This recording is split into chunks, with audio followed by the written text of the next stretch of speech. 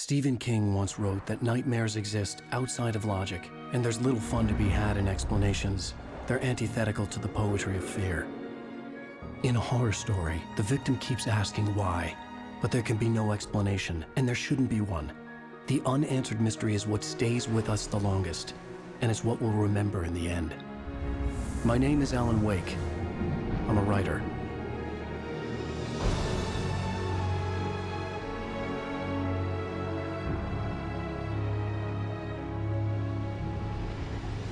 I've always had a vivid imagination, but this dream unsettled me. It was wild and dark and weird, even by my standards. So yes, it began with a dream. Following a typical nightmare pattern, I was late, desperately trying to reach my destination, a lighthouse. For some urgent reason, I couldn't remember. I'd been driving too fast down a coastal road to get there.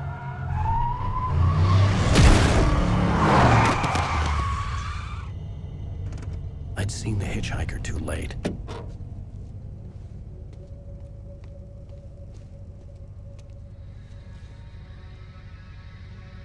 He was dead. I was convinced they'd put me in jail and I would never see Alice again.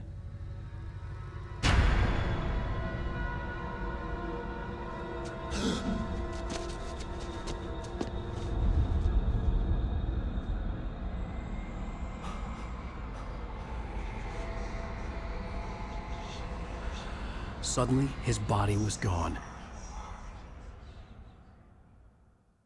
I was in shock from the crash. I could hardly stay on my feet.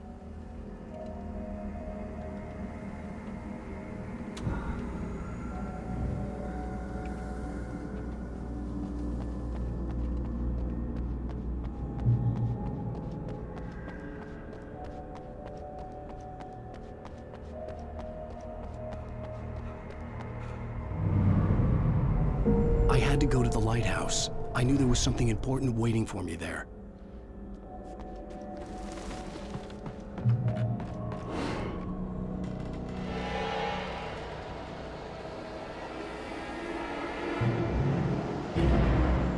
You don't even recognize me, do you, Ryder? You think you're God? You think you can just make up stuff?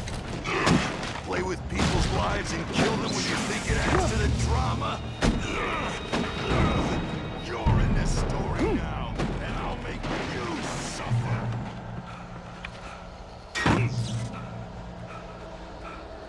You missed your deadline! Damn. You can't stop me!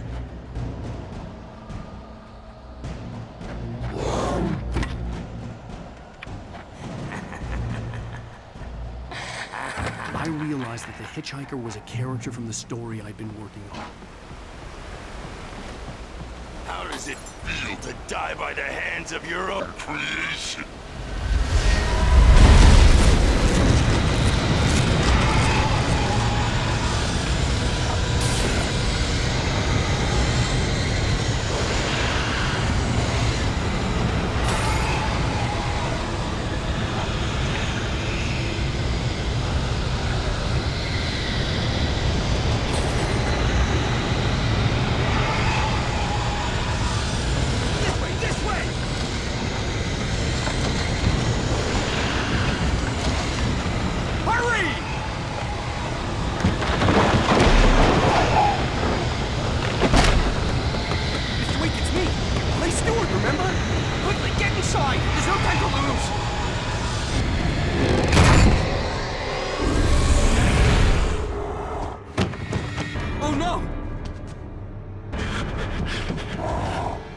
Stop!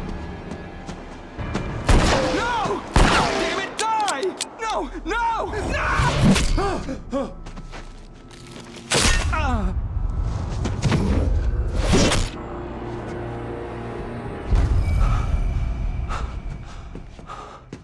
I was trapped. There was no way out.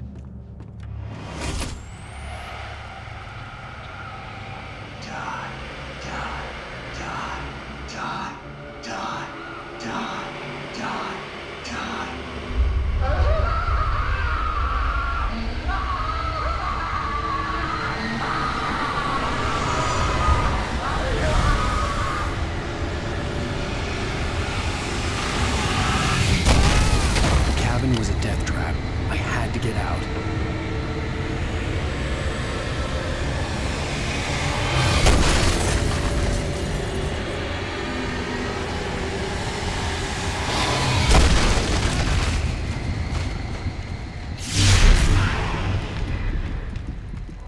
light.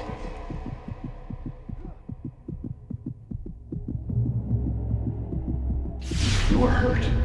You should go into the light. You are only safe there.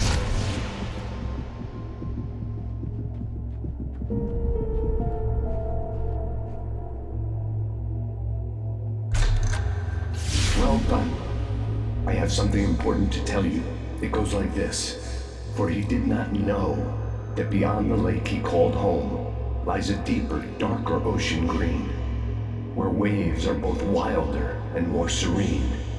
To its ports I've been. To its ports I've been. Do you understand? No. Follow my light.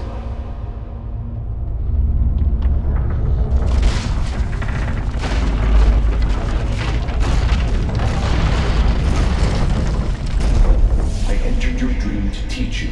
The darkness is dangerous. It's sleeping now. When it feels you coming, it will wake up. There's no time. I can only show you the most important thing. The hitchhiker has been taken over by the Dark Presence. You can't hurt him now. The darkness protects him from all harm. Only light can drive the darkness away and make him vulnerable again. Here, take the light. Turn your flashlight toward him and burn the darkness away.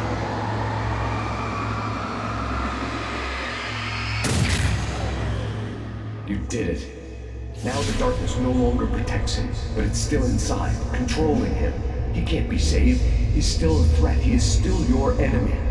Here, take the gun. Now you'll die.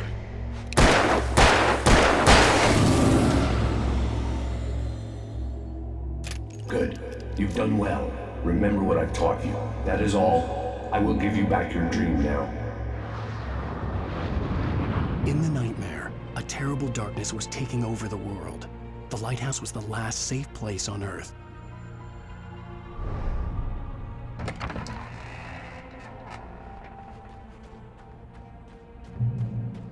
You made me this way, and now I'm gonna kill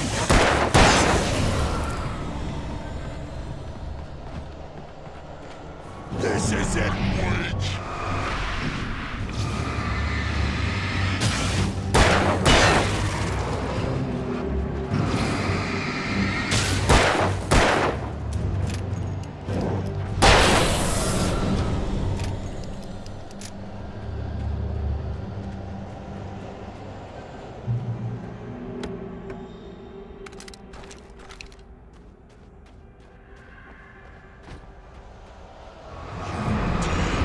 Just like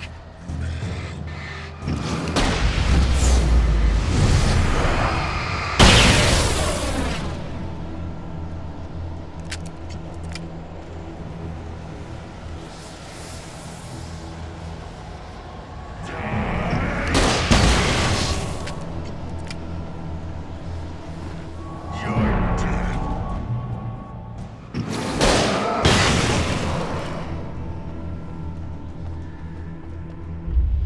I can keep this up forever.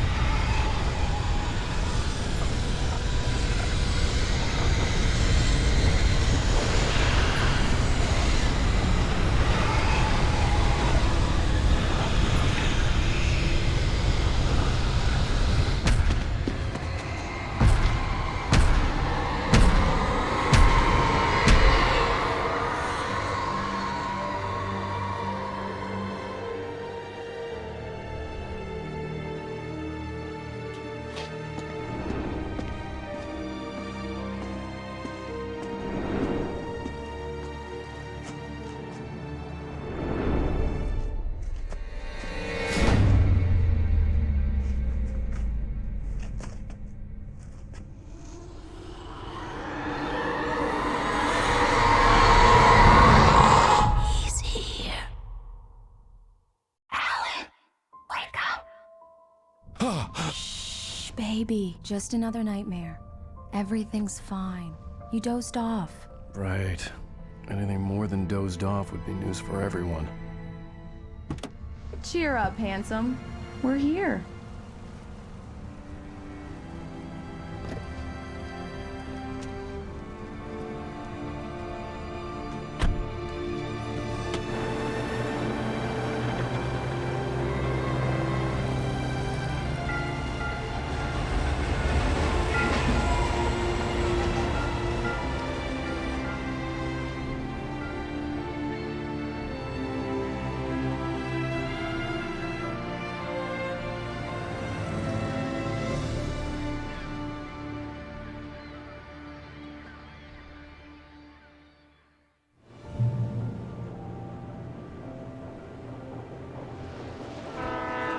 Let's act like we're on vacation. Go stand next to that old gentleman there. I want a shot of you with the town in the background. Sure. I'll even give you a title for the shot. A city boy, moments before he got eaten by a bear. Hi. Hello there. You picked a good time to visit our town. Deerfest is just 2 weeks away. Deerfest, huh? Did you hear that, honey? You have a lovely wife. If you don't mind me saying. I'm Pat Maine, by the way. Nice to meet you. Yeah, I'm Alan Wake. I won't pretend I don't recognize a famous writer such as yourself, Mr. Wake. A pleasure. I'm an avid reader myself. I hope this isn't too presumptuous of me, but I'm the night host at the local radio station. Any chance I could get an interview? Look, Mr. Maine, I'm on vacation. In fact, I'd appreciate it if we could keep my being here just between the two of us. I'm sure you understand. Fair enough. You can trust me to be discreet. Not a hard man to track down if you change your mind, though. I hope you two have a lovely holiday.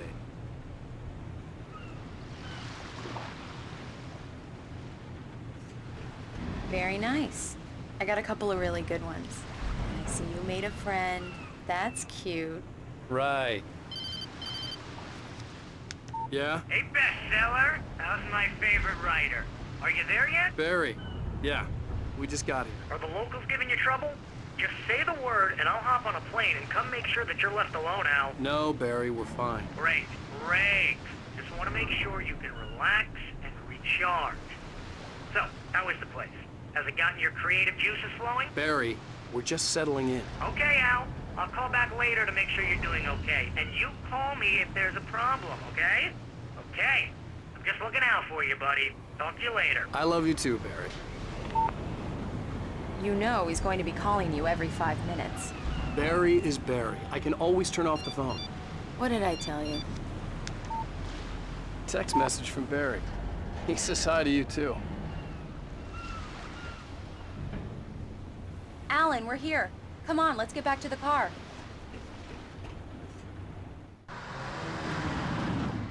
We need to stop at the local diner to get the cabin key from the landlord, a Mr. Carl Stuckey. He's waiting for us. I'll go fill her up while you get the key. I'll pick you up here in, say, 15 minutes? Sure. Alan, thank you for coming here with me. I love you too. Go on. I'll promise to behave.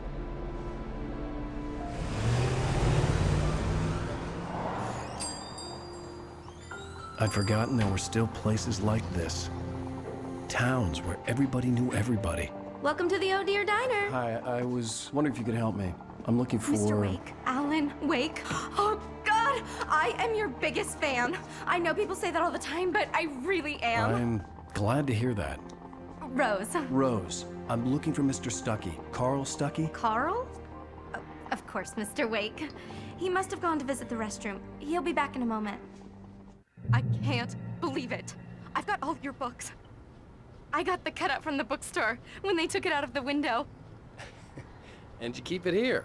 Well, okay. Good for you.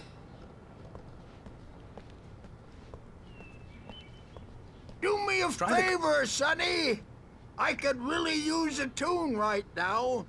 Coconut, number 6 in the jukebox. I'd do it myself, but both of my legs have gone to sleep.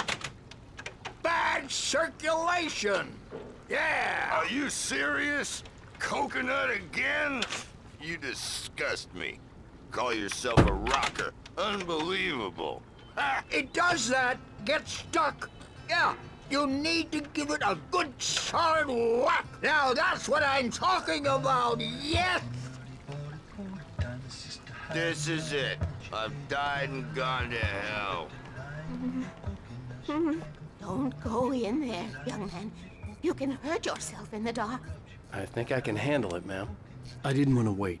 I wanted to find Stucky, to get the key and get out as soon as possible. The waitress was giving me a headache. Overeager fans always did. Hello? Mr. Stucky? Carl couldn't make it. Unfortunately, he was taken ill. But I have the key for you and instructions on how to get to the lake. Okay. I wish you a good stay in my cabin. I'll come by later to check how you've settled in. And to meet your wife. I insist. Thanks.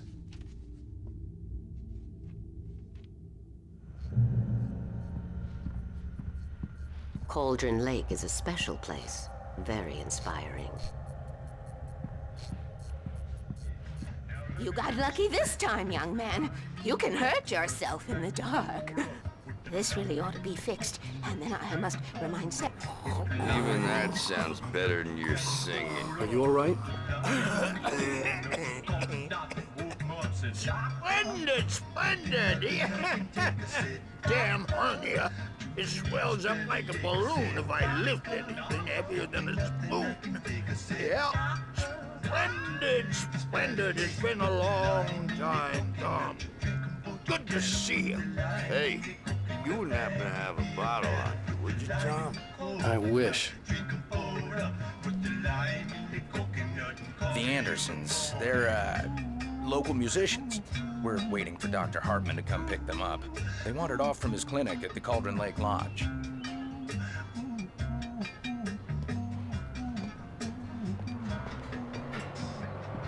Bye, Mr. Wake.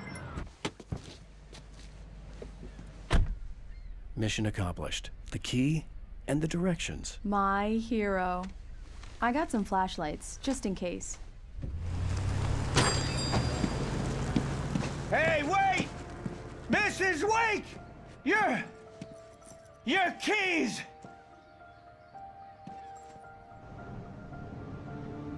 That diner was a real nut house.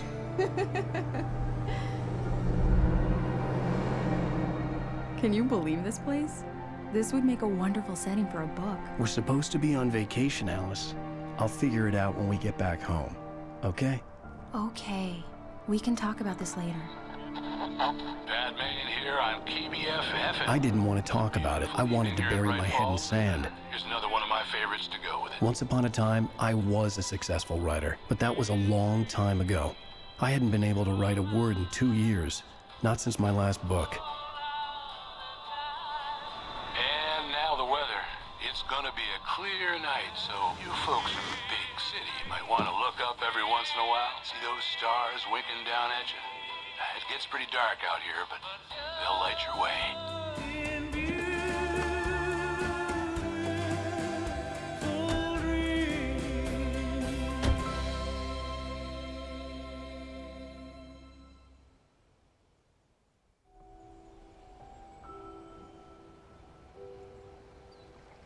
Wow. It's gorgeous, Alan. It's something, all right. Don't worry, honey. I'll get you inside safe and sound before it gets dark. And I've got the flashlight. I know. I'm okay. Alice had a phobia. The fear of darkness. I wanted to make sure we were inside with the lights on before sunset.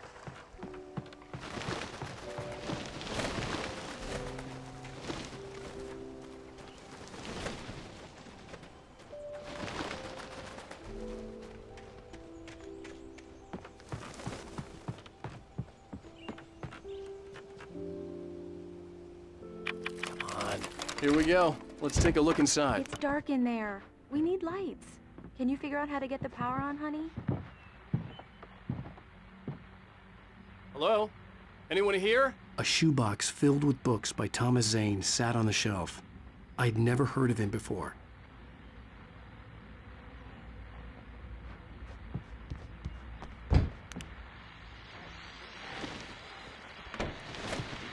The Deerfest guests have already started to arrive. Just ran into one on the ferry. A famous artist, no less, but we'll see if we can rope him into an interview later on. Now, let's go to the phones. Caller, you're on KBF-FM. Hi, Pat. It's Rose. Why, hello, Rose. What's on your mind? I know who that famous artist was. It was Alan Wake, wasn't it? He's my favorite writer. Well, Rose, I just saw him at the diner.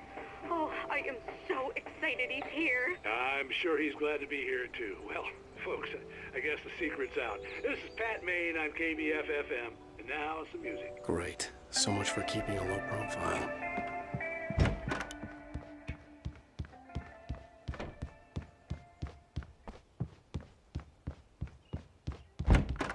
For a moment, the oppressive feel of the nightmare I had seen on the ferry returned. Damn.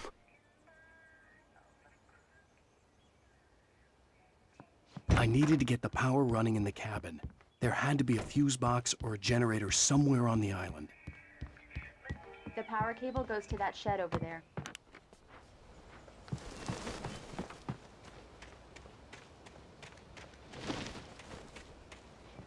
The island had once been the site for a love story. Maybe it would be that again. An old generator had been connected to the power cable.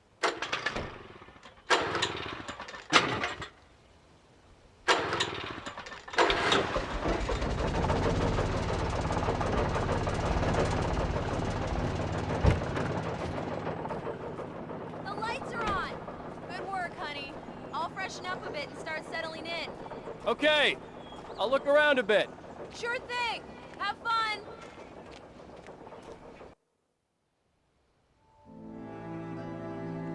It was a beautiful place.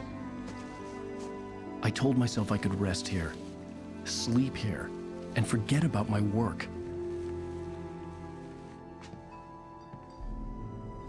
I thought we could be happy here.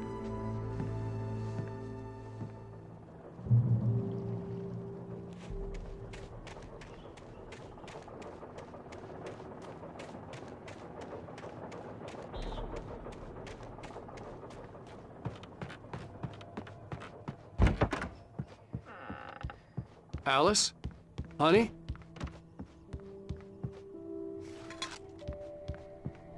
Alan, I'm upstairs. I have a surprise for you. Well, hello there. I'm not the surprise. It's in the study. Go take a look. Okay. Surprise! Alice? What is this? I guess I have a small confession to make. I thought maybe you could write here that a change of scenery would get you past... Damn it, Alice, everyone keeps... Hey, just hear me out. There's a local doctor, Dr. Hartman. I read a book of his. He has a private clinic here. He specializes in helping artists. Maybe... So now you want to get me committed? No, it's not like that. That's not... Alan? Alan? Just don't! I don't want to hear it! God damn it, Alice! God damn it!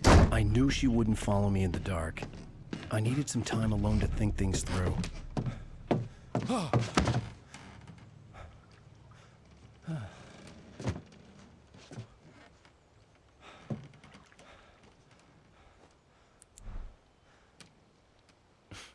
Damn it.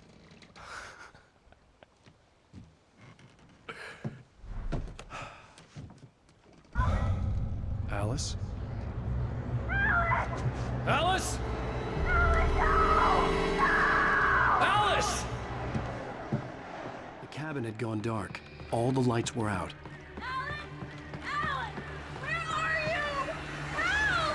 Alice, I'm coming! It's all right, I'm coming! What the hell? Help me!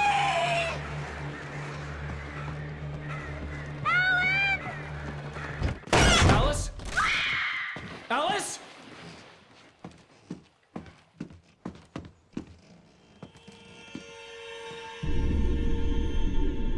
Oh no!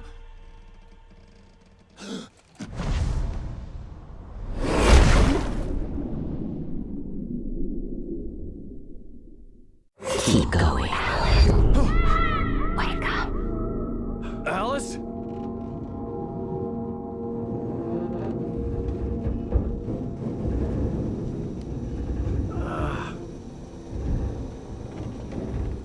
Waking up in the crashed car felt like I had woken from one nightmare and entered another. I couldn't remember how I got there. All I knew was that something terrible had happened to Alice. The phone was dead. I'd have to find help on foot.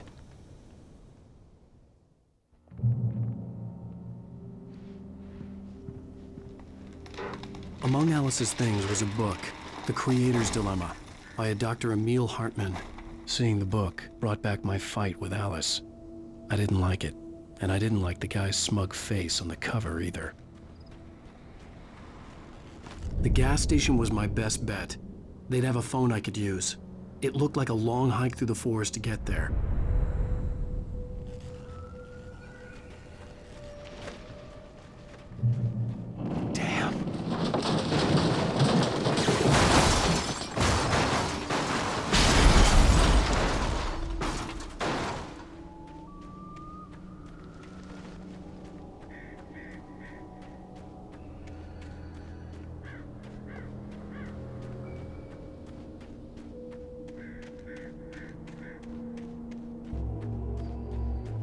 Hello?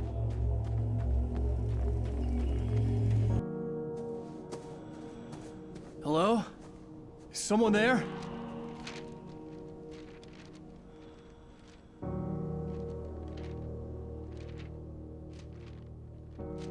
The loose sheets of paper were pages from a manuscript entitled Departure. That was the name I planned to use for the next novel I had never gotten started. I was named the author. I hadn't written it. I couldn't remember writing it. In the scene on the page, the hero was attacked by an axe murderer in the woods at night.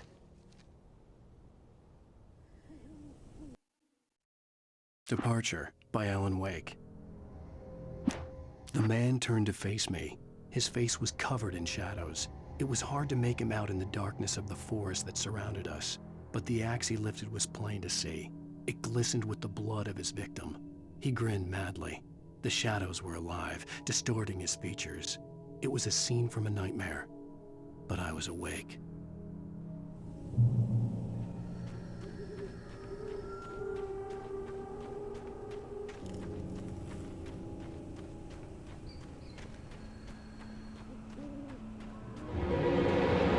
Anybody there? Please, I've been in an accident.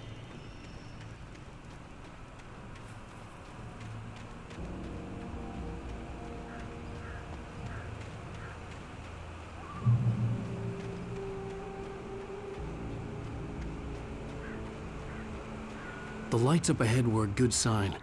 Maybe I wouldn't have to hike all the way down to the gas station to find a phone.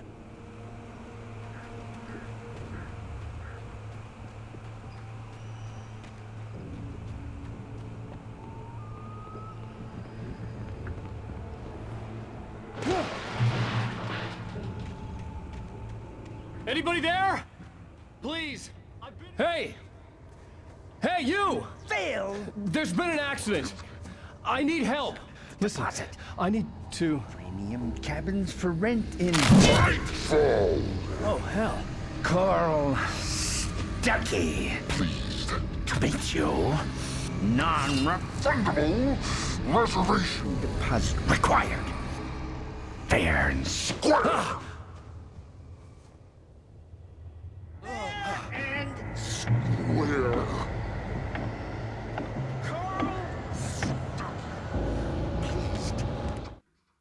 The Taken stood before me. It was impossible to focus on it, as if it stood in a blind spot caused by a brain tumor and eye disease. It was bleeding shadows like ink underwater, like a cloud of blood from a shark bite. I was terrified. I squeezed the flashlight like my life depended on it, willing it to stop coming any closer. Suddenly something gave, and the light seemed to shine brighter. Premium!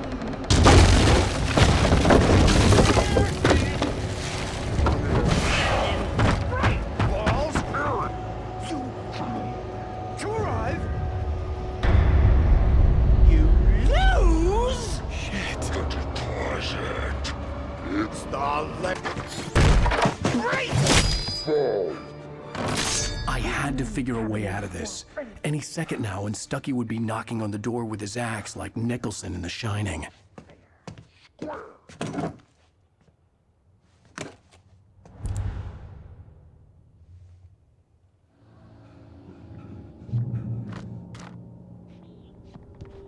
During your trying walking, it's the latest. Yes. Right Falls Sheriff Station. Hello? Hello? Let's two with one stone. This is bad.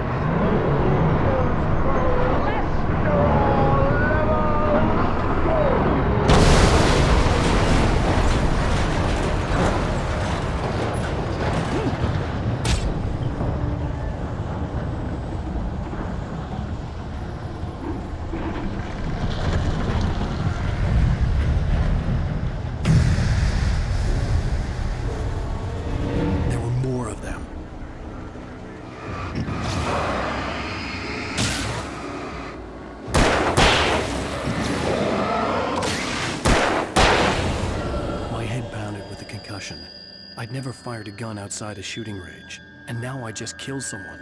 Or something. There were no bodies. They just disappeared. If I was dreaming, it felt real enough to make me sick.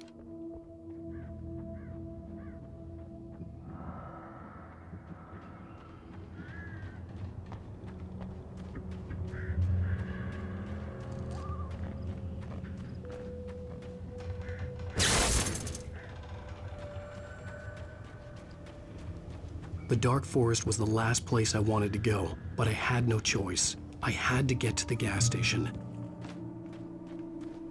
It's rabbit season.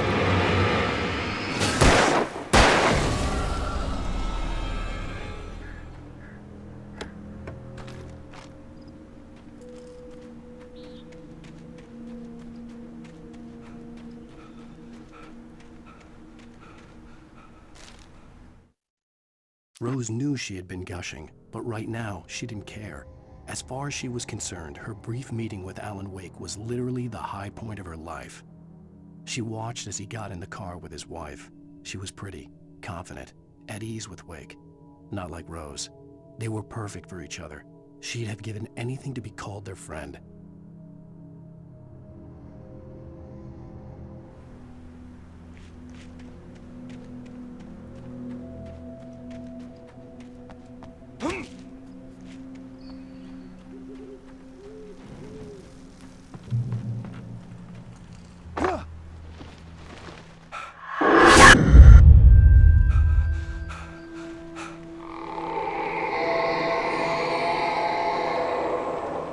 What the hell was that?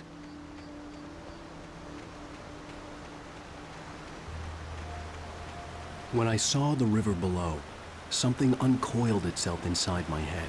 I realized that I'd have to find a way across. I didn't even want to look at the water.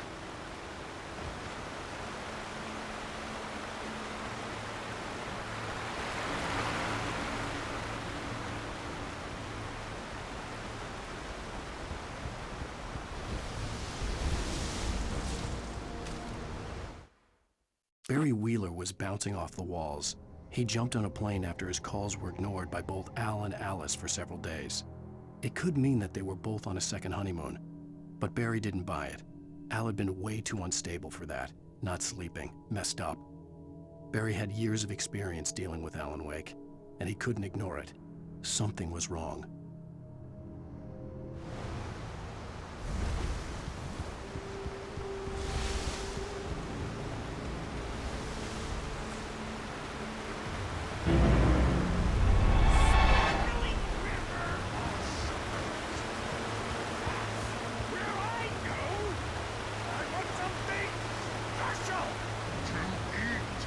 Stucky was still out there, in the dark, stalking me.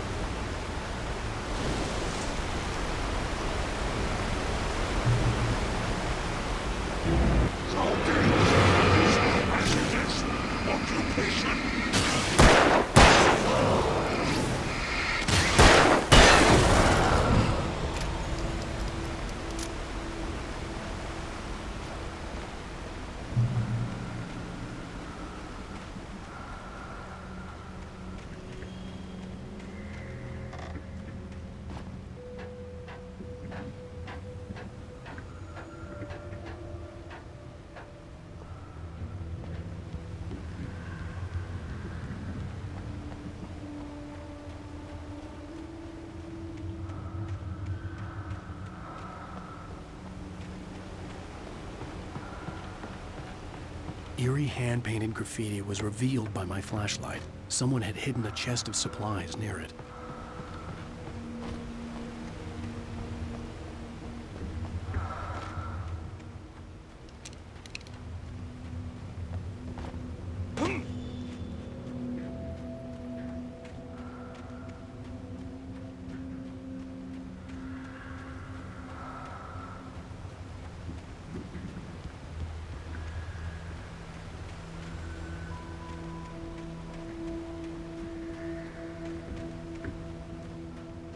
The staircase was broken.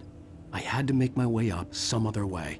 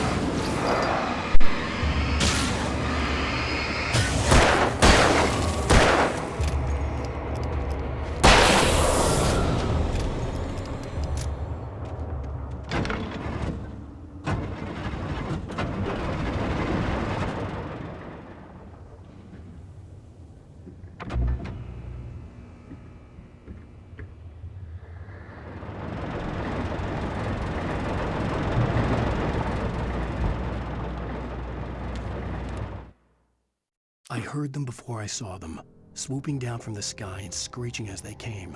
I spun around just as the cloud was upon me.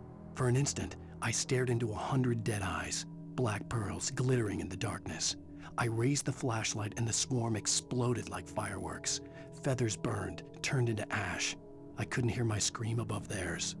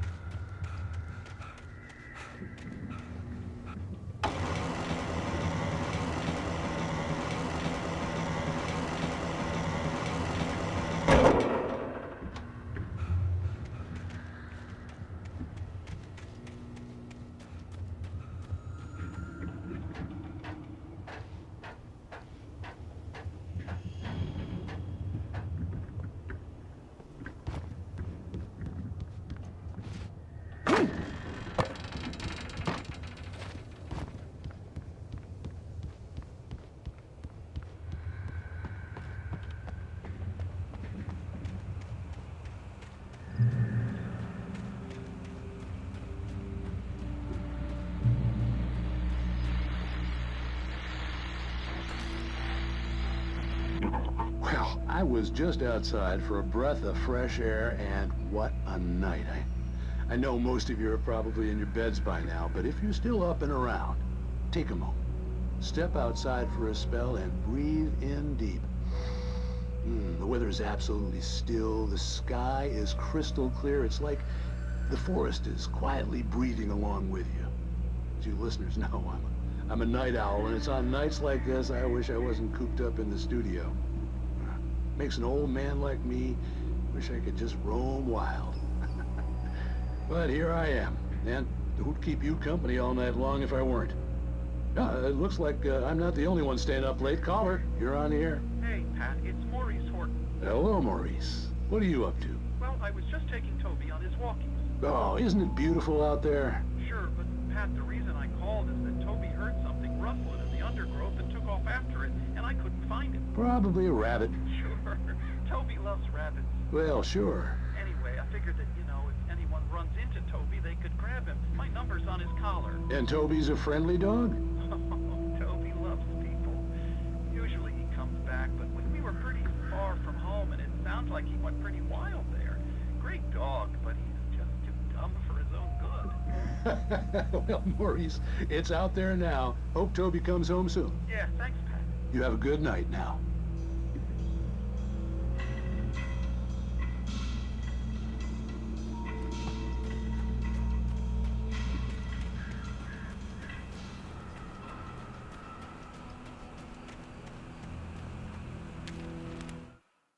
At first, I kept finding the pages as if by accident.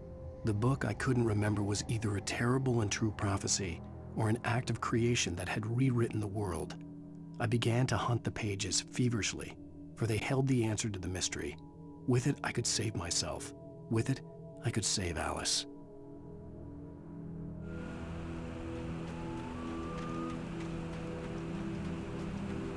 The gas station was closer now, its light welcoming in the darkness. Paul makes the best dogs in the state. Belly Burster is the best with no contest. Monster Dog is second best. The famous dog is...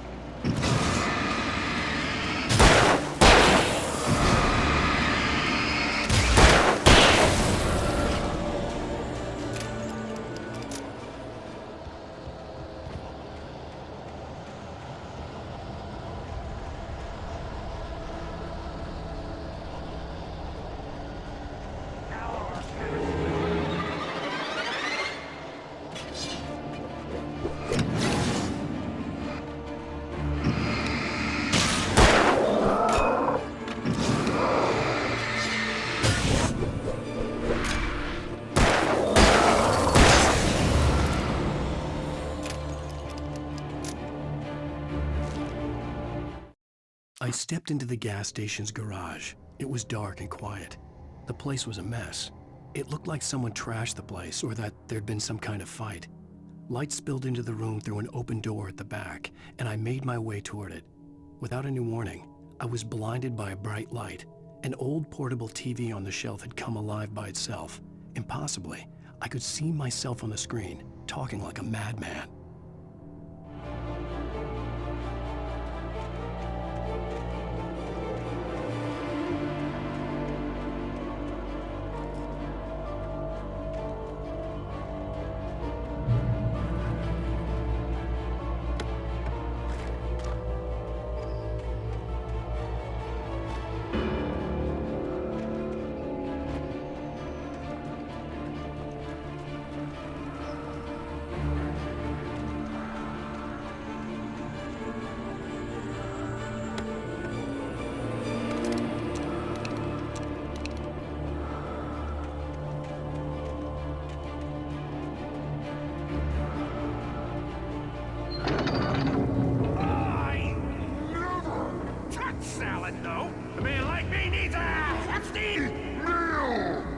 For the day!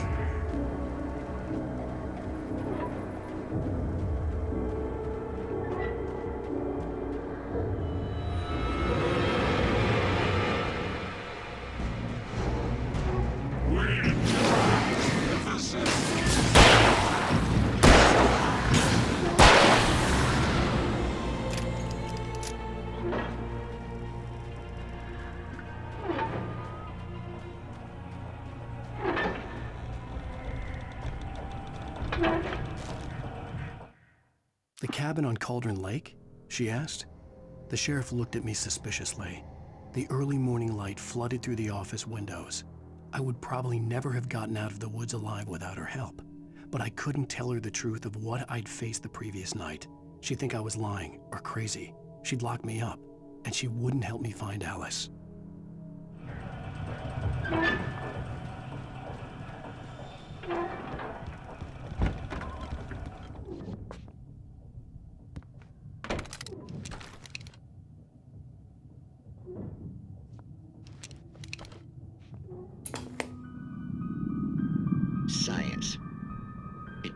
bestows immortality on those who advance it to elevate all of mankind. Newton, Einstein, Sagan, princes among men. But the price for such a legacy is steep indeed. In Night Springs. Tonight's episode, a quantum suicide. If our lives are already written, it would take a courageous man to change the script. Having called a press conference, Dr. Barclay Colvin is about to demonstrate that very courage. Ladies and gentlemen of the press, I am Dr. Barclay Colvin, and I'm glad so many of you could join me here at the Moorcock Institute. Tonight, I'm going to give a practical demonstration of the many worlds interpretation. As you can see, this is a loaded 9mm pistol. It shall be part of a thought experiment. And now, a real experiment, known as a quantum suicide. Did he say suicide? Is that a real gun? He's kidding, right? Please, stay calm. There is no risk. Observe what occurs when I place the weapon against my own forehead. Now, you might think this round is merely a dud. Not so. Observe the flower pot. And yet, I myself cannot be harmed with this gun. With each pull of the trigger, 2 new realities branch off. One in which the weapon didn't fire, and one where it did. With my machine here, I have ensured that this reality is always the former. I have bestowed upon myself quantum immortality. Under no circumstances can this gun kill me. So wait. What you're saying is that every time you pull the trigger, in another reality, you die? Yes, of course, but that's completely trivial. There's an infinite number of things that could happen at any moment, and they always do happen somewhere. The point is, this one thing did not happen here. You're insane, Colvin. Insane? Insane? Hey, was this thing supposed to be plugged in? I stumbled on it. You fools! Gaze upon quantum immortality.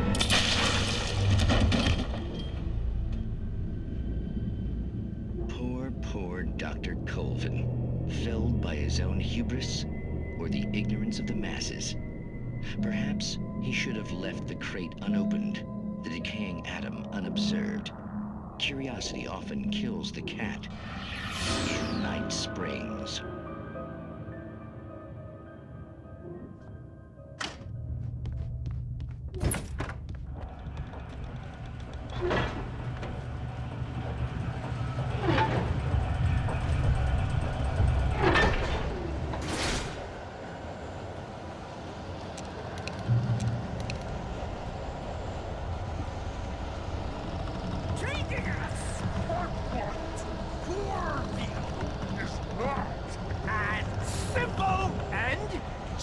As you might think, it can be dangerous.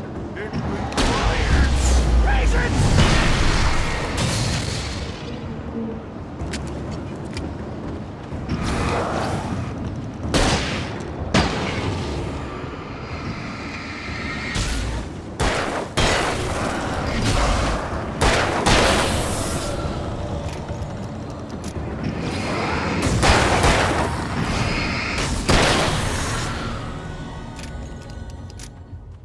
Stucky's body vanished, leaving behind only a lifetime of nightmares to come, assuming I'd reach the lights at the gas station alive.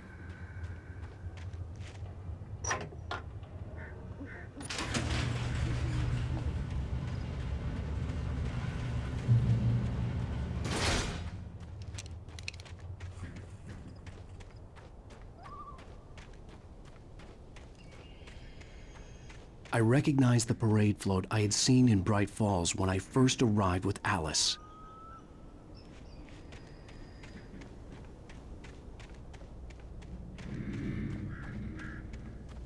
After the insanity I had just experienced in the darkness, The lights of the gas station felt comforting, at least for a moment. The sane world reasserted itself. Stucky spat on the garage floor and tried to shake the cobwebs from his head. Ever since the couple never showed to pick up the keys, things had been fuzzy. Something, a feeling caught his attention. Stucky looked up and stared as his brain tried in vain to process the horror before him. He stumbled back, knocking over a can of oil. A black pool spread across the floor while he struggled for a brief moment, then let go as the unrelenting darkness engulfed him.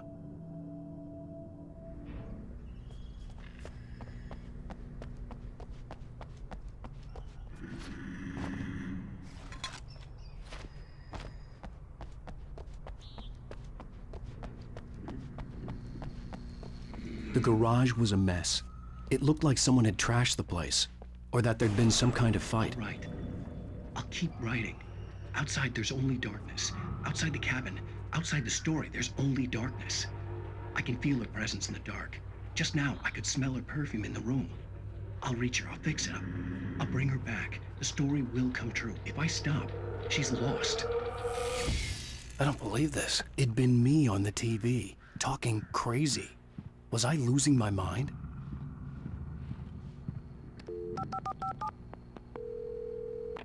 Bright Falls Sheriff Station.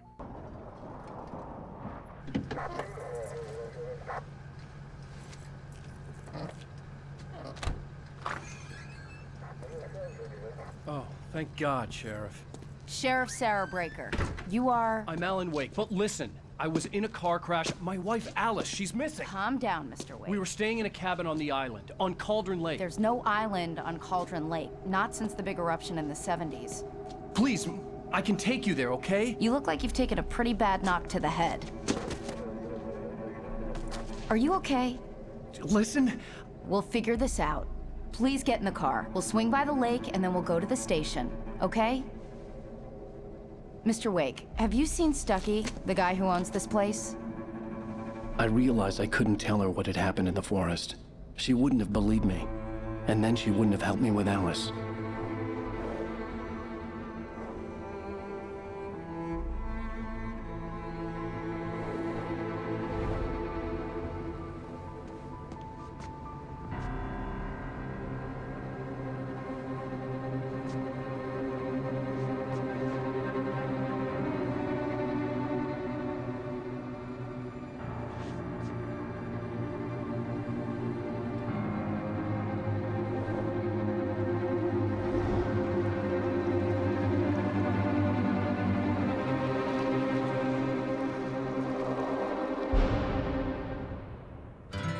A candy-colored clown they call the Sandman tiptoes to my room every night, and just to sprinkle stardust and to whisper, go to sleep, everything is all right. I close my eyes, then I drift away into the magic night. I softly say a silent prayer, like dreamers do. Then I fall asleep to dream my dreams of you. In dreams I walk with you. In dreams I talk to you. In dreams you're mine. Oh, now the time we live together in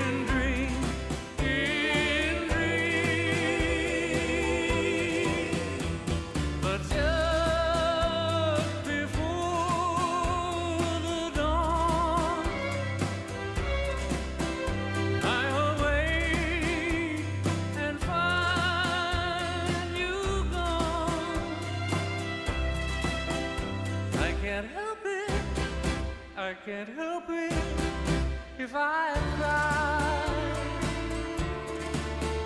I remember that you said goodbye. It's too bad that all these things can only happen in my dreams.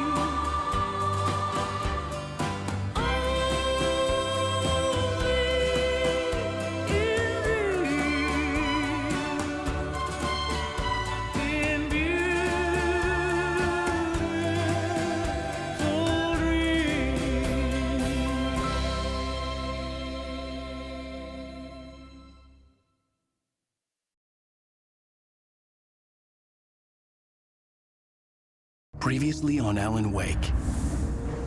I came to Bright Falls with my wife, Alice. Thank you for coming here with me. I thought maybe you could write here. I don't want to hear it! God damn it, Alice! Now, she's missing. Alice? Alice? I woke up behind the wheel of a crashed car. I'm missing a week. I was attacked by shadowy men straight from a nightmare. The sheriff took me to the lake Alice and I had stayed at, but the cabin had disappeared.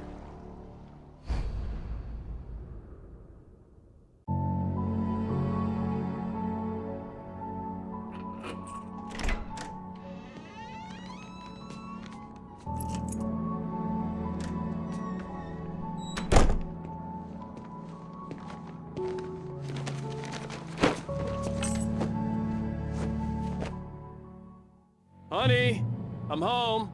Back here, sweetie. How was it? Worst weather I've ever seen. You should put some coffee on. It'll warm you up. Hey, handsome. This is gonna be a long night, but these shots are turning out great. I guess you're gonna need that coffee then. I'll go put it on.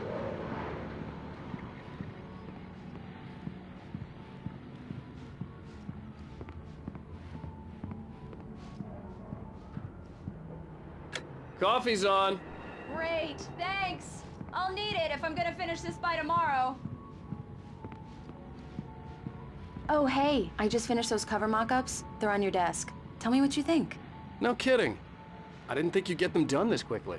On occasion, I can perform all sorts of miracles, my dear. Oh, really?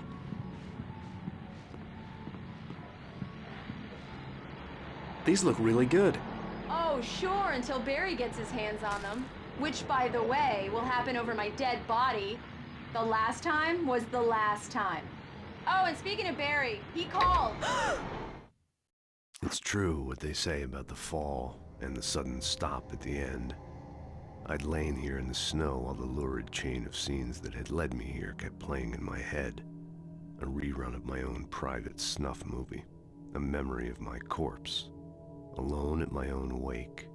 Thinking in metaphors again. The femme fatale was gone. Only a sour taste remained of the kiss that killed me.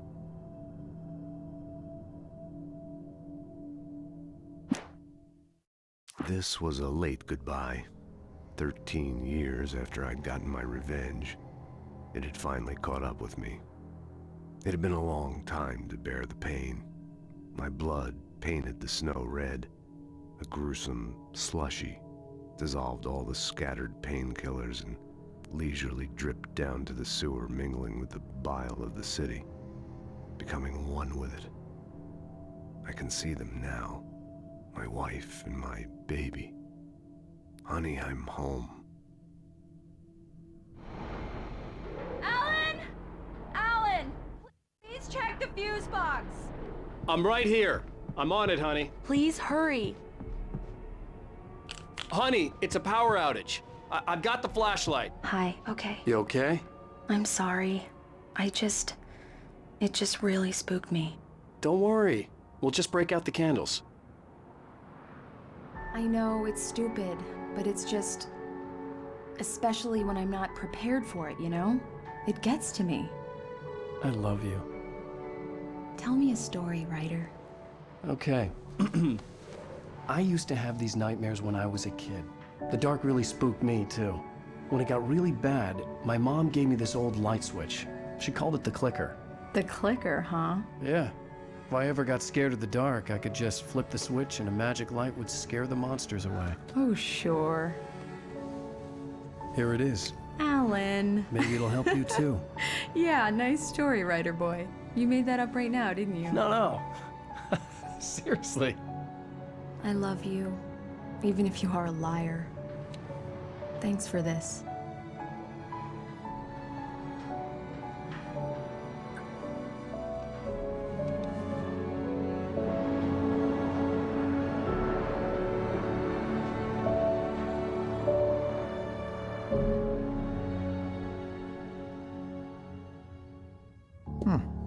How do you feel, Mr. Wake? Any nausea, disorientation, anything like that? Mr. Wake, how are you feeling? I'm okay. My head's fine. I had to lie about my headache and memory loss. He'd send me to a hospital for tests. I couldn't leave without Alice. Very well. I don't think you have a concussion, but you've obviously been through quite a shock. You should take it easy for a couple of days. Thanks. Well then, Mr. Wake, we're done here. If the pain gets any worse or you experience any other symptoms, you should come see me. I'll let you get on with it then. Sarah, Sheriff Breaker, is waiting for you. She's very good at her job. I'm sure she can locate your wife in no time.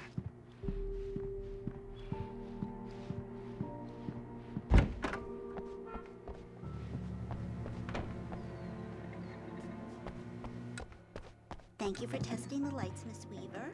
Everything seems to be fine. I don't have the luxury of being complacent, Deputy Grant. The bulbs will need changing soon. You can't change them. Alice looked through the viewfinder, lining up the shot. Cauldron Lake was breathtaking. Something caught her eye. A figure standing in the shadows behind the cabin, like a thin woman in a black dress. She lowered the camera and looked again. No one there. Just a collection of bushes that looked vaguely human-shaped. She shook her head and laughed. Dark. I'll be sure to take care of it, Miss Weaver. Have a nice day now. Very good. I'll come back later on to remind you, just in case. Yeah, it's Mulligan here. I'm at Stucky's gas station with Thornton. There's no sign of him. Over. Wait. Yeah, this is Thornton. Look, we've located the brake float. It's here. That's some good news, right? Stucky was supposed to be driving it at the rehearsals today. Over. Oh, give me that. Mulligan here. Looks like someone really thrashed the garage. Over. Okay, roger that, guys. Keep looking for Stucky. Jane's out.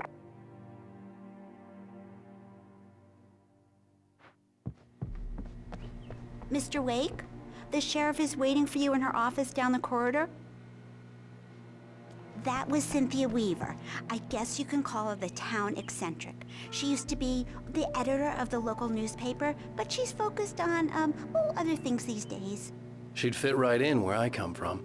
As you can see, she's a little obsessed with maintaining the light bulbs of the whole town, refuses to step on shadows, things like that.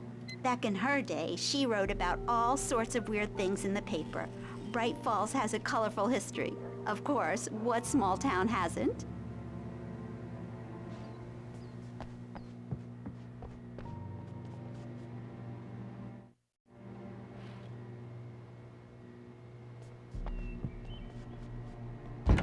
Come in, Mr. Wake.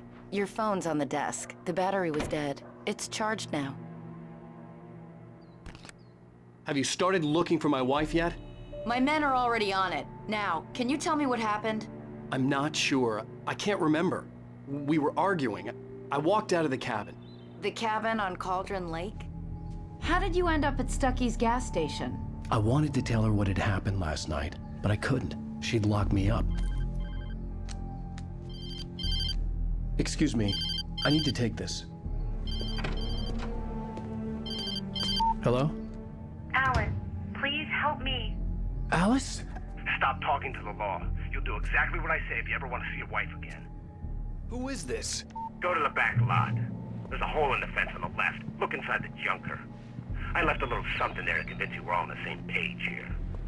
After you ditch the cops, you're gonna meet me in Elderwood National Park. Mr. Wake, There's can a I spot help you called with Lover's anything? Peak. Midnight. Don't do nothing stupid, pal. for watching you. I need to get some air. The sheriff said I could go out back. Of course, Mr. Wake. You can get there through the cell corridor. Just don't mind Walter in there. He's one of our regulars.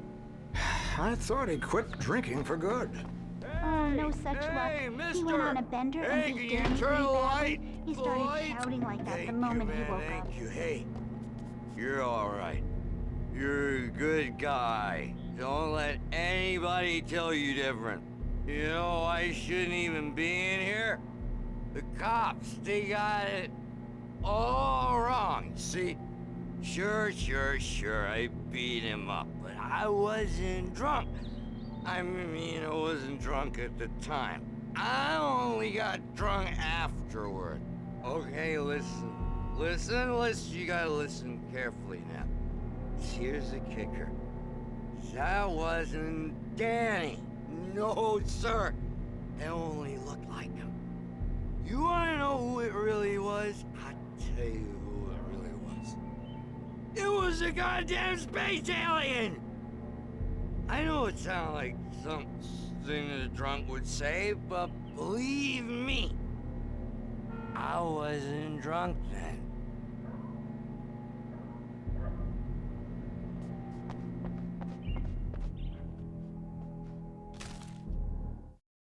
In spite of its human mask, to describe the dark presence as intelligent would have implied human qualities on something decidedly inhuman.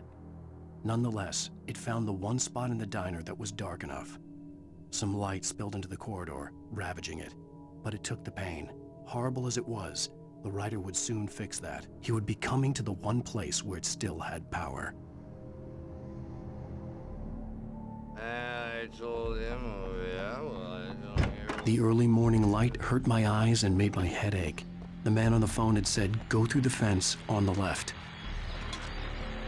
Well, folks, it's been another long night, and it's about time for me to sign off for a while. God knows I need my beauty sleep. Just one more item before I go. It's been a busy night for the sheriff's department. We've had a few broken windows, even a report of shots fired on Main Street. Deputies Mulligan and Thornton had to deal with two intoxicated young men who were celebrating the completion of their Deerfest float. Now, folks, we get this every year. I know it's exciting, the big day's almost here, but let's save it for the party and leave the gunplay for the shooting competition, huh? There's no point in getting all worked up yet.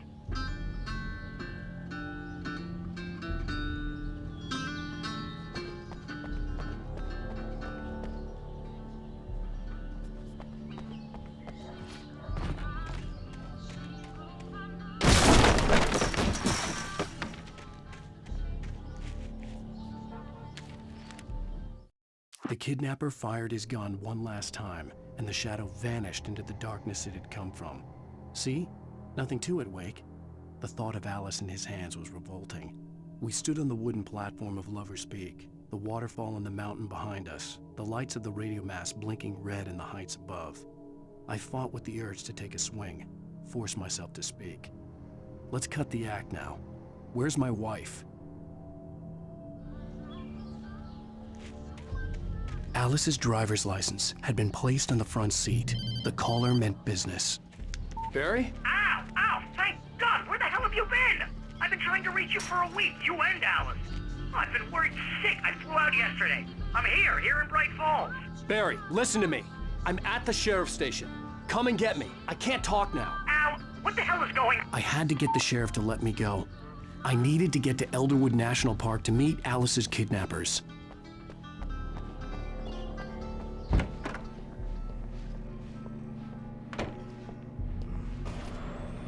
A writer is a light that reveals the world of his story from darkness, shapes it from nothingness. The way a sculptor carves a statue from a block of granite.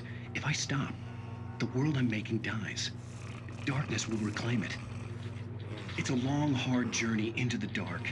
Alice's life is at stake, but I can't think about that, or I'll lose it. The dread lingers at the edge of perception. I'll push on. Anything is possible here. I'll write the story. I'll save her. Marvelous, Sarah. I just wanted to settle all the damage the Anderson brothers might have inadvertently caused on their recent and regrettable little outing. They are not accountable for their actions, of course. I can assure you that my staff has been reprimanded. Tor and Odin never caused any trouble to anyone when they were still living at their farm. Indeed.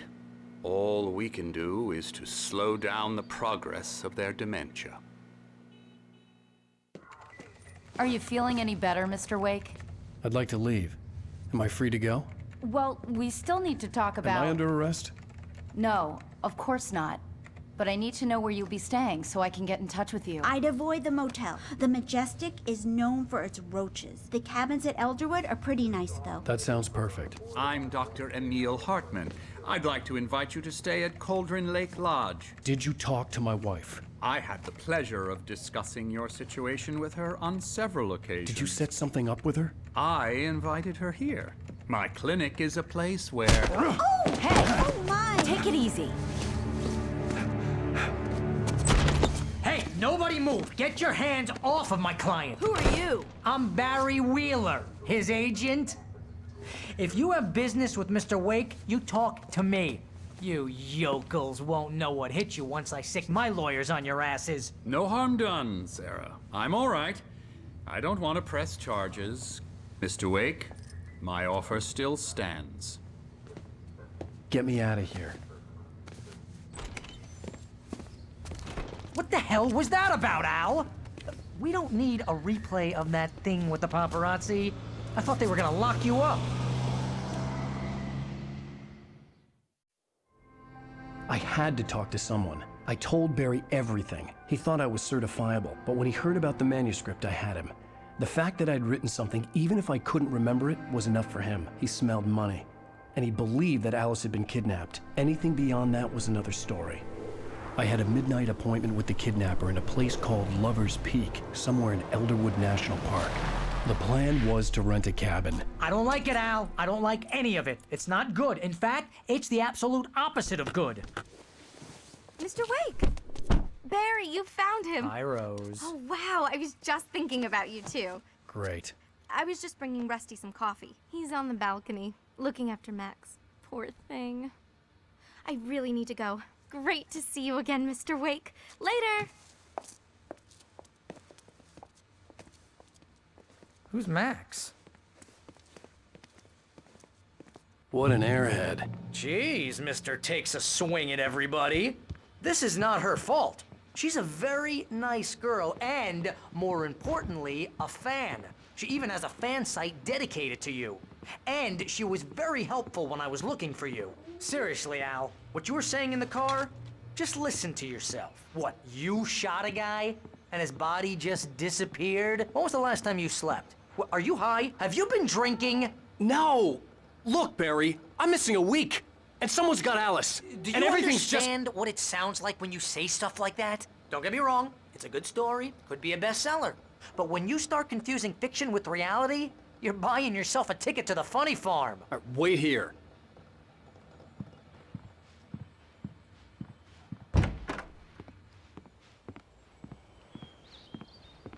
Easy there, boy. I'm almost done. Hey, Rusty, right? You rent cabins. Oh, Mr. Wake. I'd shake your hand, but mine are kind of full here. Actually, I'm sorry about this. Would you mind grabbing the registration form from the desk? It's just across from Bucktooth Charlie. Okay, sure. What happened? Crazy poachers. Max here got his foot caught in a trap. They're illegal to use here. Hell, you're not supposed to hunt within the park at all. But that doesn't stop some lowlifes. Well, at least Max is gonna be okay. He got lucky. Max is still groggy from the shot I gave him, and I'd rather not leave him alone just yet. The form's on the desk across from the mammoth skeleton. Seriously, Al, you can't just go and meet a kidnapper. Those situations always end up in disaster. You gotta talk to the cops. She's my wife, and it's my call. Can we talk about this later? No. This whole thing, listen, you hit your head. I mean, geez, Al, come on. You gotta understand how crazy all this sounds. If you're trying to pull a joke on me, freak me out, it's working. Ha ha, let's have a laugh on Barry. Well, you had me going there real funny, Al. You can quit it now.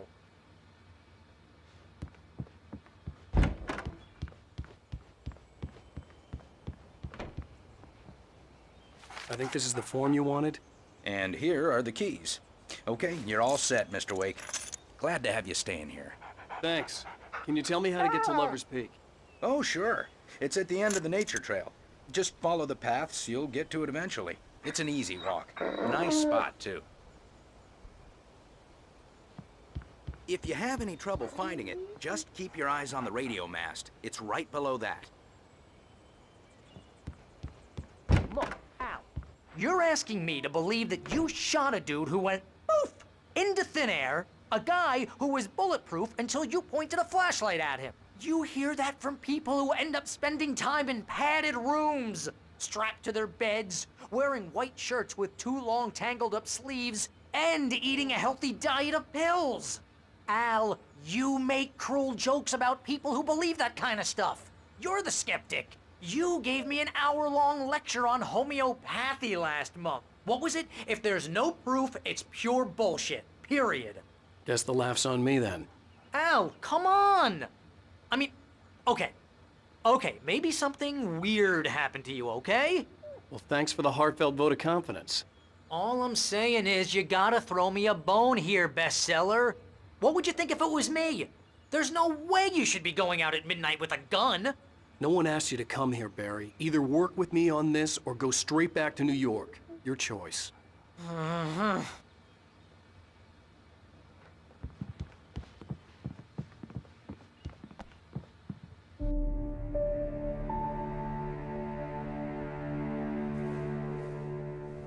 That's just crazy talk, Al. Al? Al? We should go to the sheriff or call the FBI. Damn it, Barry, they'll kill her! This is not a goddamn debate, Barry. I'm going to Lover's Peak. He said to come alone. Okay then. I understand. You're my best friend and I'm worried that you're not right in the head. Tell me what to do to help and I'll do it. You stay here, and if I'm not back by morning, call the cavalry. Achoo!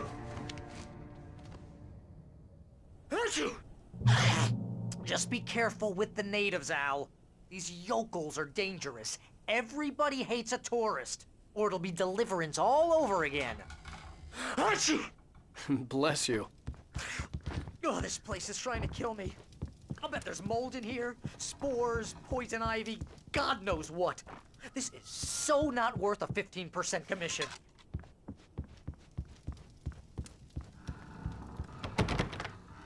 Real funny, Al. Real funny. Ha ha! Thank you.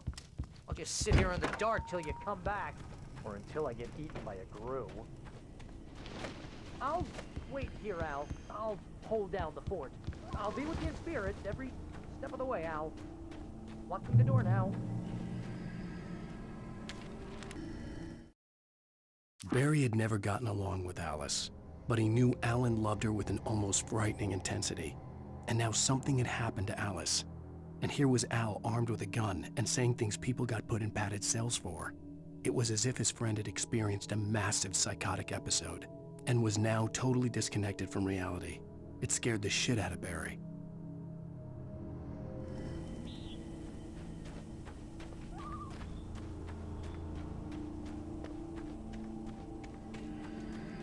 I knew I should have gone to the cops.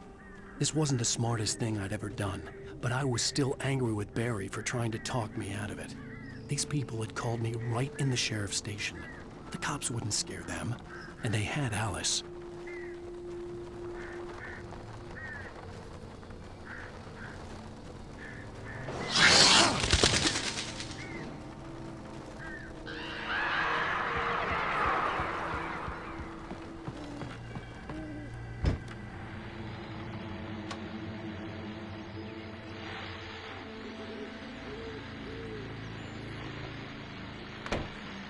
Welcome back to the show, folks. As promised, our very own Dr. Nelson has just parked his rear end in the studio. Doc, what's your Deerfest plan like? My plan? You make it sound a lot more organized than I ever seem to manage.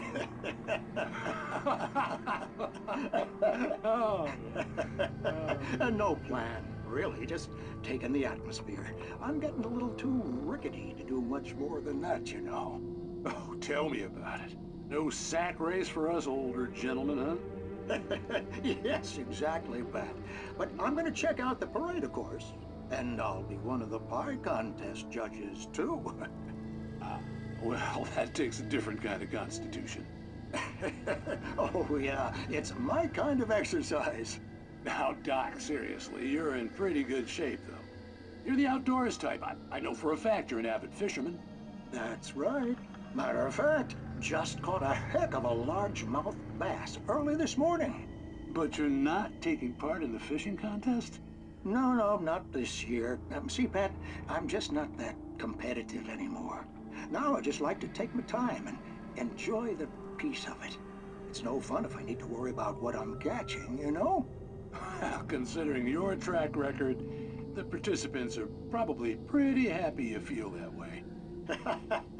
Well, Pat, that's kind of you to say.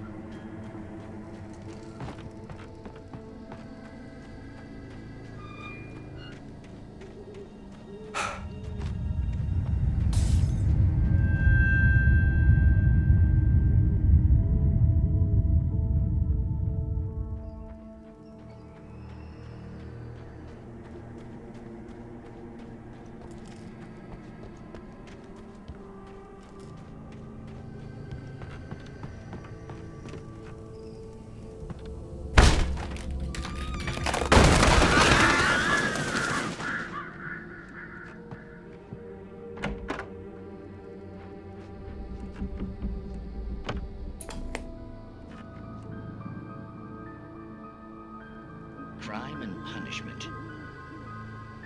The cancer and cure of civilization. But some crimes are impossible to punish, especially in Night Springs. Tonight's episode, The Man in the Mirror.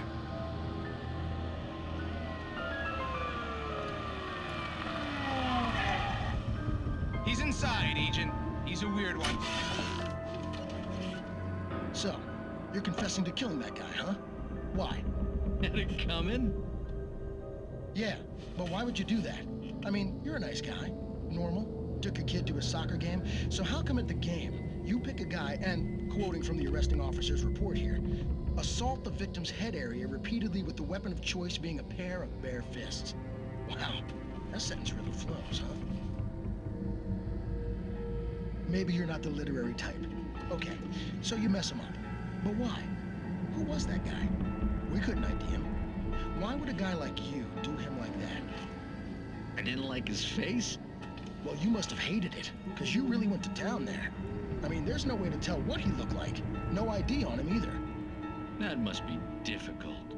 But then we ran the fingerprints. Got a match. Your prints. Identical. Huh, how about that? Your son said you were wearing a white shirt when you took him to the game. But the white shirt is on the dead guy. It's plenty red now. You won't get away with this. Do you really think that's in any way relevant to me? I had plenty of time to talk to my boy before the cops arrived, you know? He won't stop screaming, am I right? You think he's ever gonna be okay? I left my mark. Believe me. You bastard. What? You gonna shoot me? What's the point? I'm going to prison. You got me. I don't understand any of this. And you never will. Don't worry. Maybe you'll see me again, Agent. Maybe in the mirror.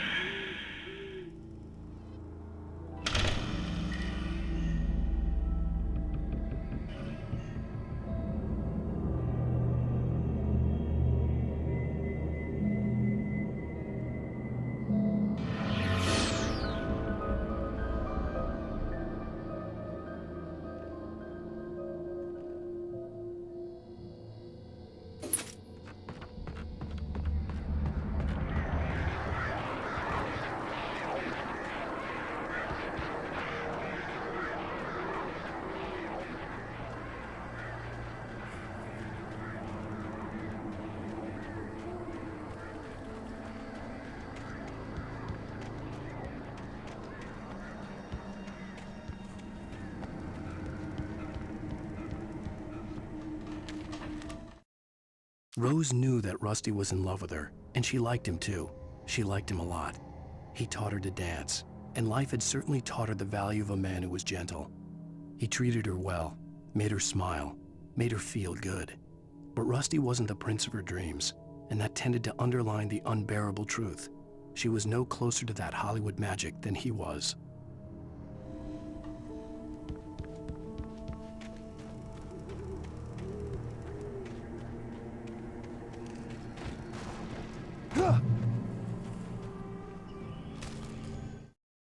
The air in the visitor center was heavy with an awful smell, as if some rotten drowned thing had crawled up from its grave. Rusty kept coughing blood. My eyes were drawn to the twisted shape of his broken leg. The attack had been vicious. Max whined in his cage. Rusty's eyes were wild with fear and terror. He gasped. "Mr. Wake, it happened just the way it was on that page."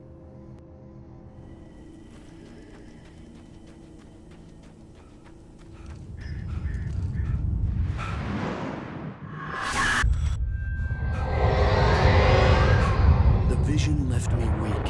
This was no head injury.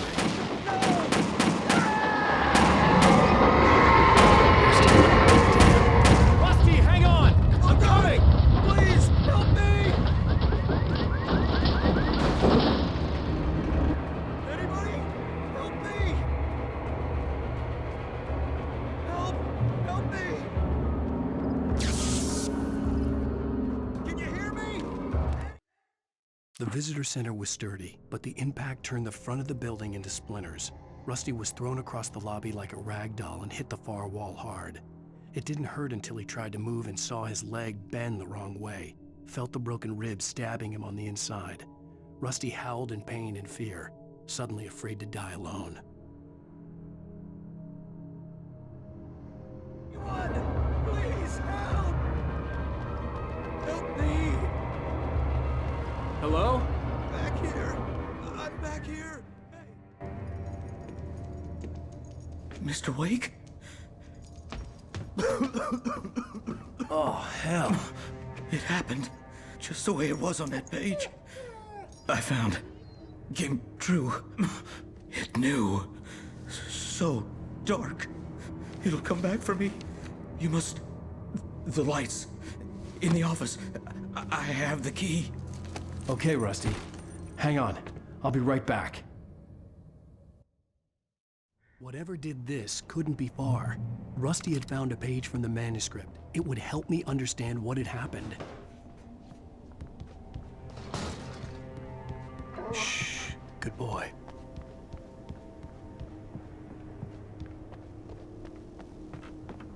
The only way to make sure that Rusty was safe was to get the power running and the lights back on.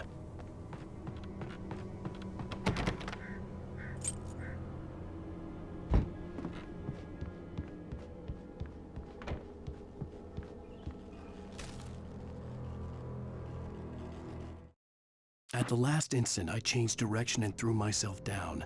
The axe splintered the trunk of a tree. I stumbled into the pool of bright light. My lungs burned. I was too exhausted to move. I tensed as I waited for the killing blow, but it never came. I raised my head. Nothing moved in the darkness beyond. For the moment, bathed in the cold light, I was safe.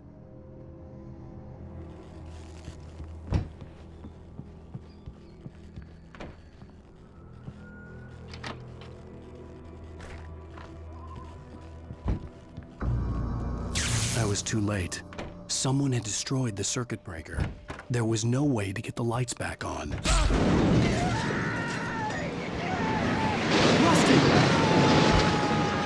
Rusty! The ground was covered with flaming branches. Deep darkness. I just need to take my senses.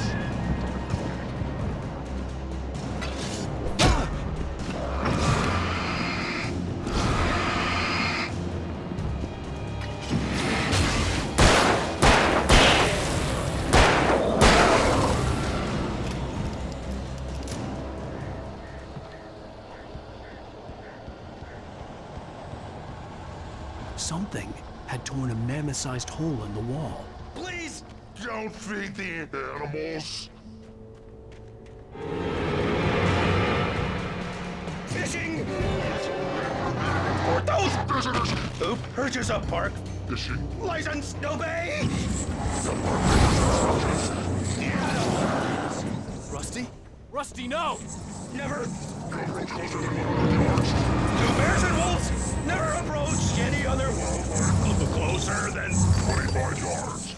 Pets must be leashed. At all times. Never leave your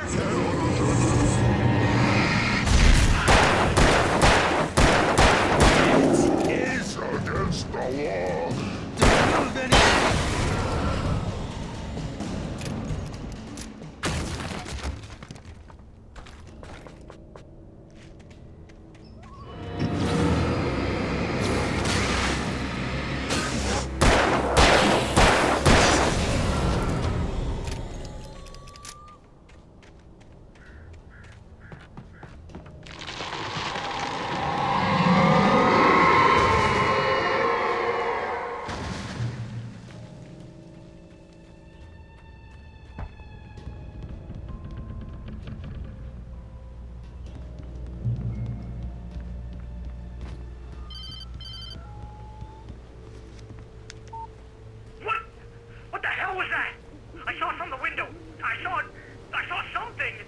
Forget about it, Barry. It's just me going crazy. Oh, jeez. Oh, jeez. You're not crazy. I wish you were crazy, but you're not crazy. Ow, be careful. Stay in the cabin. Don't open the door for anyone. I mean it.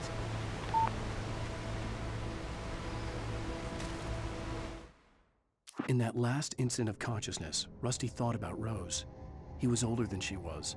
Rose was barely out of her teens, but she made him feel young and forget what a train wreck his long-dead marriage had been. He still wore the ring. He'd been waiting for her to tell him to take it off. Now she never would.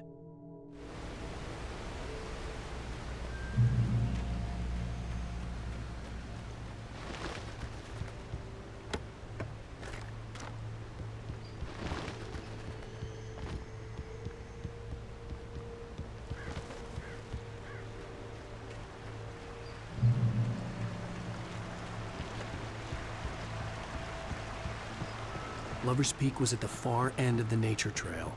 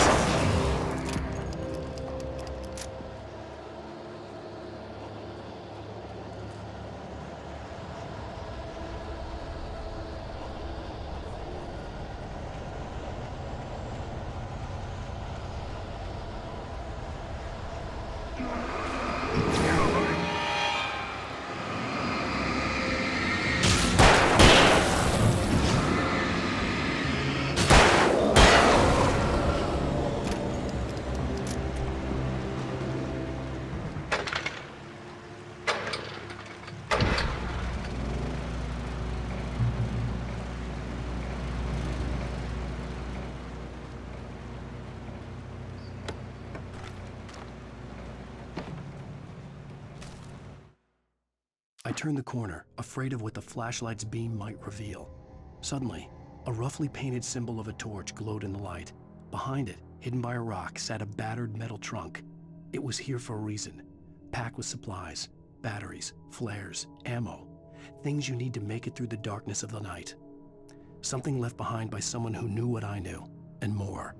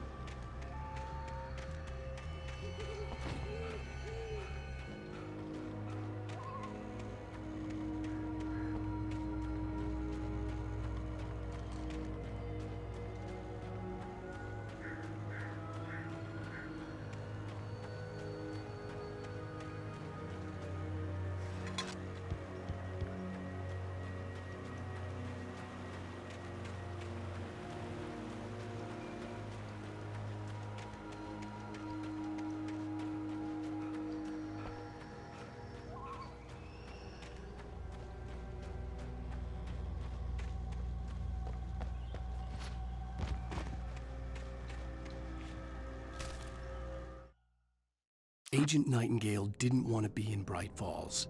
These little communities revolted him, and he didn't like the trees or the coffee. He now knew that impossible horrors lurked behind the storefronts and smiles.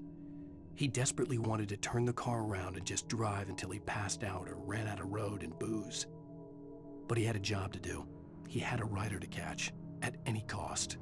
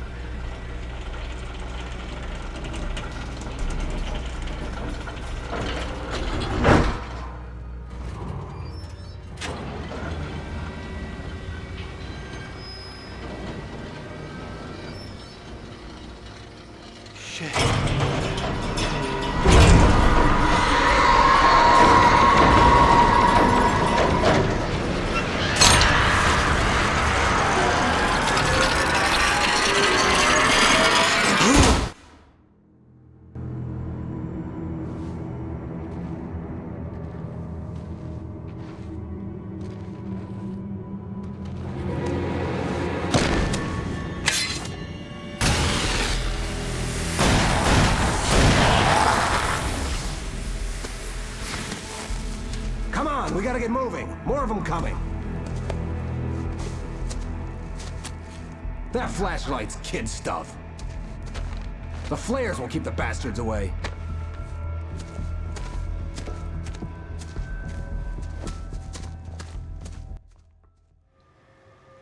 You can see them too? Hell, of course I see them. Come on, we gotta move. Why?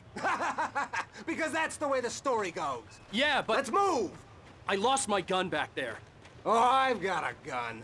Just keep that light steady on him. It took a moment, but then I recognized him. He'd been on the ferry when I first arrived here with Alice. He knew my name. We were headed in the direction of Lover's Peak. There was no way this was a coincidence. He was the kidnapper. Come on, Wake! You better keep up.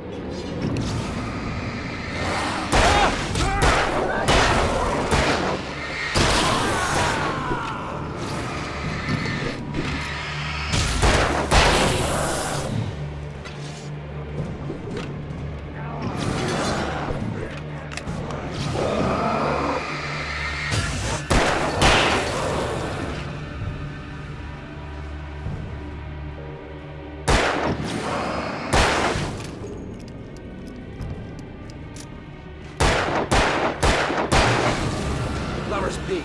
Right up these stairs, Wake.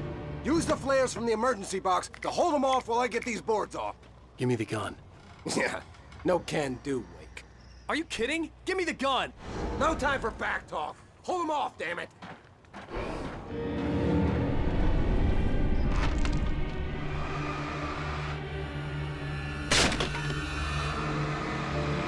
A little longer. Scale them off.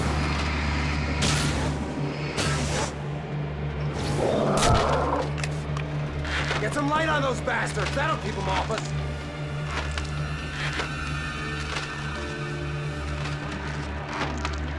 Just a little longer. I almost got it. Okay, it's open. Move it or lose it.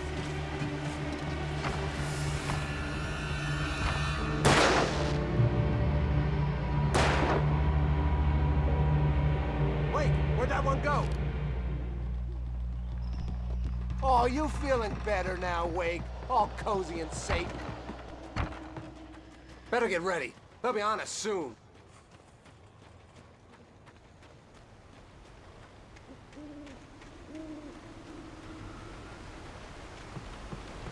This is it, Wake. The last stand. There's more flares here. Get ready. We fight them as long as they keep coming. Give me the goddamn gun! They're coming! That's not how this goes. Get with the program, Wake.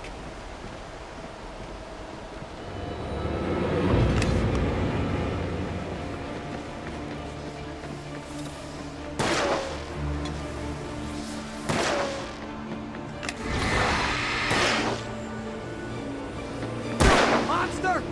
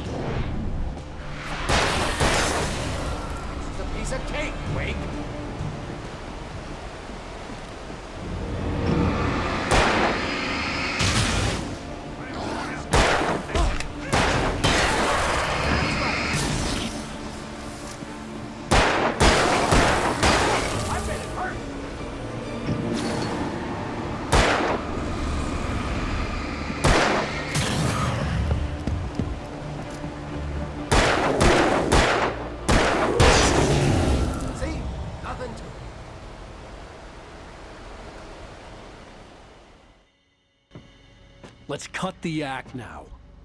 Where's my wife? I knew you were gonna say that. I read it all before. You're a hell of a writer. Congratulations. You're gonna bring about something glorious and terrible once we get you some proper editorial control. What the hell are you talking about? Where's Alice? I want the entire manuscript, or she's gonna suffer bad. You touch her mouth.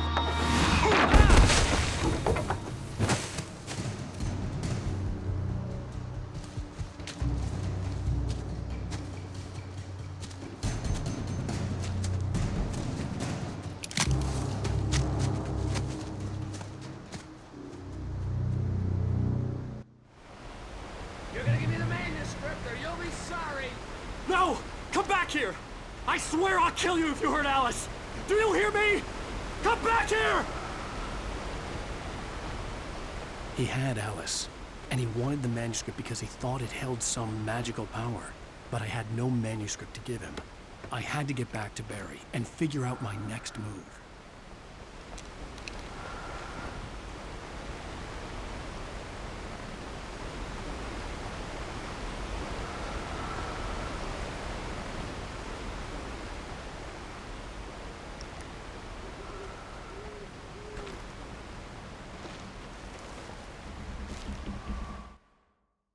On more than one occasion, Alice had tried to explain to me how it felt to be afraid of the dark. To her, darkness wasn't simply the absence of light, but something more tangible than that. It was something you could touch and feel. Worse than that, it was something with a mind of its own, something malicious and malign. For her, things changed when they were wrapped in darkness. They turned into something else, something foreign, and nothing was safe or innocent anymore. I'd never really understood what she meant, until now.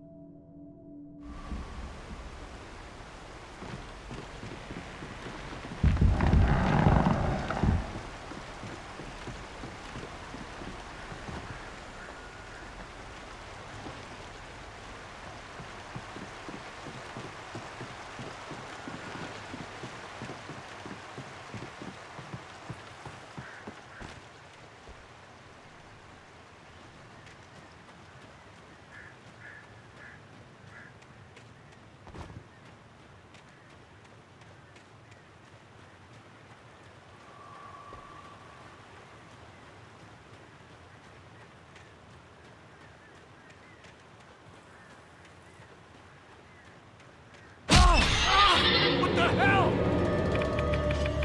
Rusty had warned me about these traps. It hurt like hell. I was stuck.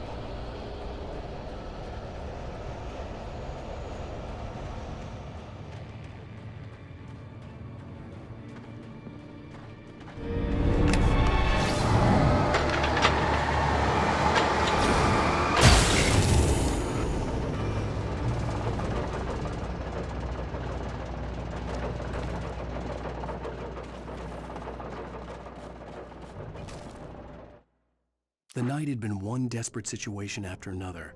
I was exhausted, and my body felt as though it had been chewed up and spat out. The flashlight was heavy in my hand, and each pull of the trigger sent a painful shock up my arm. But I was finally out of the woods, and things were looking up. That's when I heard the chainsaw.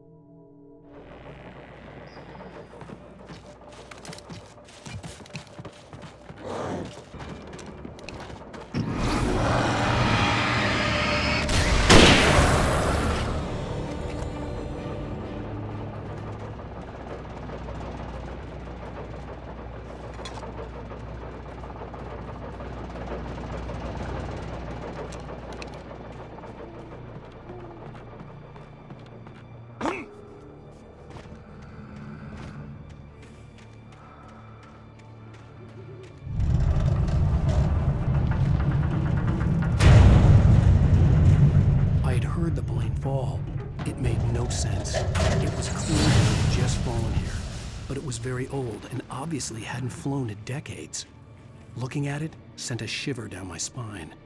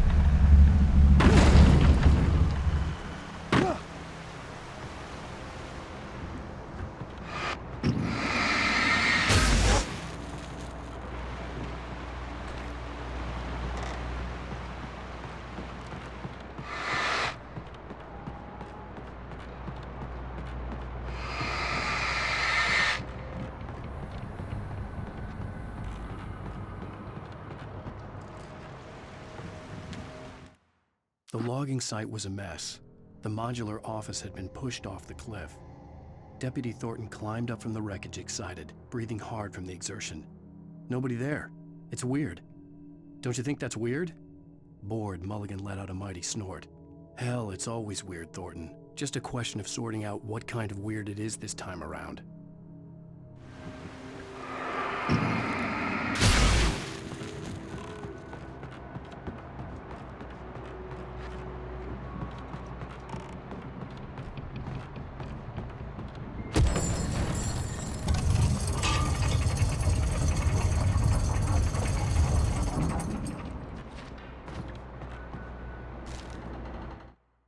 When Barry saw the darkness attack the visitor center, it made him a believer. The men Al said he'd shot, they hadn't been just locals on crank. Somehow the world had changed, like the channel had been switched without warning. You think you're watching a sitcom, and you're really watching a horror show. When the birds started attacking the cabin, Barry wasn't surprised, just terrified.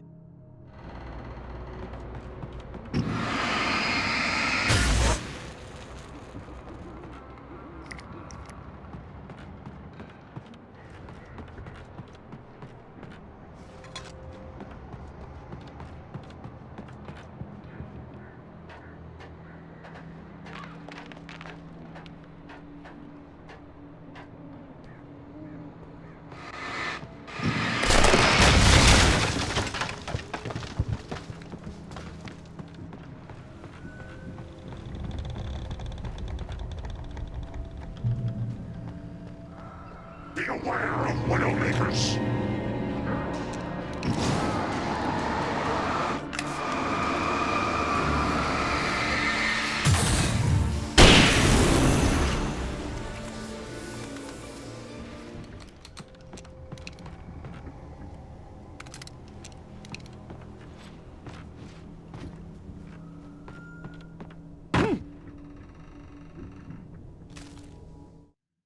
Shadows stirred and the wind picked up as I ran through the forest.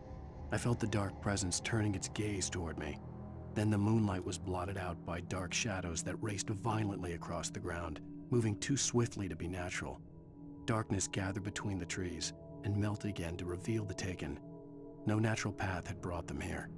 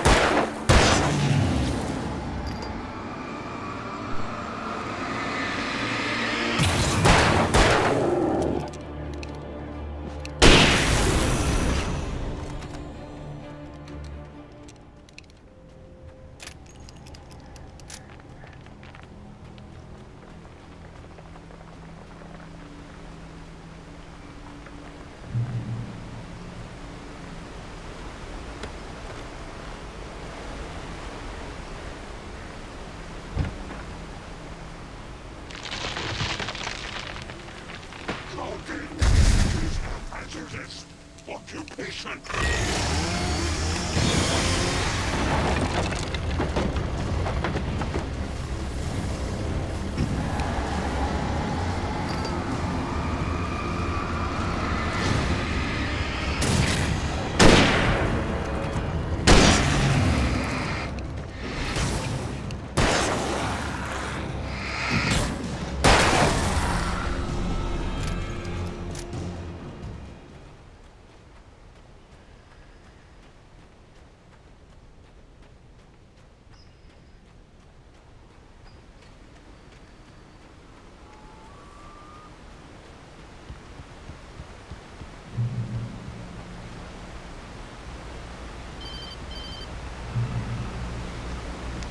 Barry? Ow! The porch is covered with birds. They've got all Hitchcock on me. Stay out of sight. I'm on my way. Don't open the door. What, am I crazy? Stay hidden. I'll be there soon. Just make sure you keep the lights on.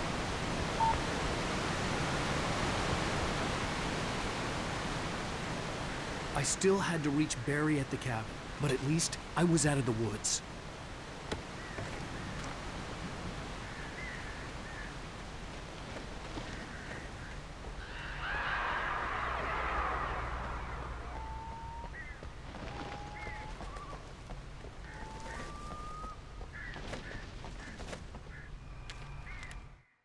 The FBI agent's command froze me in place. I considered surrender. It was all falling apart anyway. I could give in, let someone else deal with it, but it felt all wrong. Call it instinct, his posture, the way he held the gun. He was no friend. Shots ringing in my ears, I leaped for the hole in the fence and stumbled into the darkness beyond.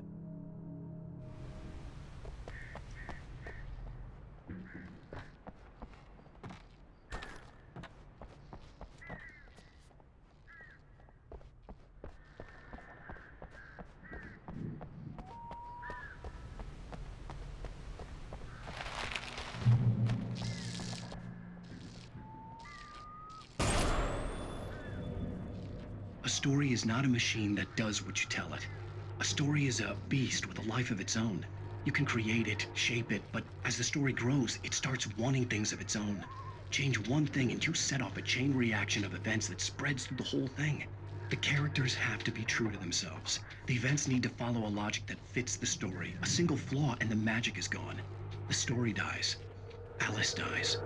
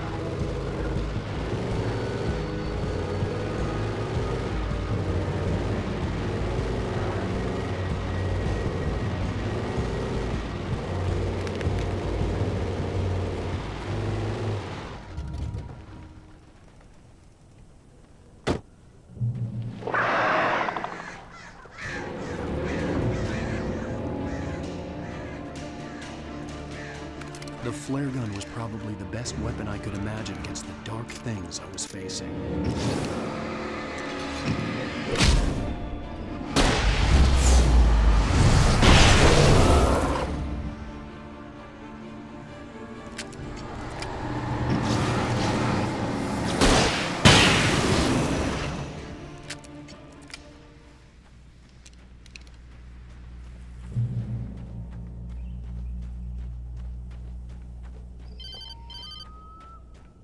It was the kidnapper.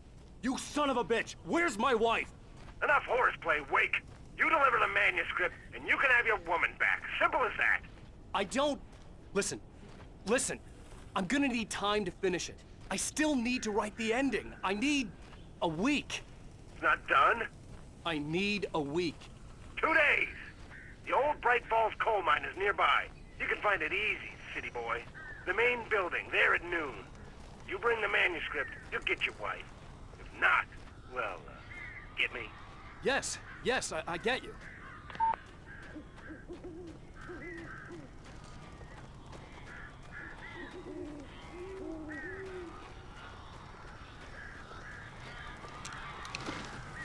Barry had talked about birds over the phone.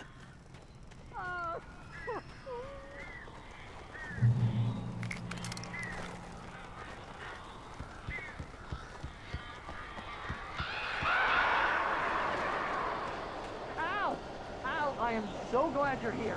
A couple of them got in here before I blocked the chimney. This isn't normal. These birds are weird.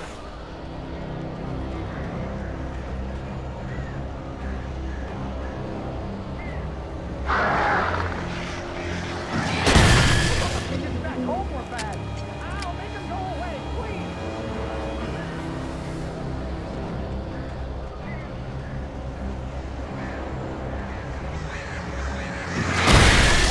About this goddamn horrible situation is that I'm not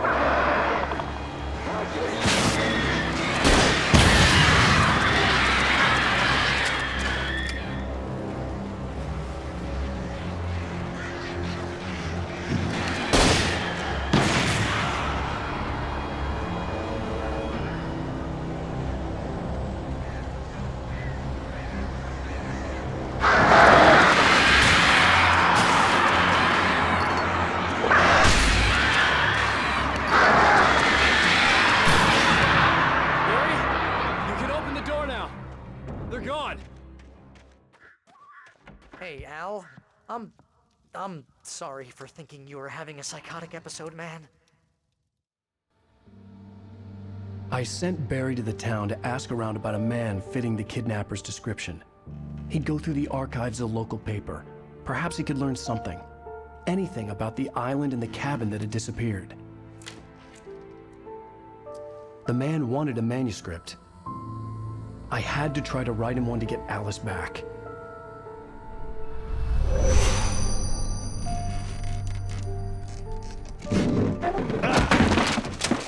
For me, the supernatural had always been nothing but a metaphor for the human psyche, a tool to use in writing fiction. Now, it was happening for real, and I couldn't put a single word on paper.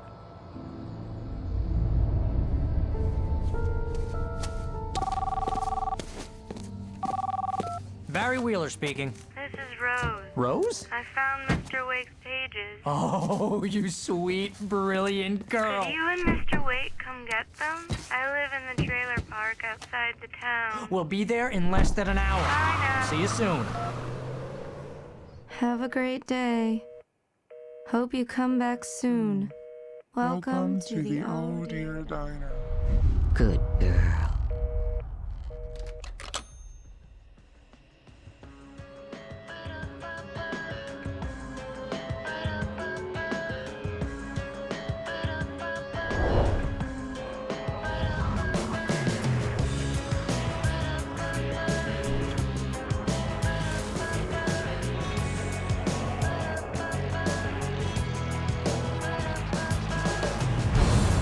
Come here. Pretty please, can you tell me where I am?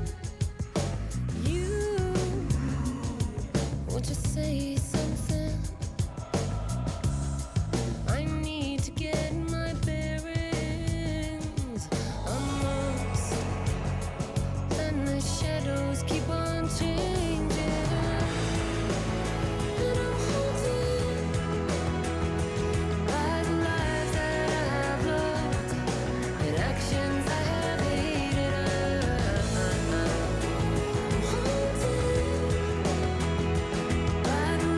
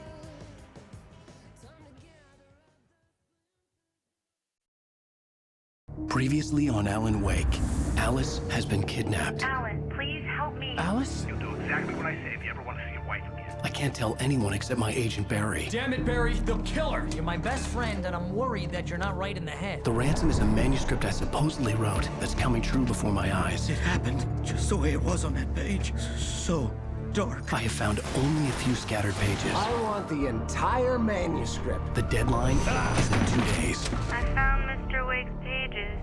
Good girl. How the hell did she get her hands on the manuscript anyway? I don't know. She's resourceful. I told you you were too hard on her. Listen, I found out all sorts of interesting stuff while I was digging around. Yeah. Mr. Wake, it's Sheriff Breaker. We have an FBI agent here, Agent Nightingale. FBI? He's anxious to see you. You'd better come to the station. Okay, I'll be right over, Sheriff. Let's make this quick, huh? Help you folks? Name's Randolph. I'm the manager. We're looking for Rose. Works as a waitress down at the diner. Rose, sure. Nice girl. Who wants to know? I'm Alan Wake. The writer, huh? I heard on the radio you were visiting. Well, I'll show you her trailer. That Rose, she's a nice girl. Always pays her rent on time. As I was saying, Al, I found all sorts of weird stuff from the local newspaper's archives. This place is crazy. Disappearances, mysterious deaths, urban legends come true, and get this, most of this stuff takes place around Cauldron Lake. Well, you ain't wrong, mister. The Indians thought the lake was a doorway to the underworld. I'm the God-fearing type myself. I don't hold with that sort of thing. Yeah, okay. Anyway, there was an island there owned by a guy called Thomas Zane. Now, some of the articles I found about him make him out to be a famous writer, but I ran a bunch of searches, couldn't find a single thing he wrote. Zane was heavily into diving, so much so that the place came to be called Diver's Isle. But the volcano under the lake erupted in 1970, and Zane went down with the island. Yeah, how about that? It was there in the morning, as if it had fallen from the sky. But it would take a tornado to lift something like that. We're damn lucky it didn't crush any of the trailers.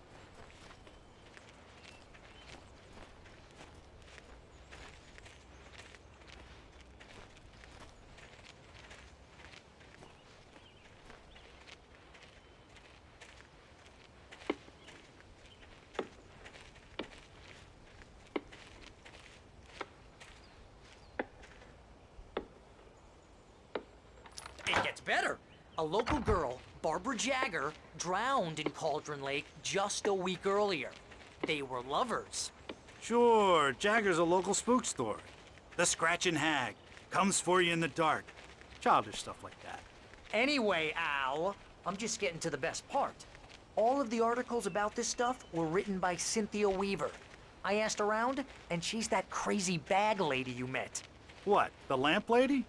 She can be a little loopy, but she's not homeless or anything. Yeah, anyway, she knew both Jagger and Zane before they both died, and she had some kind of a breakdown.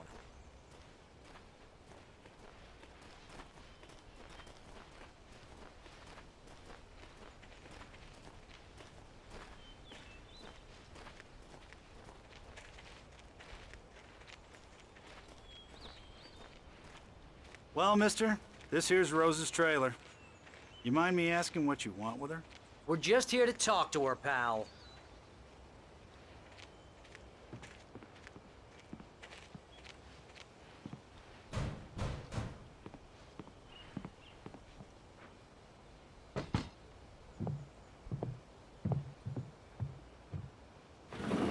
Welcome to... Oh dear. Mr. Wake.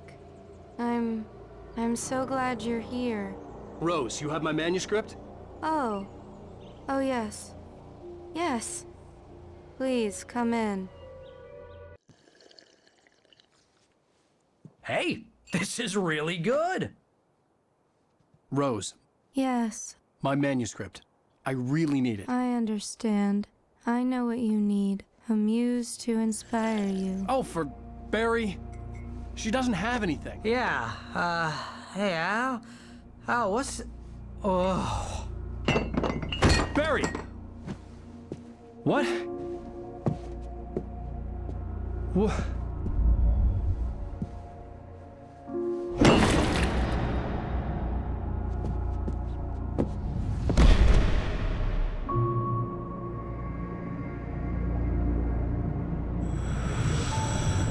It's coming for you, hiding in my barber's skin.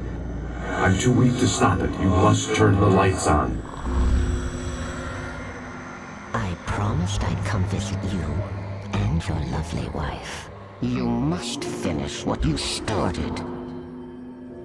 I insist. You must turn the lights on. Turn the light on. Back to work, boy.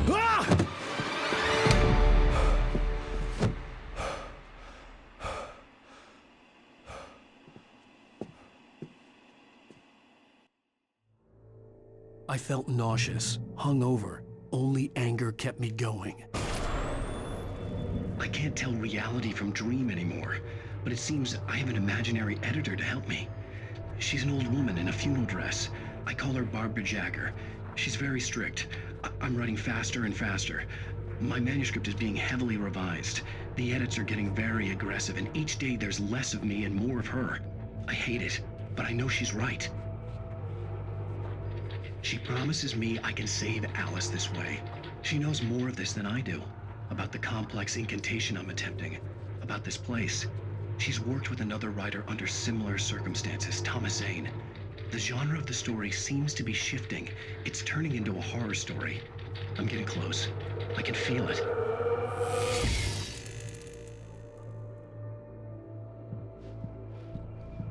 Rose took a day from me. I had less than 12 hours left to meet the kidnapper.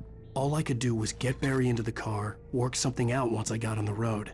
Welcome to the Oh Dear Diner. What can I get you today? Coffee?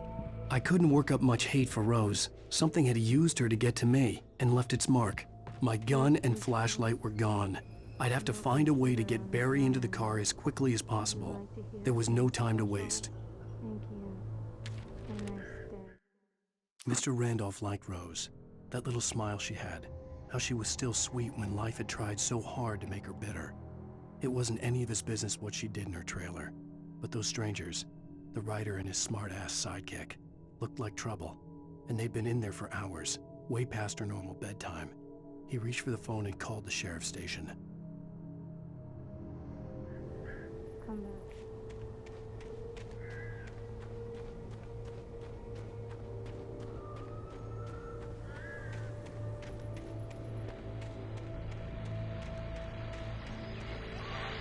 I just stepped outside to catch a breath of fresh air. Let me tell you, the weather's getting heavy. Nights like this make me especially glad I'm here talking to you and not home in bed. Once the weather takes a turn like this, I can't sleep at all. It's all tangled bed sheets and dark thoughts, punctuated by the occasional plunge into nightmare. Is it just me? Well, perhaps it is. But I hope I can make the night a little bit easier to get through. Culver, you're on KBF FM. Hey, Pat, it's Walt Snyder. What's on your mind, Walt? Well, I ain't the way you are, but, well, I can't sleep either, you know? I just been staring out the window here, trying to make sense of it all, but, I ain't been drinking either, you know? Well, you sound like a man with a problem, Walt. I had argument with Danny.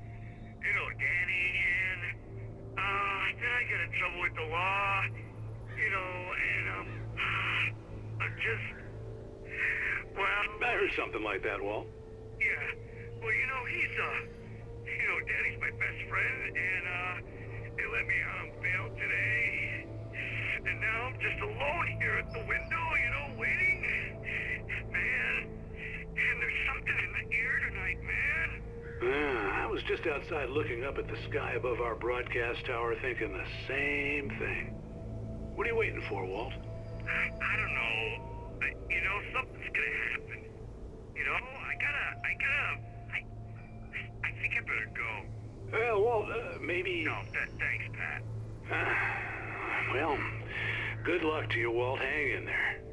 Let's take a little break, folks. This weather's really something else, huh?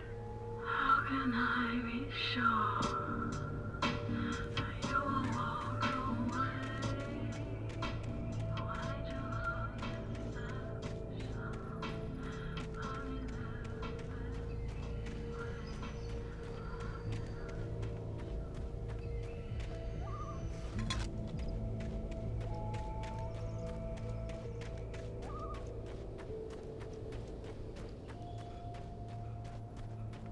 Oh, you're gonna get it now. God knows what you've done to that poor girl. This is Agent Nightingale, FBI! Get him up, Hemingway! You're under arrest! You move a muscle, I'll unload right in your goddamn face! Stay right where you are, Spillane!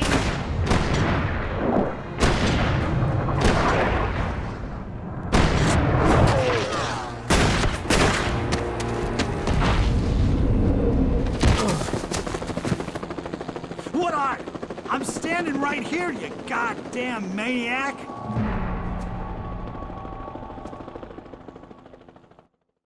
I hated to leave Barry behind, but there was no way I'd miss my appointment with the kidnapper. Give it up, Mr. Wake. Come on. Take it easy now. Get after him. Don't let him get away. Move it, move it, move it. I'll have your shot if you let him get away.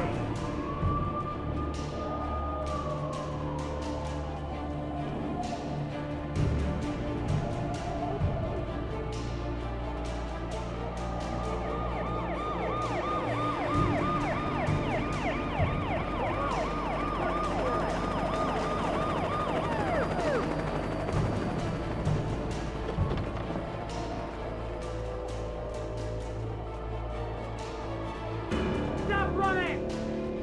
Freeze! Okay, men, keep your eyes peeled. He's gonna try to make it through here. Oh, this way! damn! Fan out! Stop!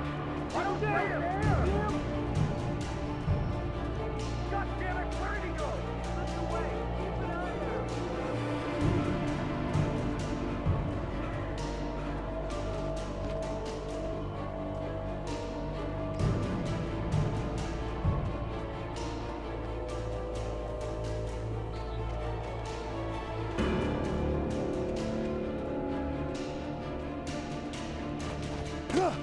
He's gone!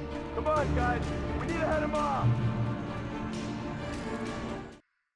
For decades, the darkness that wore Barbara Jagger's skin slept fitfully in the dark place that was its home and prison. It was hungry and in pain.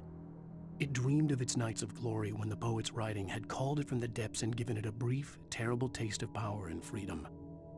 The rock stars had stirred it from the deep sleep the poet had sunk it back to in the end. When it sensed the writer on the ferry, it opened its eyes.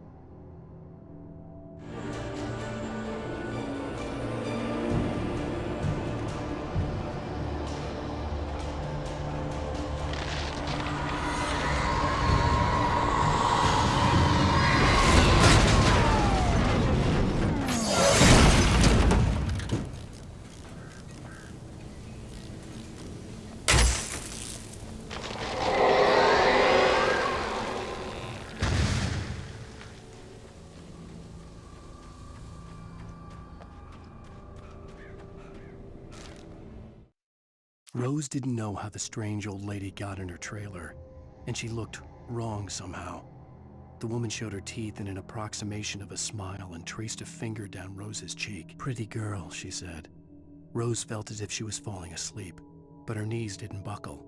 The crone spoke in a whisper, her words ice cold and dark in Rose's ear.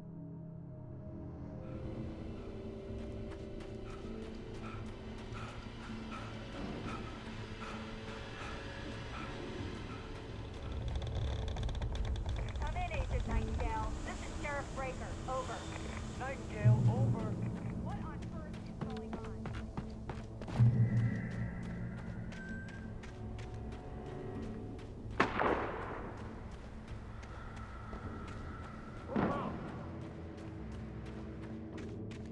Search the area.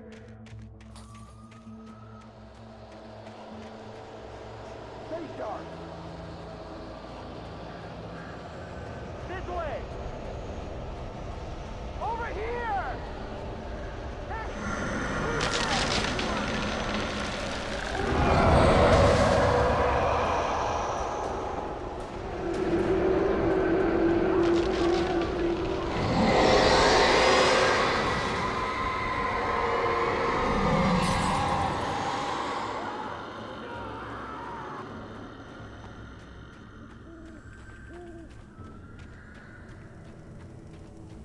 This horror was everywhere I went, circling me. The cops didn't stand a chance. They were after a writer, not a monster.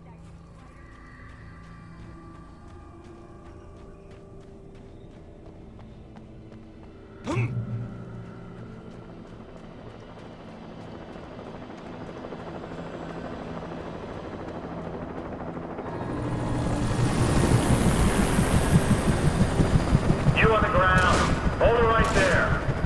There's nowhere to run. Freeze!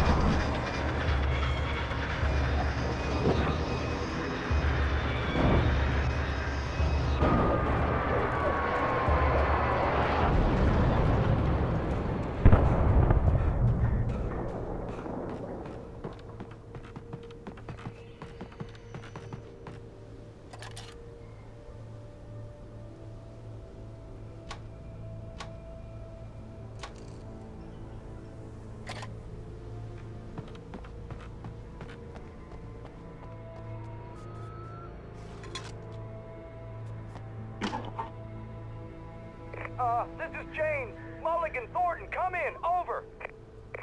Thornton here. James, we got both Wheeler and Rose in custody. They didn't put up a fight or anything. Why, they were... Hey, Mulligan, what are you doing? Come on! Sit down and give me that. James, Mulligan here. Over. Go ahead, Mulligan. Over. We got Wheeler and Rose here. Wheeler's drunk or hopped up on something. Speaking of which, that Fed had a pretty distinctive whiff of Otis Scotch about him, if you know what I mean. Over. I don't have anything on that, Deputy Mulligan. Over. Well, whatever. Anyway, Rose is just being plain weird here. You better get Doc in to take a look at both. Over. Gotcha. You better get them here quickly. The, Fed's gonna want to interview Wheeler. Over. Oh, yeah, I'll bet he does. Looks like they have a lot in common. Mulligan out.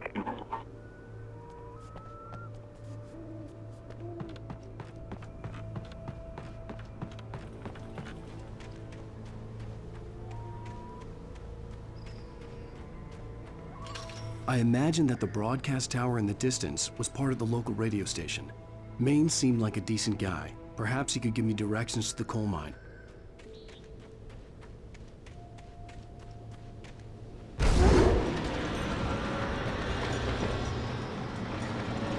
Unnatural shadows clung to the gate. The darkness that was after me was trying to stop me. I wouldn't get through without a light.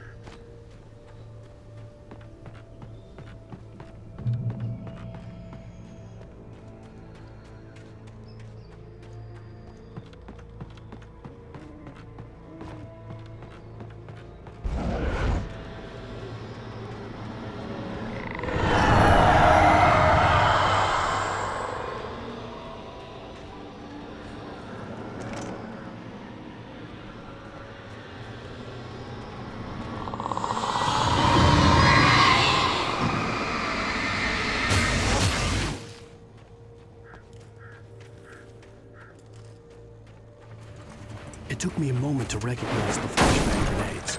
They were an ideal weapon for my situation. Team 1, come in. Over.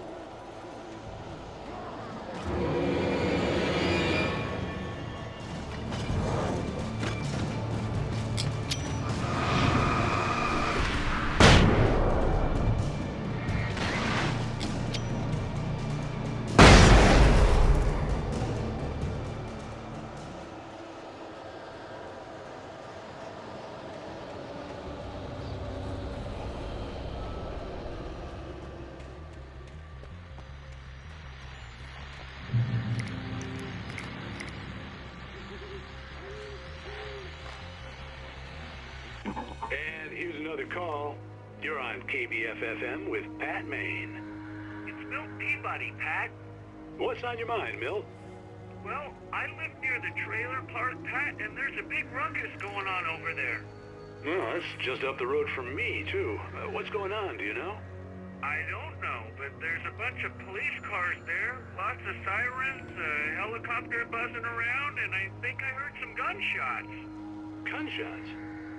Yes, sir, like from a pistol. So can you find out what's going on? Because it's just next door and they're popping off guns there. They're still shooting? No, it was maybe 10, 15 minutes ago.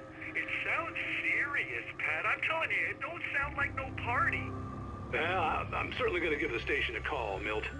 Okay. You'll hear it here as soon as I hear from them. Okay, thanks.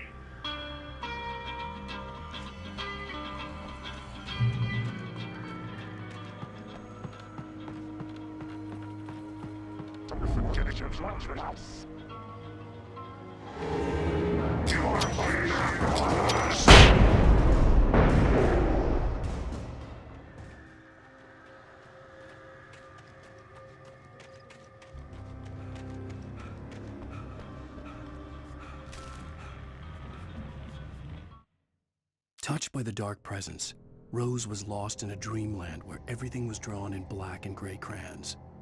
The old lady had promised her that all her wishes would come true. She would be Alan Wake's muse. She was smiling so hard it hurt her face. She crushed a bottle full of sleeping pills into the coffee. Deep down inside, she was screaming in terror.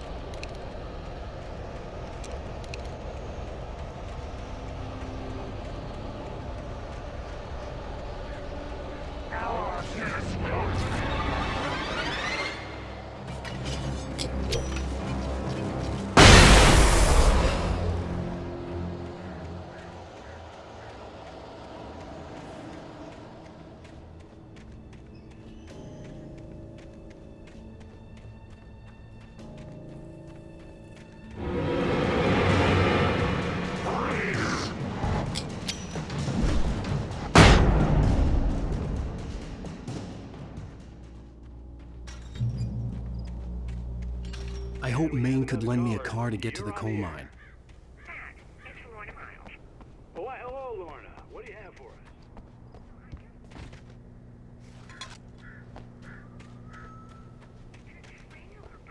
Of course you're going to have trouble with a place like that. I mean, what do you expect? The sheriff should be helping us normal citizens instead of wasting resources on those people. Well... They'll have to try to sort themselves out. I'm sorry, but my granddaddy settled in Bright Falls in 1911. Well, thank you very much for that compassionate viewpoint, Lorna. Oh, here's a little surprise. The famous writer Alan Wake just walked in. Folks, I'm going to see if I can talk him into an interview. Come on in, Mr. Wake. Oh, I'm so glad you could find the time to do this, Mr. Wake. Nowhere to run now, Dan Brown. You back away from me. Don't hurt it. Whoa. Everyone calm down. Put the gun down. We're all friends here, right? Cool your jets, Nightingale. We got him. Judas Priest! What the hell's the matter with you? There's a civilian in there.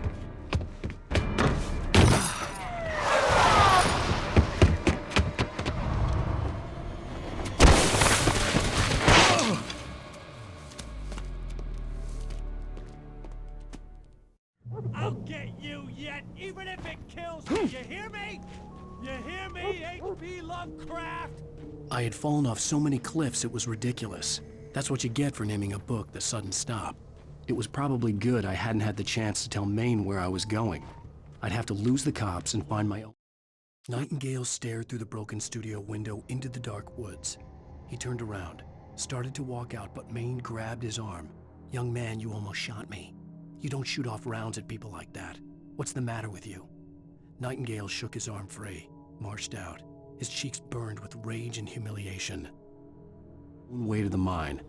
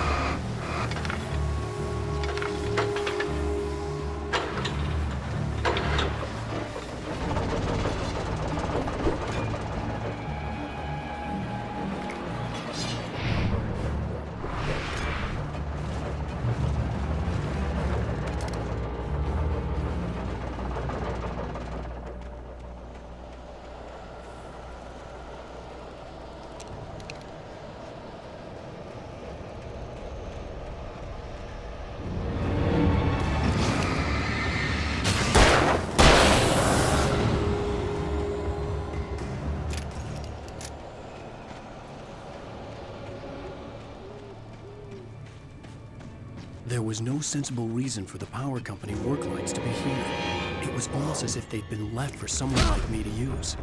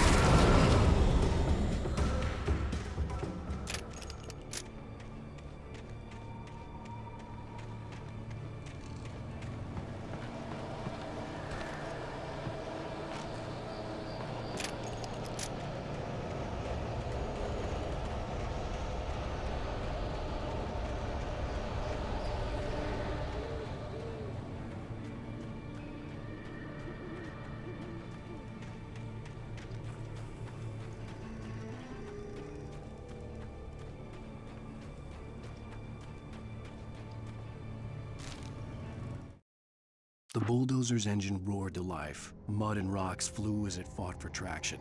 It crashed through the concrete wall and landed heavily in the yard. If it were an animal, it would have shaken its head after the impact, fixed its eyes on me, and charged. Of course, it had no head, nor eyes. Shadows crawled on its form, twisting it into a monster. Then, it came for me.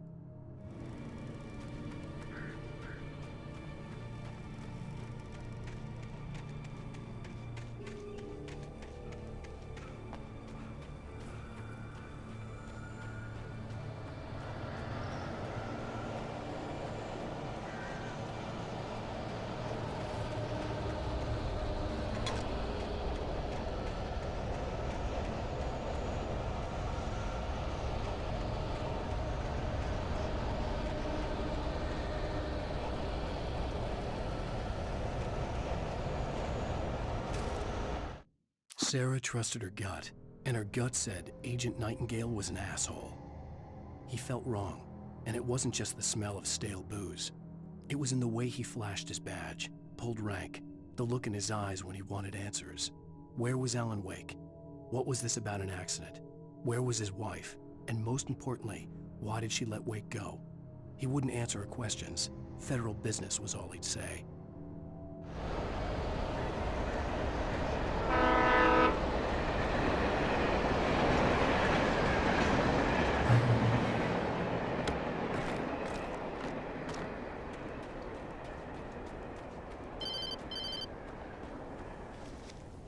Hello? The most stubborn man I've ever met. Alice? Alice? Alan. I'm so afraid. Keeps me in the dark. Please help me. I look at you, Alan, and it's not you. Something else. Looking out from behind your eyes. Alice, I'm here. I'm so alone here. It's all gonna go to hell. You need to be careful. Cooperate. The connection had been terrible, but that wasn't the only thing that hadn't been right with the call. She sounded wrong somehow, but she had called me. The pipe wrenched itself loose from the bridge's steel framework. Wrapped in darkness, it floated in midair, twitching. For a moment, I didn't understand what I was looking at. The heavy object lurched at me with impossible force. I threw myself out of the way, but just barely. When I turned my flashlight on it, it shook in a dark rage before it flew at me again.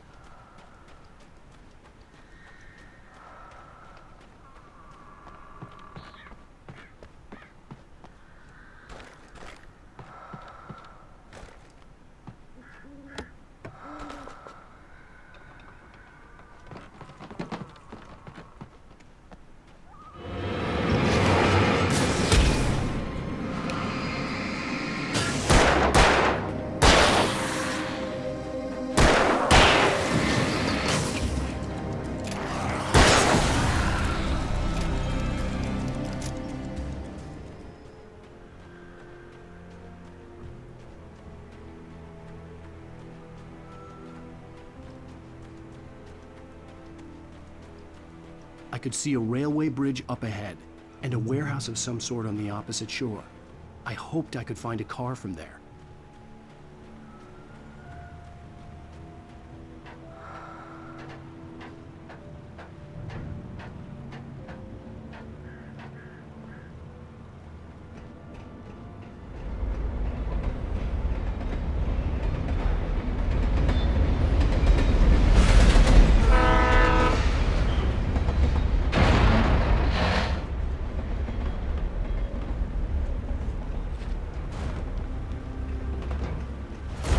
That was pursuing me was growing stronger, and it was taking over everything in its path.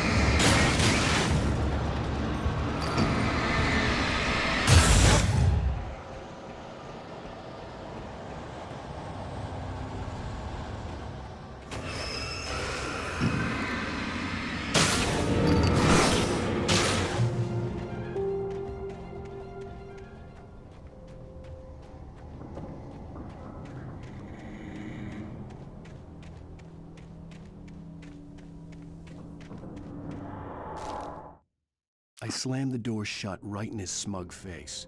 He pleaded for me to open the door. True to form, the asshole actually thought I would obey. I had no sympathy left, no guilt either, not for him.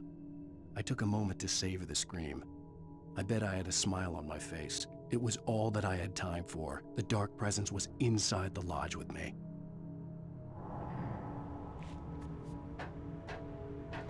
As a teenager, just starting to get interested in writing, Stephen King had been a source of inspiration to me. I thought about all the inanimate objects that had come to life in his books. No one is safe in a good horror story, certainly not the protagonist. That's what makes them fun. This was anything but. The darkness could possess anything, and it was getting closer.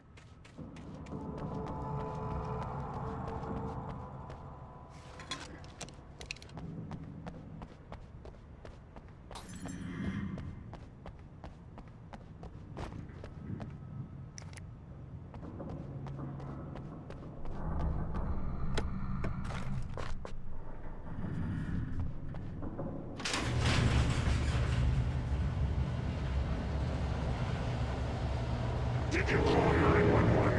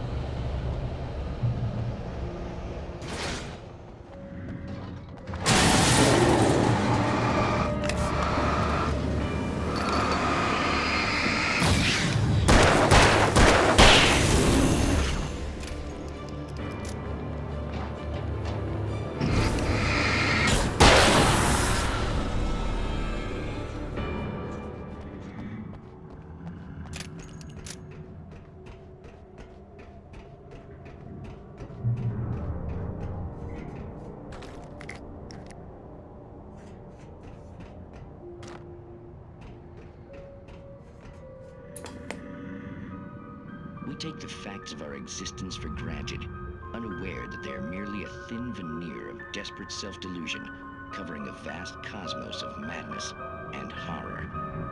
All too often, the stars are right. In Night Springs. Tonight's episode, A Family Occasion. Journalist Alvin Derleth's trip to study the local customs of an insular community in Night Springs has been less than successful. Until tonight. Well, I'm glad you changed your minds about this. Ancient customs, local mythology. My editor loves this kind of stuff. Well, Mr. Derleth, we don't want to feel like we're on exhibition.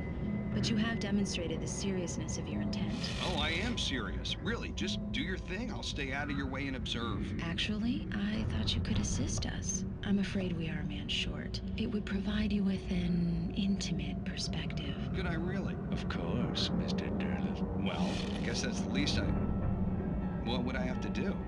Oh, here. Let me show you with a kiss.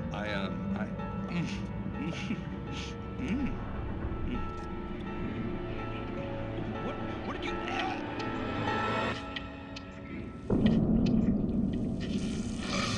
Oh, Mr. Derleth, you have well pleased Nixie Perka, the dweller in flesh. Your body shall host his thousand young, and all shall be glory.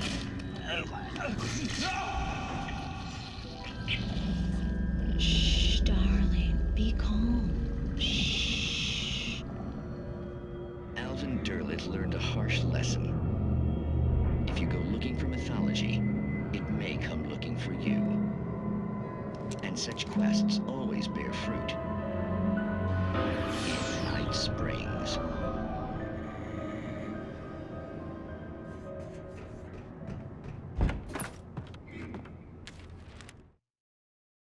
The darkness surged towards me, sucking everything loose from the ground into its depths, tugging at my clothes. I saw the flare the kidnapper had dropped and threw myself towards it just as I felt my feet leave the ground. The darkness embraced me with the force of a tornado. Somehow I managed to light the flare. The darkness roared and cast me away. I fell toward the dark waters of the lake far below.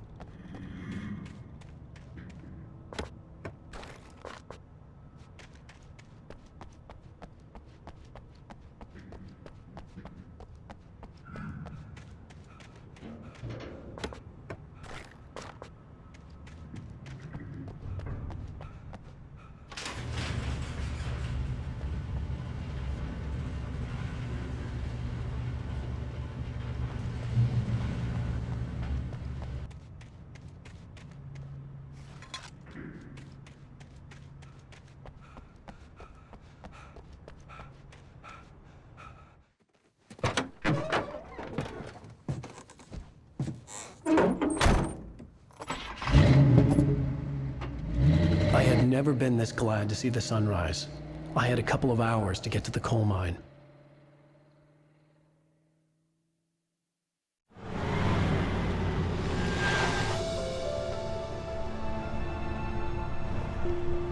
The coal mine wasn't far now.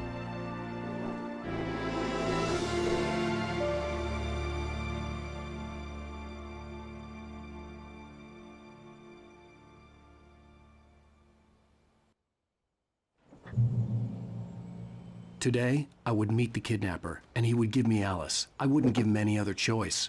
A drowning man would clutch at a straw.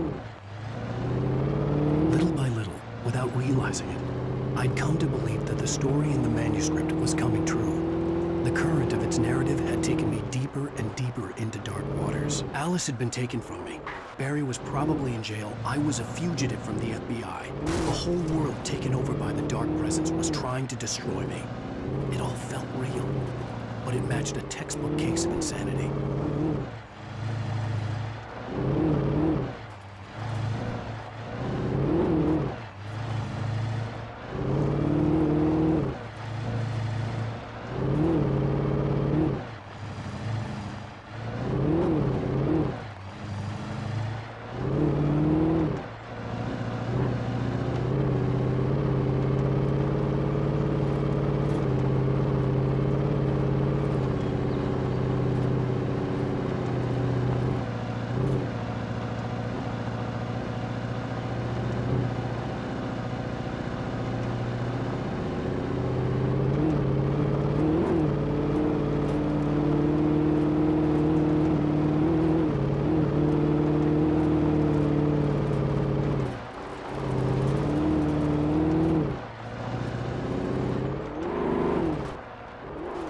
I was early.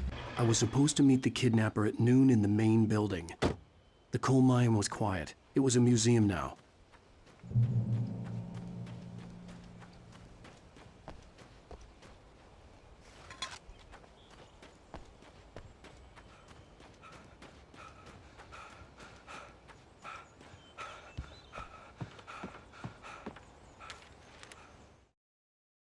With Nightingale gone and the night wind blowing in through the broken studio window, Maine stared at Sarah.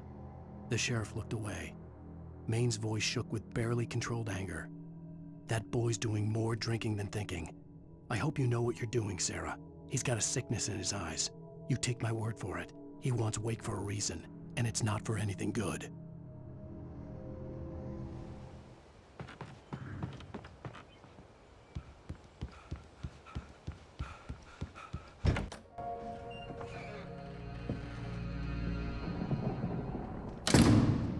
I didn't want to go outside. Cops had to be looking for me. The noon sun turned the place into a sauna. The day dragged on. Different scenarios ran through my mind. Ways of how I'd torture the kidnapper to get Alice back. Or the different horrible things he could have done to her. I imagined her dead. I had no way of knowing she was still alive. It was killing me. I was running on blind hope. It was all a waste of time. The bastard never showed up.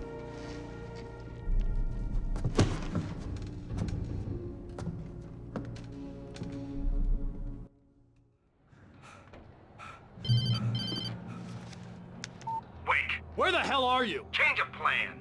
You know where Mirror Peak is? It's a big mountain north of where you are. You follow the path from the mine, you can't miss it. There's a lookout point there. I'll be waiting. I'm through being jerked around by You you. want to see your wife alive? Because if you do, you better watch what you say to me. Do we understand each other?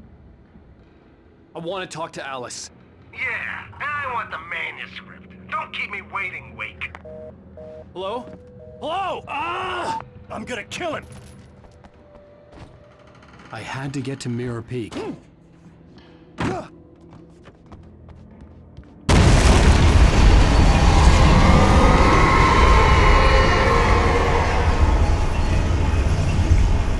It was close.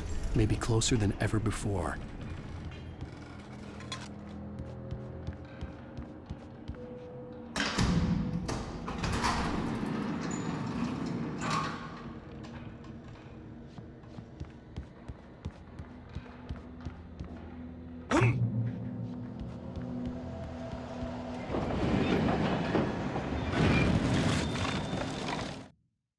When Thomas Zane fell for Barbara Jagger, it happened fast.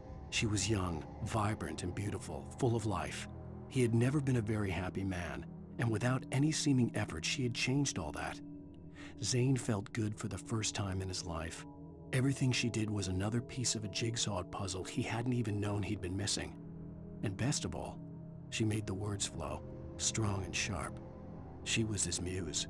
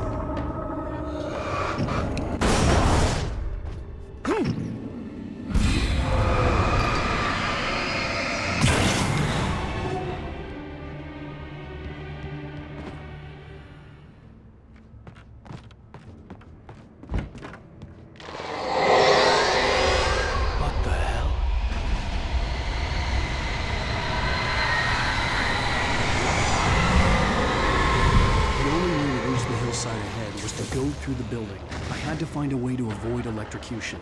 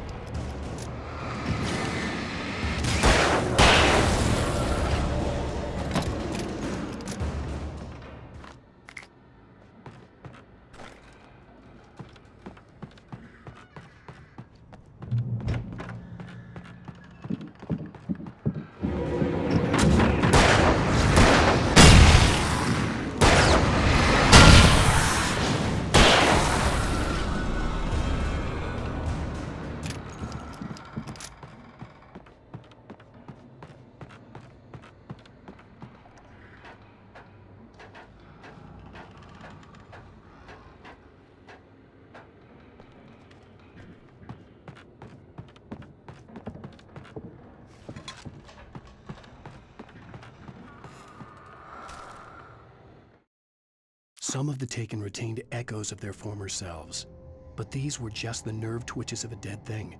Nothing remained but a shell covered and filled with darkness.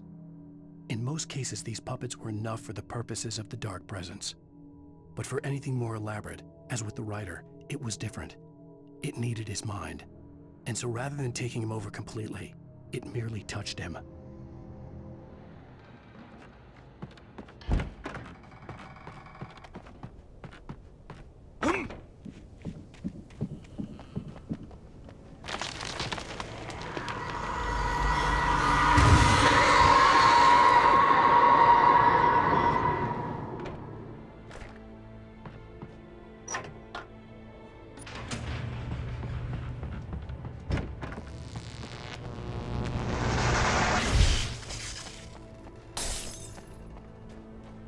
There was no way the flashbang grenades were Standard Power Company equipment.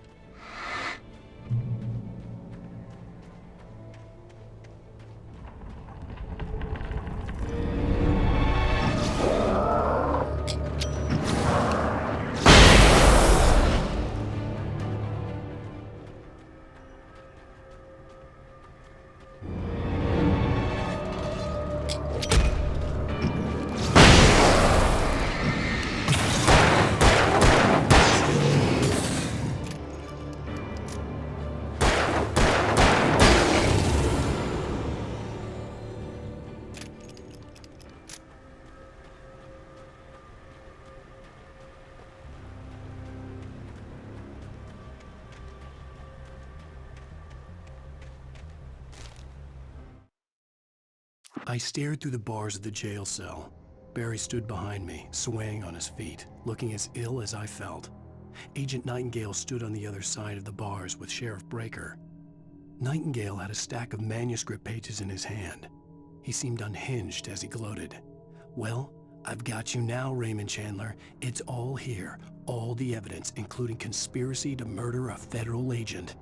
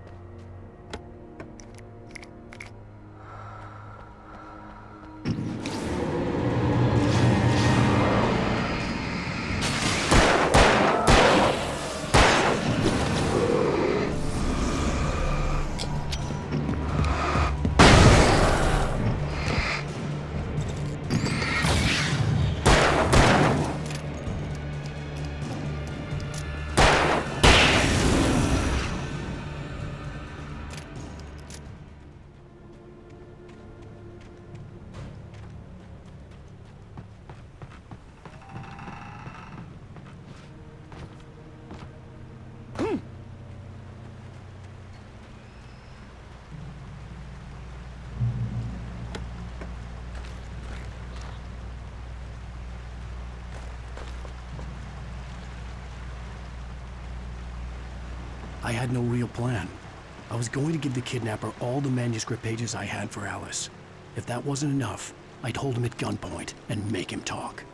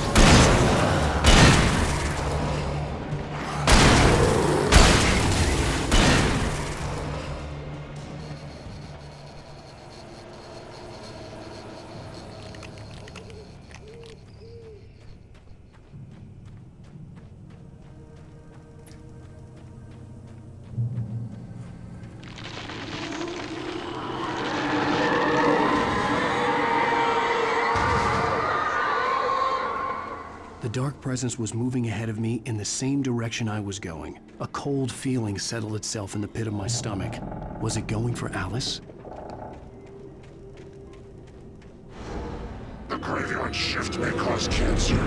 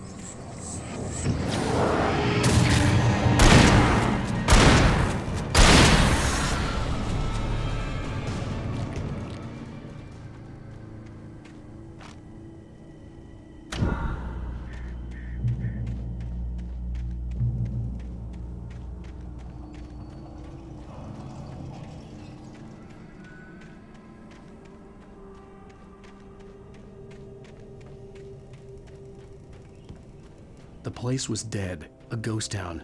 Had been for decades, maybe a century.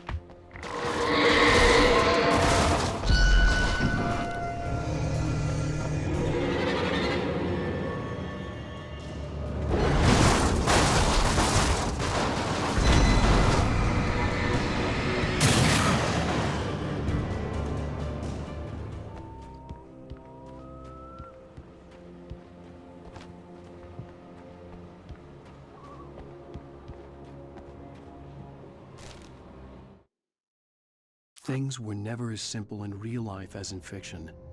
I had lost count of the times I had wished there'd be a clear reason for my writer's block. Something to fight, something to lash out on. There wasn't. I was filled with doubt. I was nothing like the hero in my books.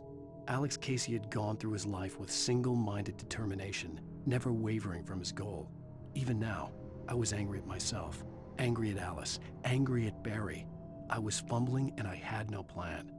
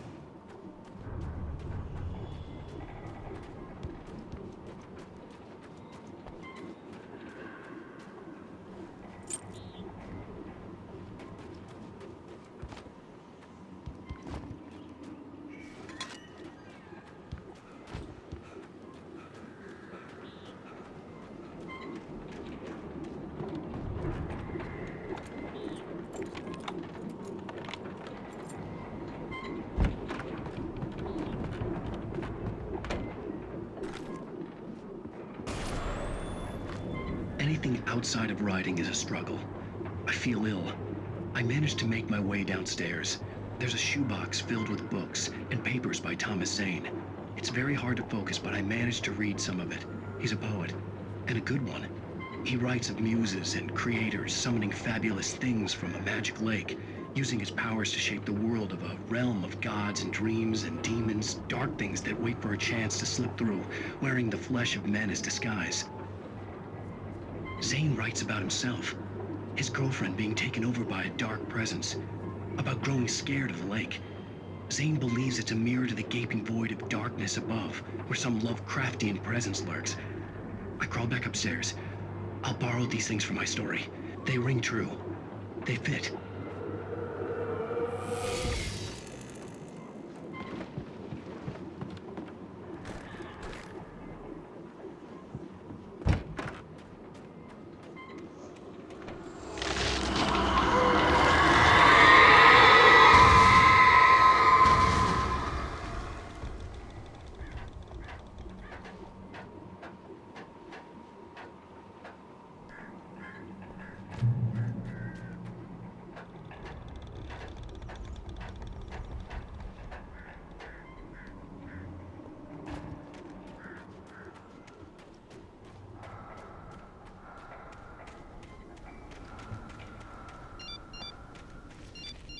The kidnapper had sent me a text. The message was full of spelling errors and insults. It was telling me to hurry up.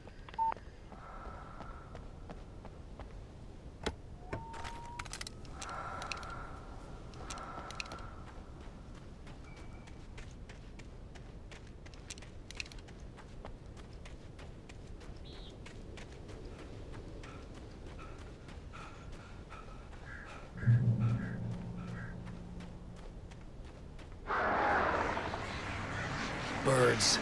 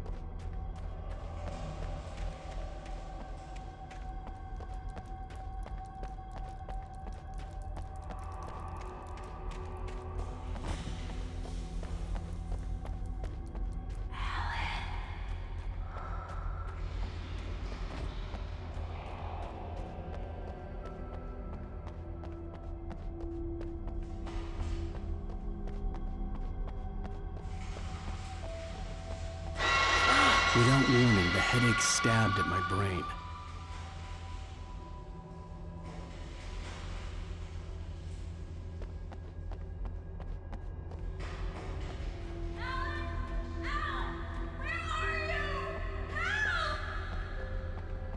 Alice? Alice!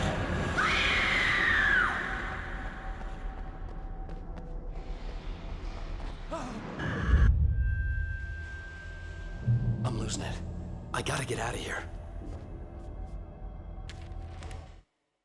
The hunters were big, thick-set men, confident and at home in the woods. They were feeling good, running on beer, ghost stories, and camaraderie late into the night. It did them no good, as they were taken by the dark presence, sucked deep into a darkness far worse than any ghost story they ever told or heard.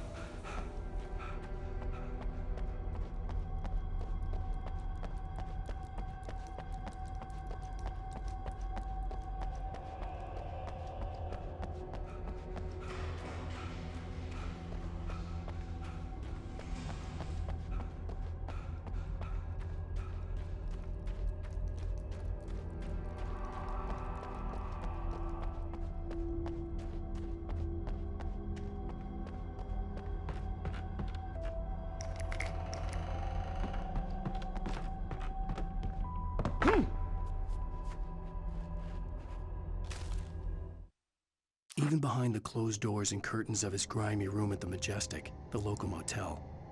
Nightingale could feel the locals' eyes on him, the unrelenting pressure of their judgment. He forced it out of his mind.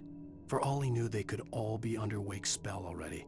You do what you have to do to get the job done. He took comfort from the bottle in his hand. Please, he thought, just let me get through this.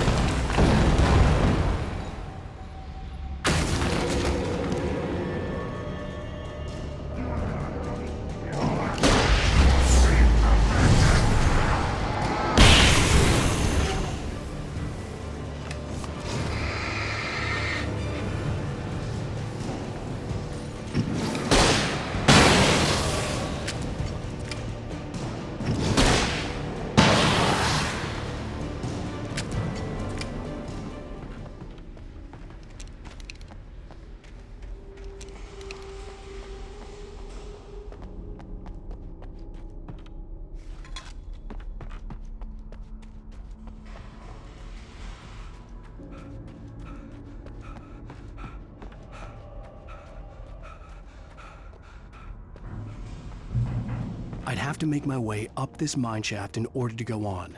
Maybe the machinery could help me with that.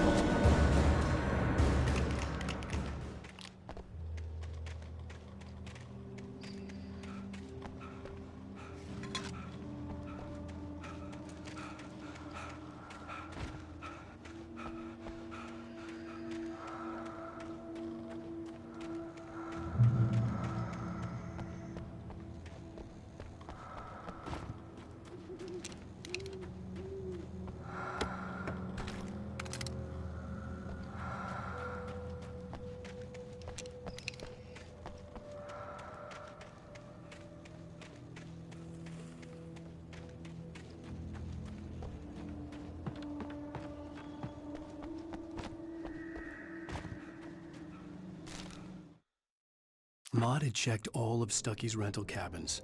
There had been no sign of the Wakes. It was dark when he'd found their car parked at the end of the road by Cauldron Lake. It made no sense. They must have taken a wrong turn, but there was no sign of them, and the car had been there for hours already. Frustrated, Mott stood on the rotten ruin of the footbridge that had once led to Diver's Isle before it sank beneath the waves years ago. The boss wouldn't be happy.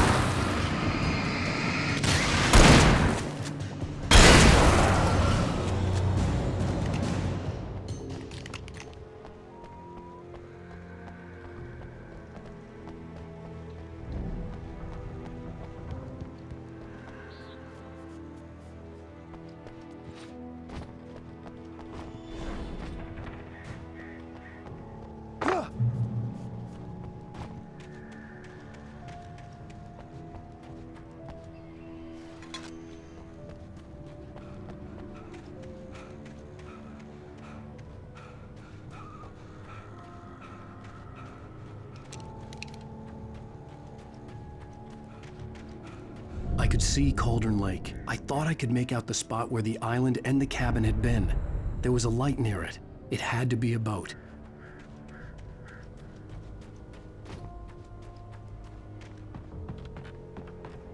I was close now. I had to get there fast.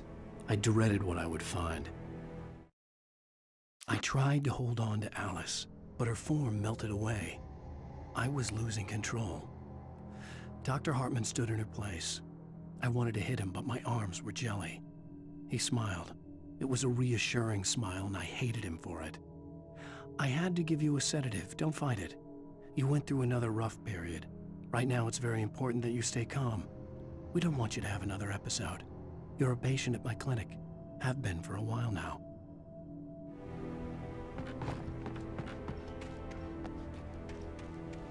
Wait! Are you?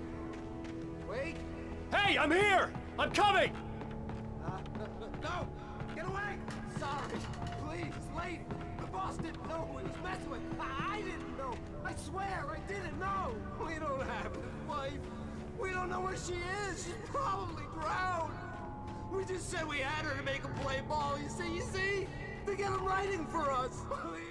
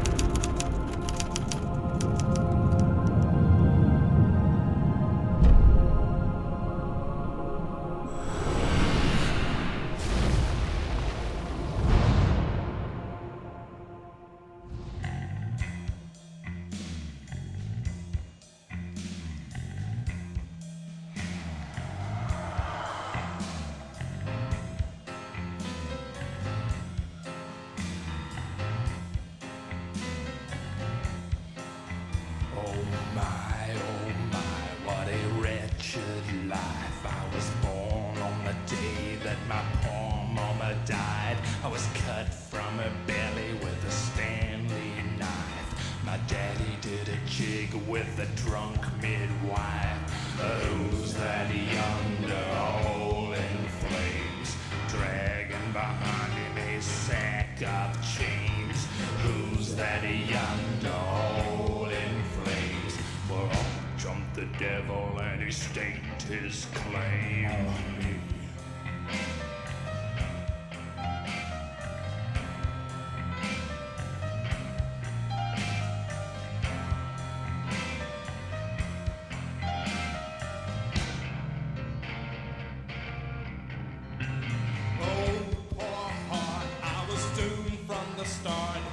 Doomed to play the villain's part. I was the baddest Johnny in the apple cart. My blood was blacker than the chambers of a dead nun's heart.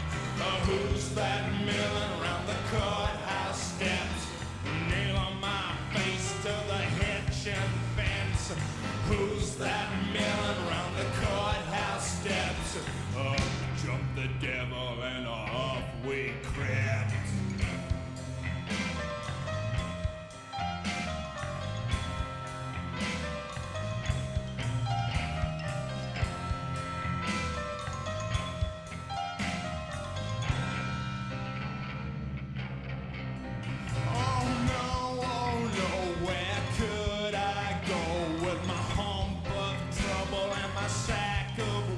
To the digs and the deserts of Mexico, where my neck was safer from the lynching rope.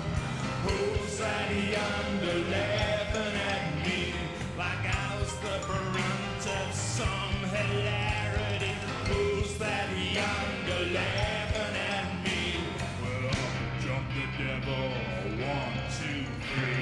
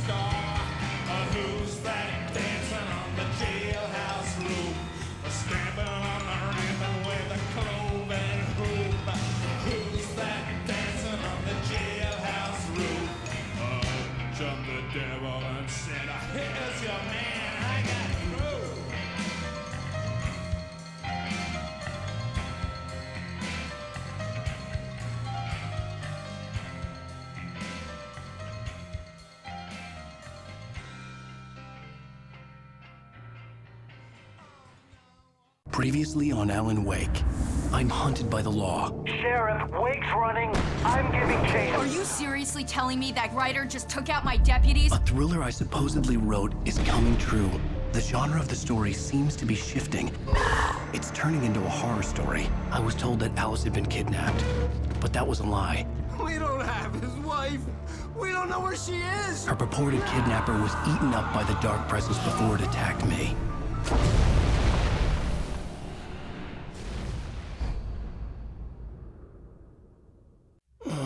Alan, shh, baby. It was just a nightmare. Alice. There you go, Alan. Hartman, I fell. I had to give you a sedative.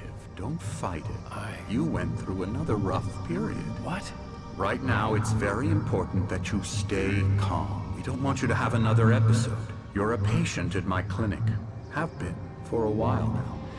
The shock of your wife's death triggered a mental illness. No, you're lying. You're suffering from various symptoms of undifferentiated schizophrenia. Bastard. It's okay, Alan. Just let go.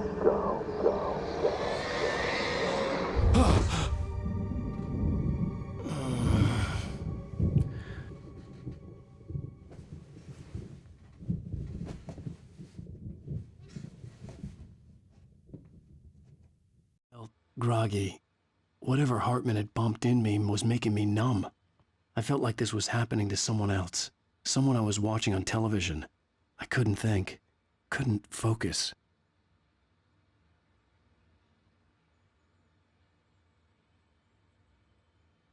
There were only empty sheets of paper here. No manuscript pages.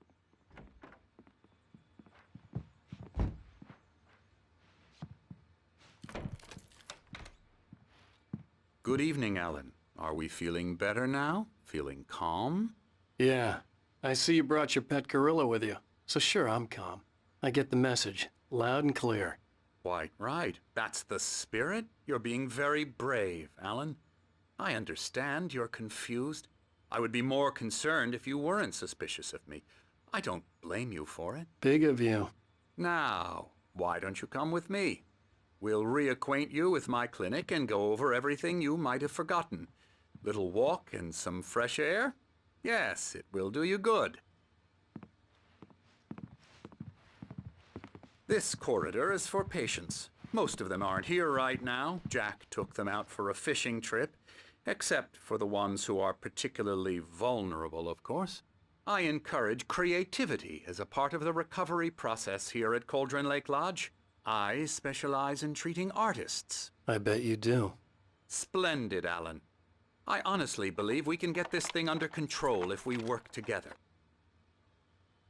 This way, Alan.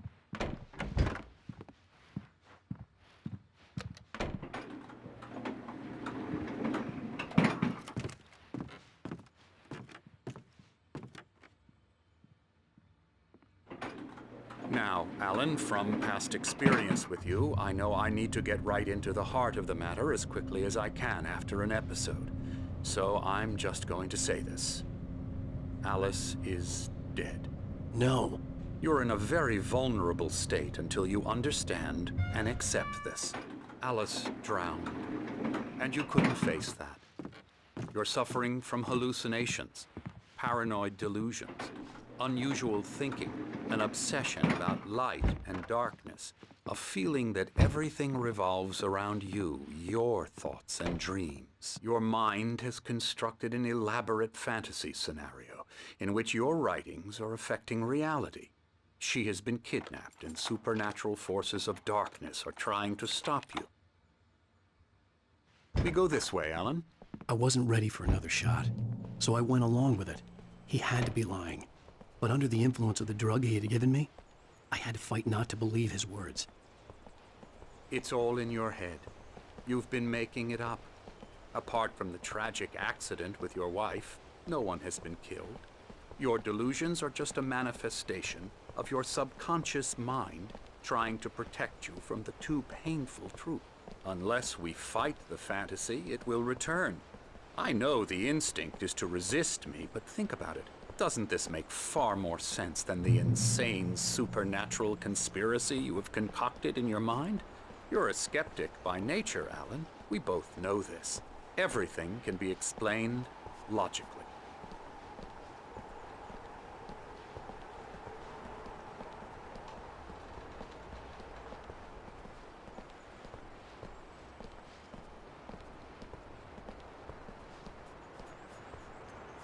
I never get tired of this view. Very inspiring, isn't it?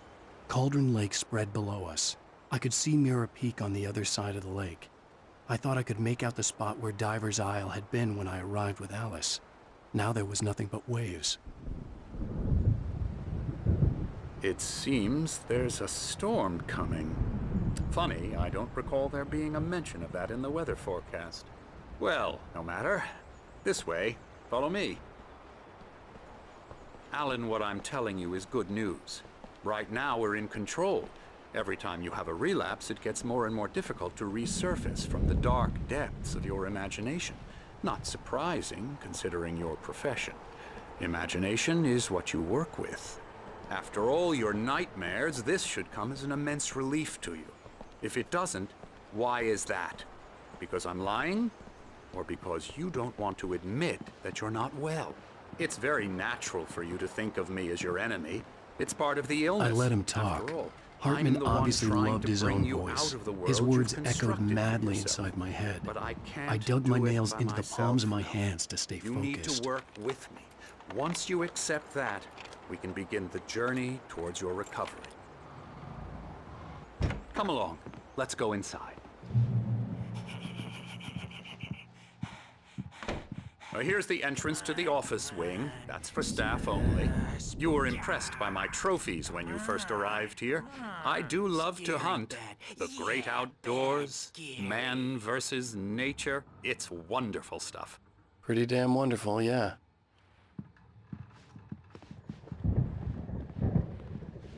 Scary, scary, scary.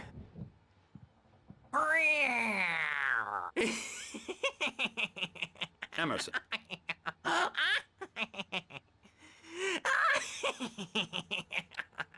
I'm a real bad dream, mister. You should be afraid of me. Don't want to run into me in the night, that's for sure. Please, Emerson. Mr. Wake is confused enough as it is. Yeah, you'd like me to go away so you won't be scared. But you can't just decide what kind of dream you have or when you have it. Emerson. Okay. Sorry. Boo. That's Emerson. We're actually making some progress with him, I'm happy to say.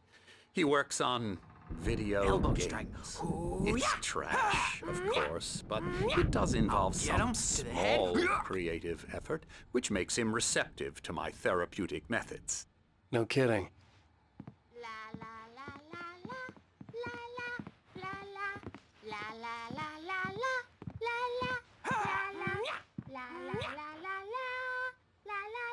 Come, Alan, this way. Now, you might have noticed the typewriter in your room.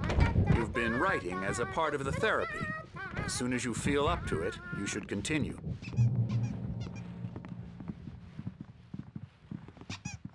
My rheumatism's killing me. There's a storm coming. Oh, what a storm. I hope it wipes this place off the face of the earth. And these two are the Anderson brothers, Odin and Thor. They had how should I put this? A heavy metal band in the 70s and 80s called Old Gods of Asgard. They even adopted new first names to complete the image of Viking gods. After the band broke up, they lived on a farm nearby. They are, well, in advanced stages of dementia. They're well cared for, TLC and all that. There's nothing more that can be done. I'm afraid that the rock and roll lifestyle has left its mark. Oh, that won't do. I'm so sorry to cut this short for now, Alan. The power has been acting up.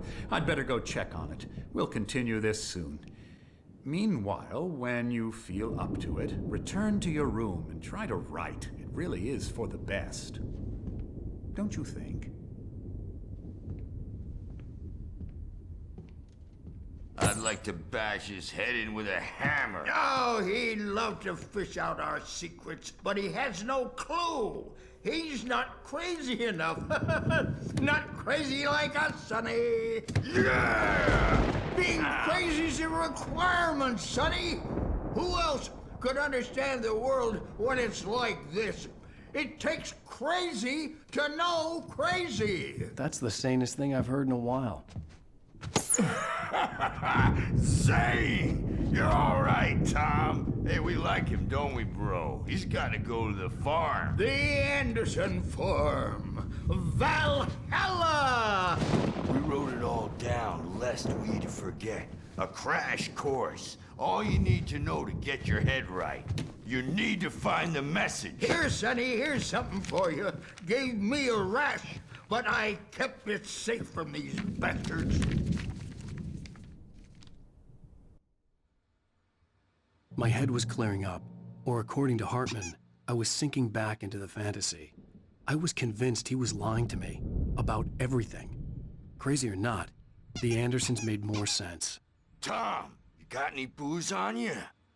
Yeah, no. We Sorry, have a guys. stash of the special stuff at the farm. Our own formula. Local ingredients. Medicine clears your head right up. Makes you remember like Moonbeams on the brain. Oh, I just noticed! Leather patches on the elbows? That's not very rock and roll. Tom's just lost is all. Baba Yaga got to him too, the damn witch. She used us all. Taken from all of us. Took my thunder, the witch. And my ravens. What were they? Memory and thought, the hag. She took something from you too, didn't she? That's what she does. We're better off. This place, the lake, it gives you power. If you're a creator, an artist, God. Nightmares shifted in their sleep in the darkness of the lake. Yeah, that's the one. She makes sure it comes out twisted and raw. Just ask the lamp lady. She knows what happened to that other rider. She's been using you, boy, and you let her. You went and opened the door for her, didn't you? Now, it was already open a crack. And whose fault is that? We're morally corrupt, disease-ridden, old and stupid. Doesn't mean he had to open it all the way, goddammit.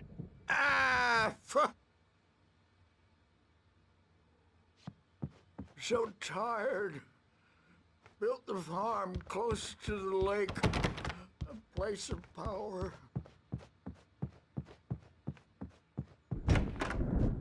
Bad dream, and you can't wake up. You can't hurt a nightmare because... Oh, hello. I've painted you. Okay. I was just struck by inspiration a couple of days ago. Dr. Hartman wanted me to paint landscapes, and that's what I was doing. But now I've been doing these things, a lot of them. The images just keep coming. Dr. Hartman likes them. He has them in his office. Yeah? He's very proud of me. He says I'm getting much better. I think I'm getting better.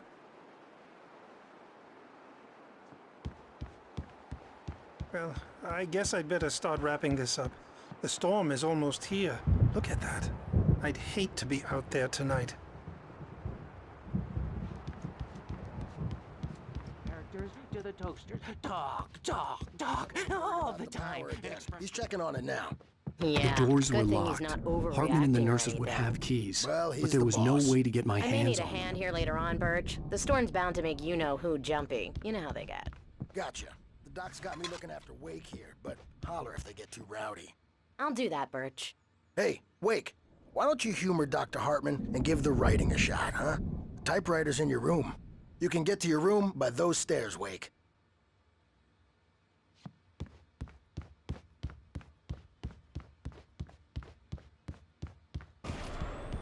Something's wrong.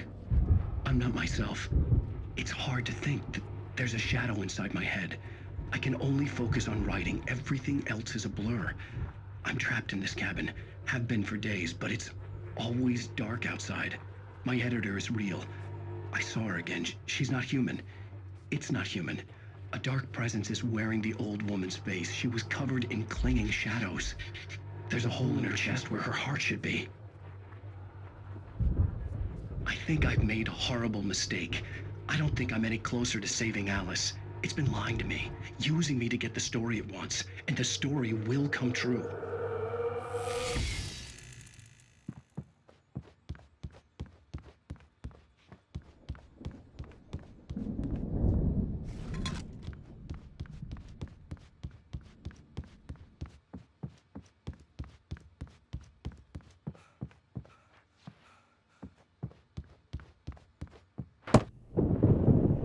The white glare of the blank page in front of me hurt my eyes.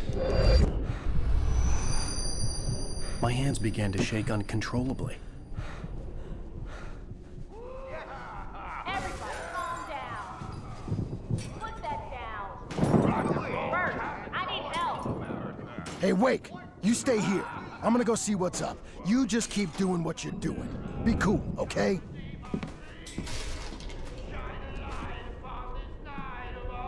I didn't know what the chaos was all about, but it could be my only chance of getting out of here. Where the hell did he get a damn hammer? I don't My know. hammer's up. Here's a friendly poke from me. Hartman had mentioned that the power had been acting up. Maybe that was the reason for the generator and the work light on the balcony. The generator hadn't been activated, and there was no key. Well, things... Zane could feel the poems, taking form, shaping things. As he experimented, he imagined he could almost feel the power surging through the keys of the typewriter. It exhilarated him. But there was fear, too. If not for his young assistant Emil, he would have given it up. But Emil convinced him otherwise.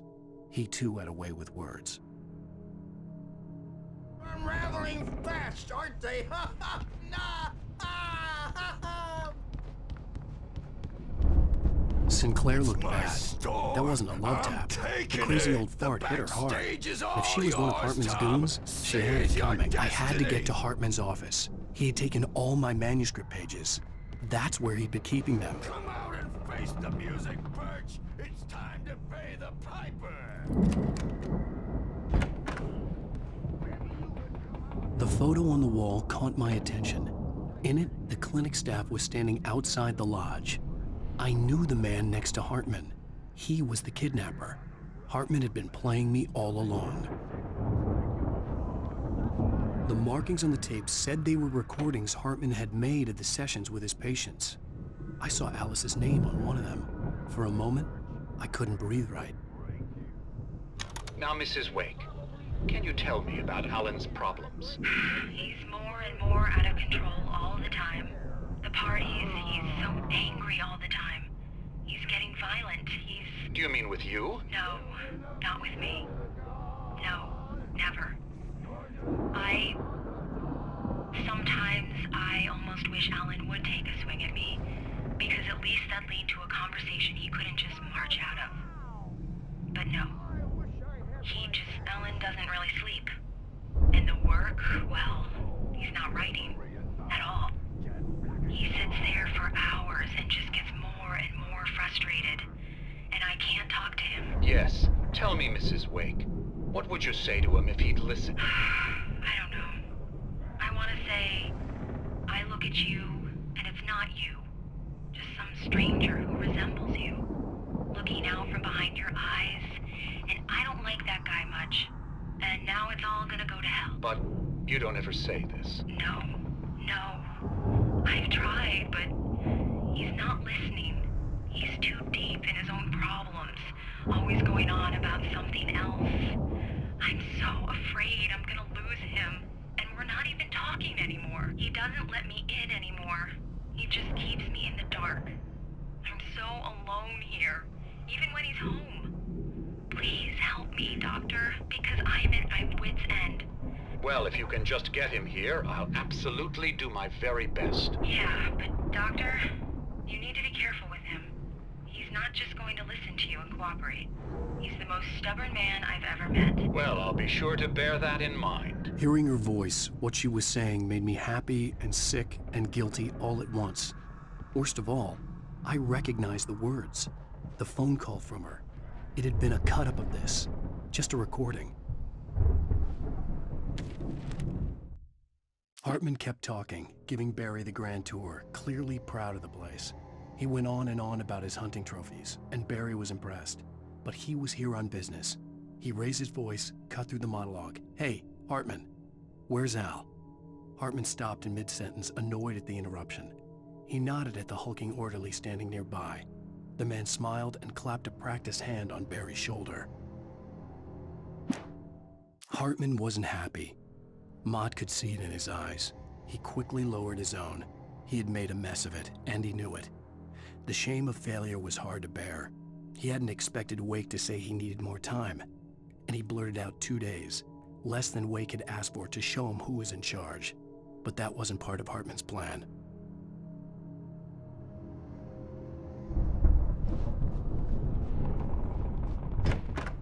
Let me out of here! Hartman, do you hear me? I'm gonna chew your crazy quack ass to shreds! Barry? Ow! About time! Barry, man, am I glad to see you. We need to get to Hartman's office. It's right next door. You okay? Yeah. I mean, no! The cops found me at Rose's trailer, but they didn't hassle me too much. I'm obviously a victim in this, and I demanded to be treated as such. Or else I'd sue their asses. Speaking of asses, that Fed gave me a real hard time, but I had no clue where you were. That guy's crazy, Al. But he let me go, and then I get a call from Hartman, that son of a bitch, who tells me you're here, and I should come pick you up, but when I got here, 2 goons clobbered me and stuck me in there. What's with the cutout? I stole it from the diner to piss off Rose after what she did to us. That'll teach her. Yeah, that's a harsh punishment. Come on, pal, we gotta get going.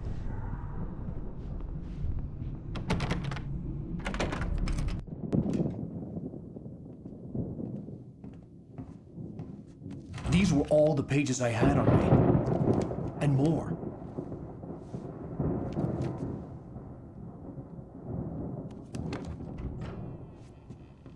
Alan, please. You're sliding back into the... Tell me one more lie and I'll shoot you in the face. Ah, well, it was worth a shot. Really, Wake, come on. Let's work together on this. You have no idea... Hartman, shut up! Barry, get out of here. I'll catch up with you. Get a car. Oh, Al, let's just... Go! Wake, listen to me. This is a mistake. Don't you see? Together we can create something absolutely wonderful. With your ability and mine.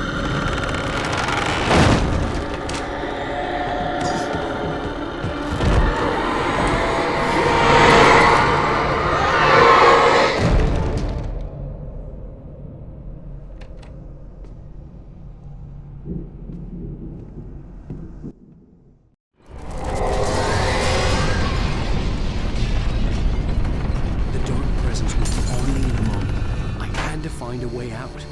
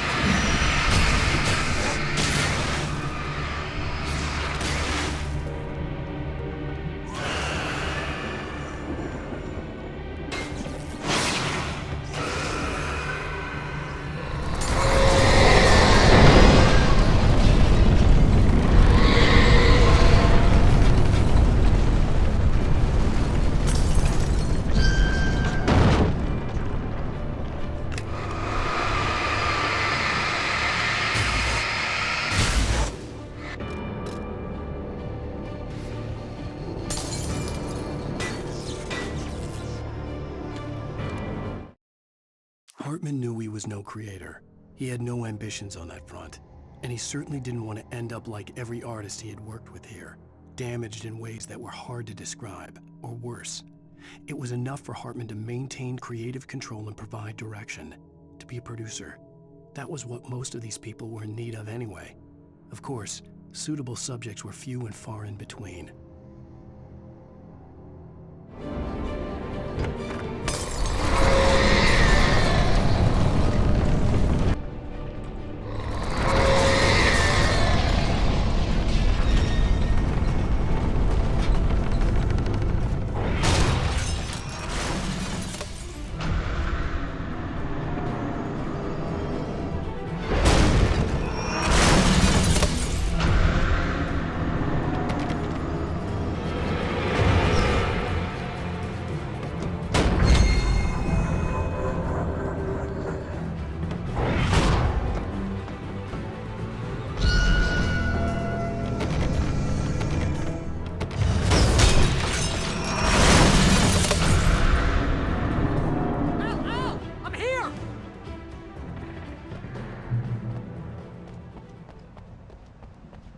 I found the car, but the gate's locked. You're gonna have to go through the hedge maze over there.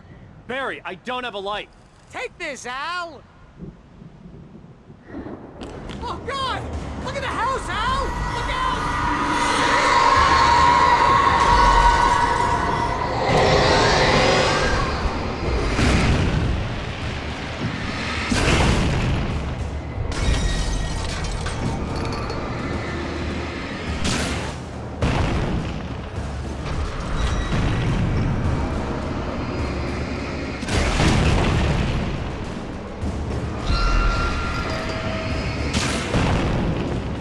Come on, Al! We gotta go!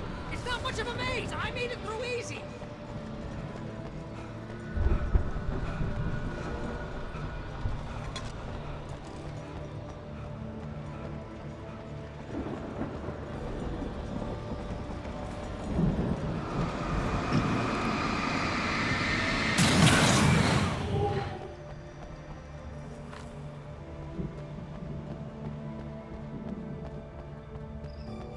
Oh, jeez, Al! The house looks bad! Let's get out of here!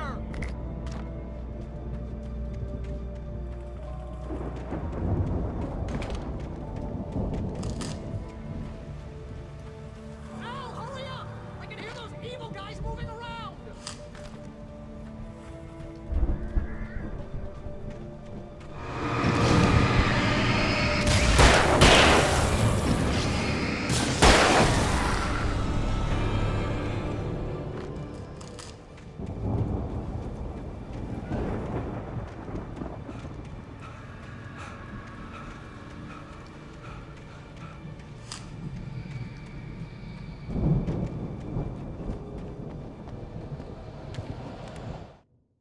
I stared at the Viking paraphernalia that littered the area, surrounding an unlikely centerpiece. A full-size stage complete with an impressive sound system with all the trimmings, including a dragon. It took a special kind of crazy to build something like this in a remote field. When the sky split open with a deafening boom and the music started blasting, it felt strangely appropriate.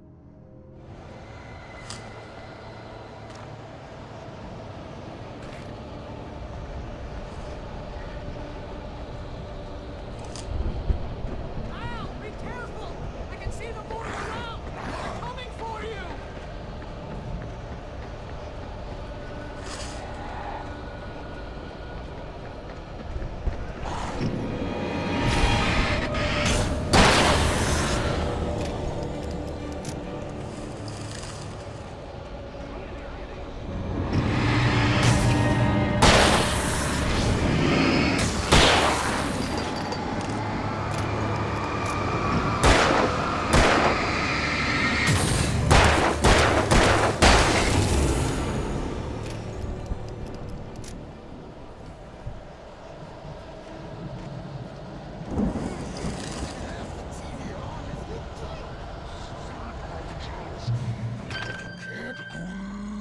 Rule the channel. We'll turn it off.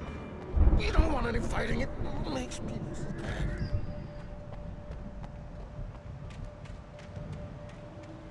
You get 2 pills in the morning, and then you'll be nice and calm all day long.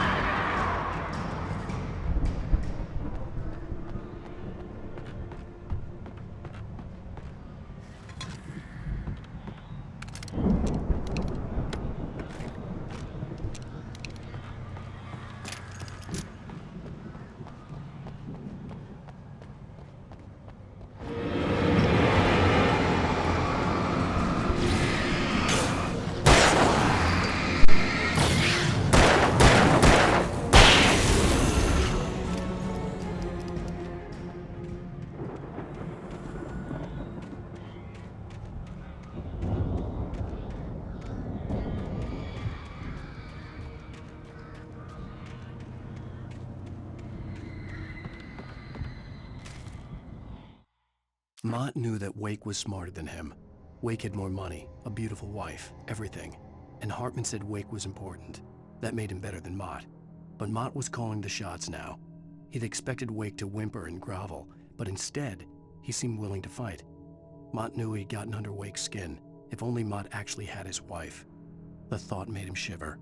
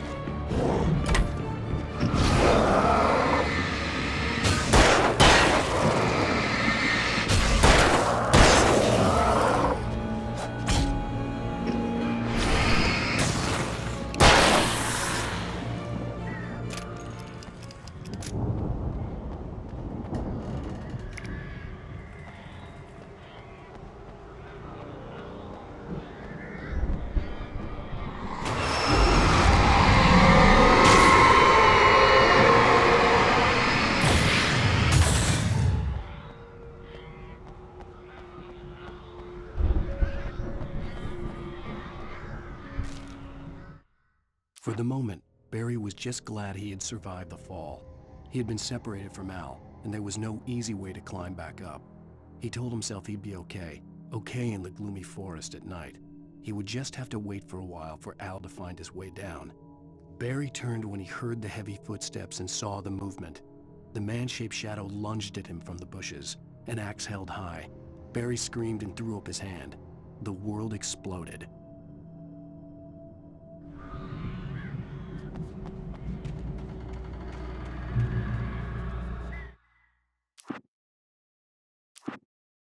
Hartman followed the fall of Alan Wake with his binoculars. When the rider hit the water, he ordered Jack to take the boat to him. The spot was easy to see in the dark, even with all the extra lights in the boat. The flare floated and kept burning even in the water. Jack turned the radio louder as the engine sputtered. The music was rough and clanking, something the Anderson brothers would no doubt have enjoyed. But Hartman chose to ignore it. Wake was finally within his reach.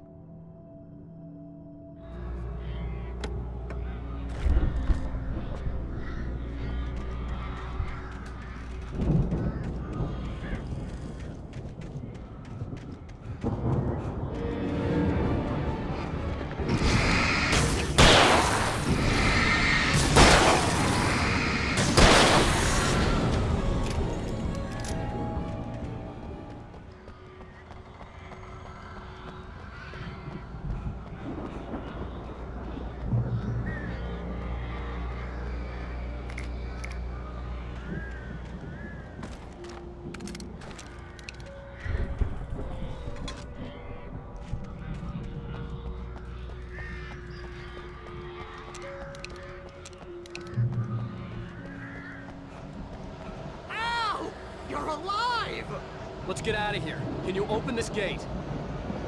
Maybe. Barry. Well, I slammed it shut when the nasty showed up, and the key fits kind of loose in the lock, so, Barry, I'll find it. Don't worry about it.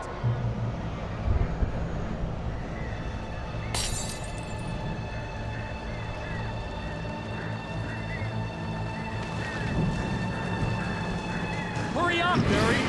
I'm on it!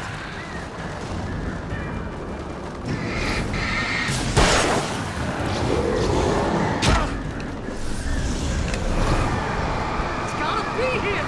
Just hang on, Al!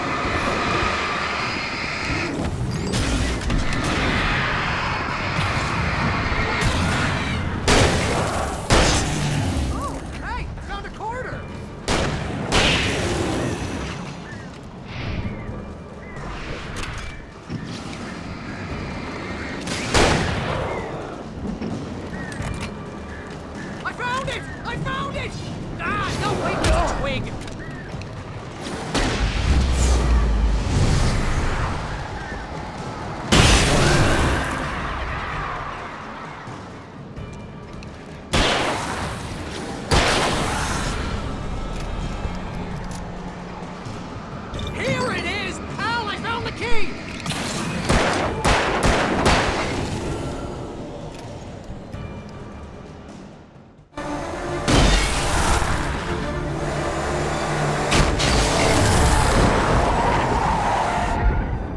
Al, please tell me we're headed for the nearest "You're now leaving Bright Falls. Come back soon" sign. We're going to the Anderson farm. I knew you were gonna say something like that. You know what? You owe me big time for this. When this is through, if we make it, I don't care what anybody says, I'm done with darkness. You're gonna buy me a tanning bed as a gift, and I'm gonna live in it.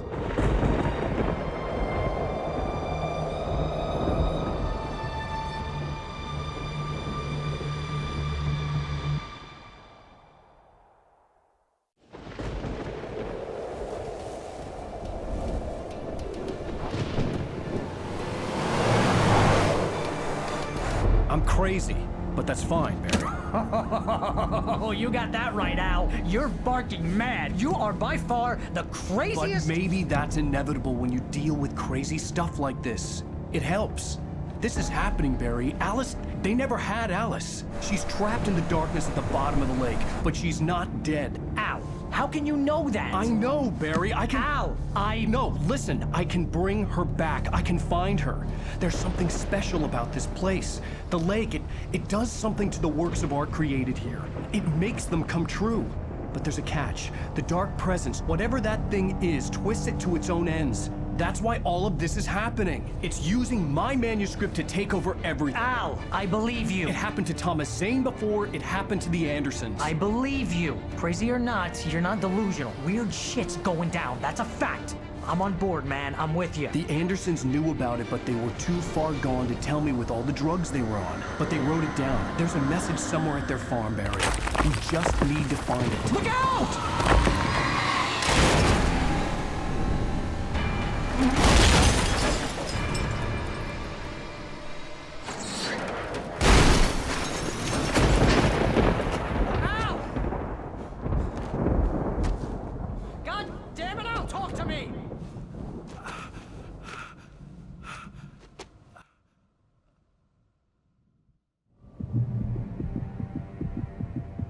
I had lost my gun in the crash.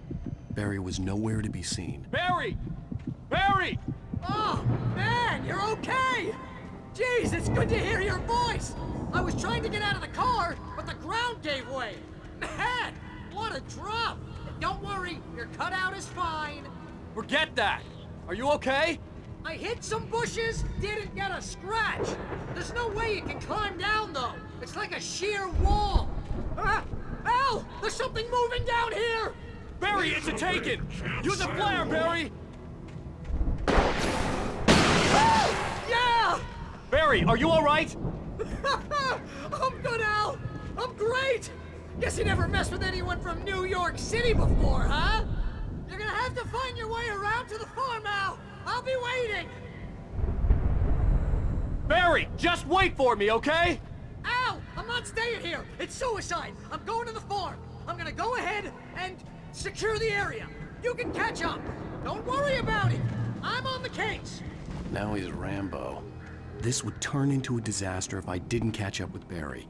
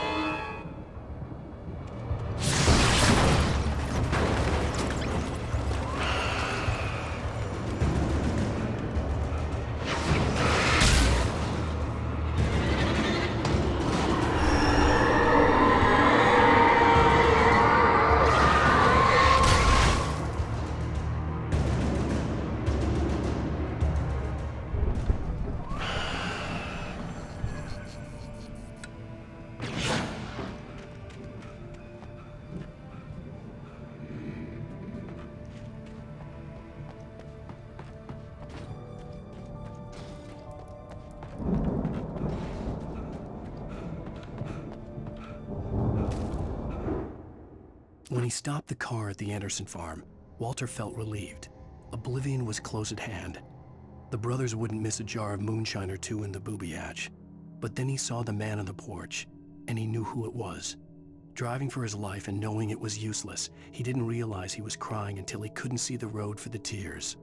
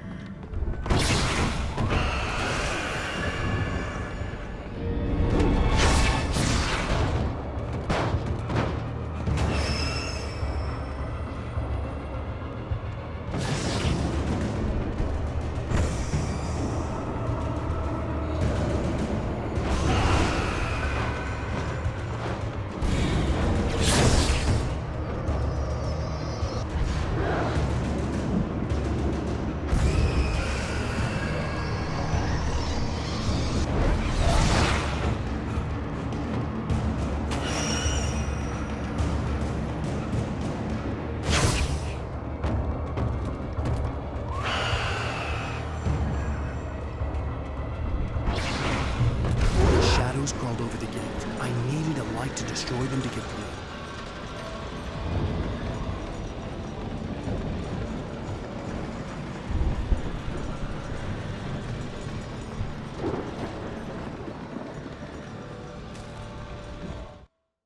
Agent Nightingale stared at the passed-out rider. The man was sleeping off one hell of a night. Nightingale felt a stab of envy at Wake's oblivion, but he had a job to do. He put the gun to Wake's head and almost became a murderer. His hand shook and his throat felt tight and dry. Biting his teeth, he tried again to pull the trigger. He lost the nerve. Wake stirred. Nightingale would have to settle for an arrest.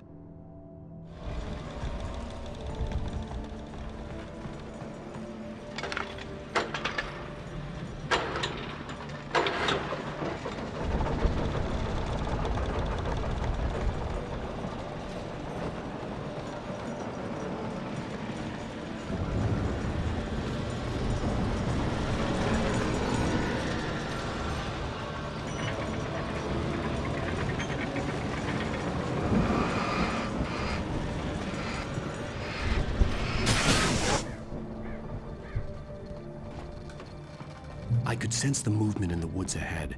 Facing the enemy without a weapon was dangerous, but I had no choice.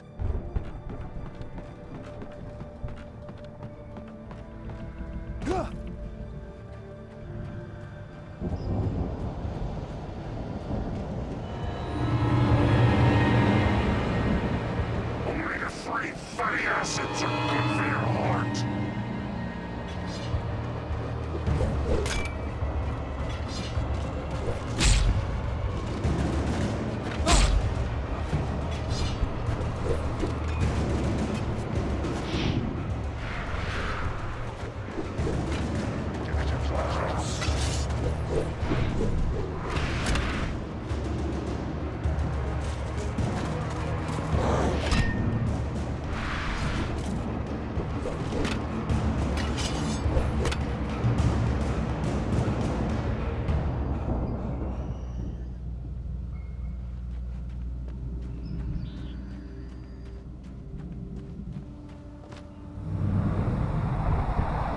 A car was driving away from the farm, headed in the same general direction as I was.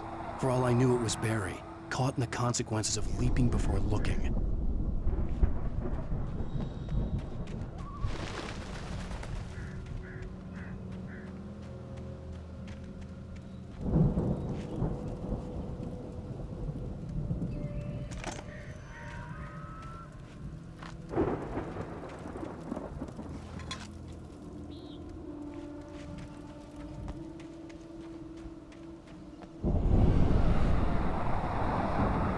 The car was heading for the cabin up ahead. It wasn't far.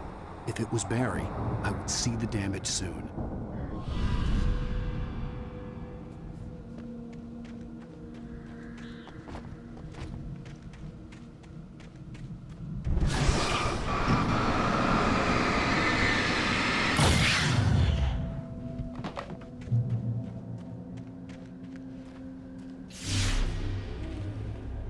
I'm trying to deliver each page to the right time and place. I'm trying to show you how the story goes. I had seen glimpses of the light before. I had seen it in my dream. It was a strange spaceman or a diver in a bulky suit. He was the one who'd been placing the pages on my path. The dark presence followed the choreography laid out to it in the manuscript, growing stronger and stronger, moving like a storm from one scene of destruction to the next. But it was still bound to follow the story and chained to the dark place it came from. When the story reached the end it longed for, it would finally be free.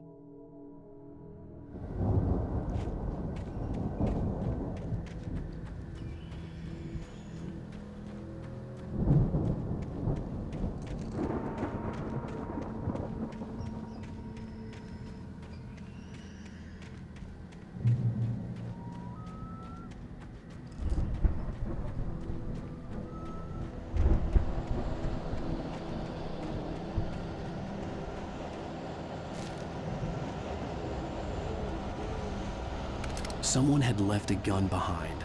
Now I had a fighting chance of reaching the farm.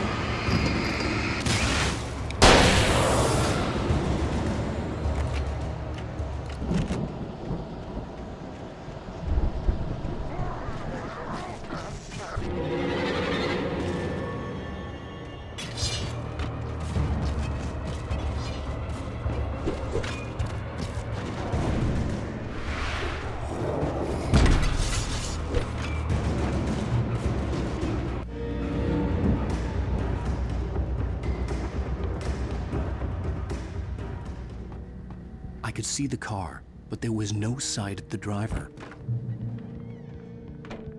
Hello? Anybody here? Barry! No! Danny, you're not! Please! What are you? No! Don't! I'm sorry!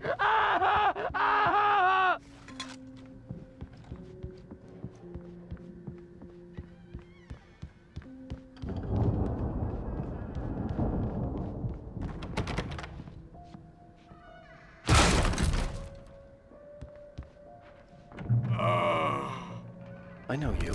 You were in jail the other day.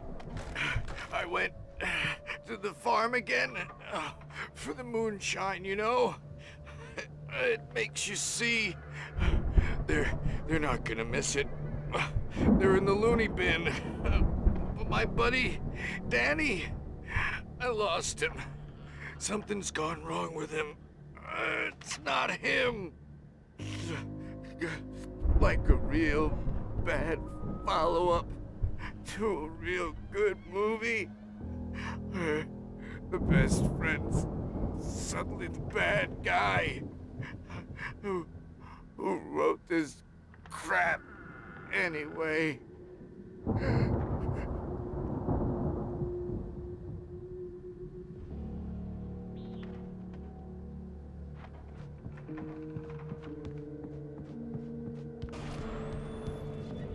I've run through every possible course in my head. If I continue like the Dark Presence wants me to, the story I'm writing won't save Alice. It's a horror story, and it's going to kill her, and me, and everybody in this town. No one will survive. Darkness will consume everything. This is what it's wanted all along. It will be free, unstoppable. It used Alice to get to me, dangled her in front of me to keep me going. It was never going to release her. I'm going to change this. I'll escape. I've written myself into the story. I'm now the protagonist. This feels like a terrible risk, but it's the only way to save Alice. I'll be bound by the events of the story just as much as anyone else who's been woven into it. The story must stay true for this to work.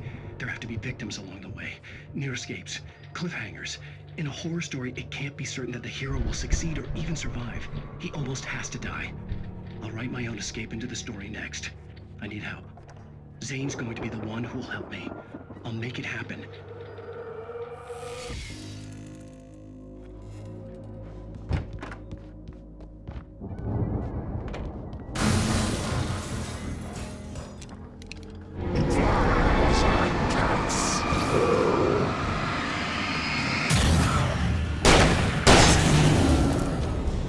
Let me guess. Danny, huh?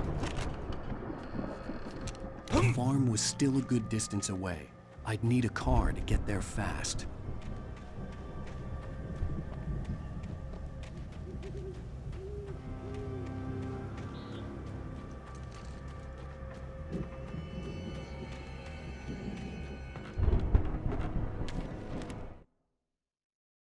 The storm raged on as the Anderson brothers walked unsteadily away from the clinic with the other patients in tow, knowing that this time they wouldn't return. The darkness around them seethed with horrors, but Tor and Odin were unafraid. Their eyes glinted with guile. They knew every secret path, and there was blood on their hands. They had fought these shades before. For a moment, Hartman considered strangling the idiot. Mott was mean-spirited, but easily manipulated. An emotional infant who lived for his approval. Wake, by contrast, was a far more difficult subject. Mott had given him too much leash. In 2 days, who knew what could happen? Hartman would have to find a way to rein him in, and quickly.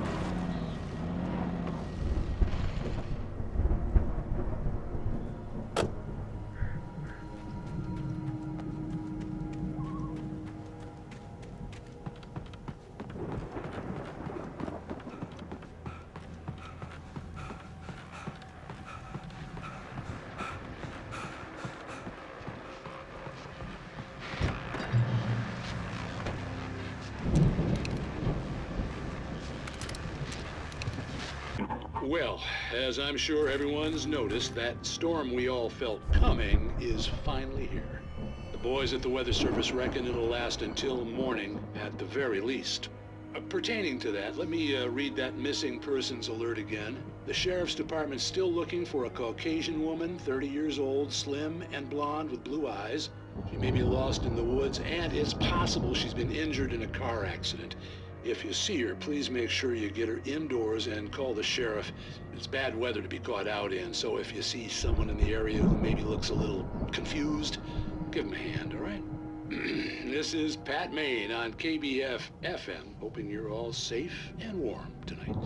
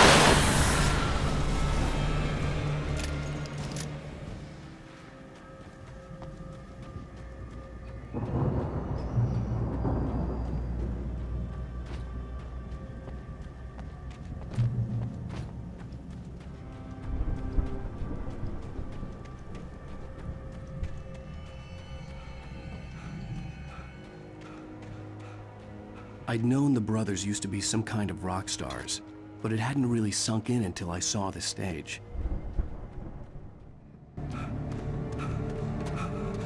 Ow! Run!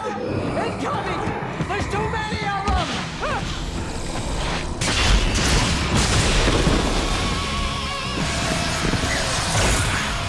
God damn!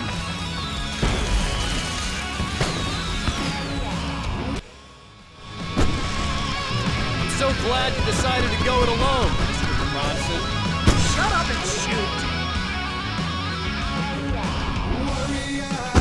Ow! We have to fight them all! I can set off more fireworks from here and help you out! Hey, Al! Did you notice there's a lot of ammo and stuff around? This place is stopped! Al! Hold on! I'll try to get the stage lights on!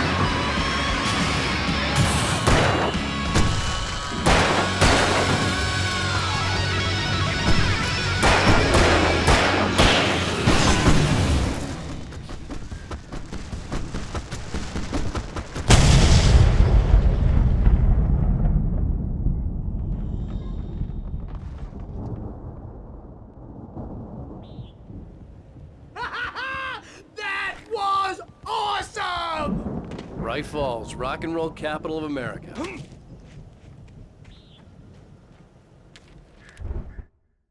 Deputy Mulligan tuned Thornton's chatter out. He didn't think writers were particularly useful people, and a huge manhunt for one struck him as idiotic.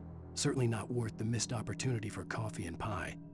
It wasn't even clear what the man had done, except run from them at the trailer park. Mulligan knew he wasn't alone. The sheriff's patience with the Fed was running out.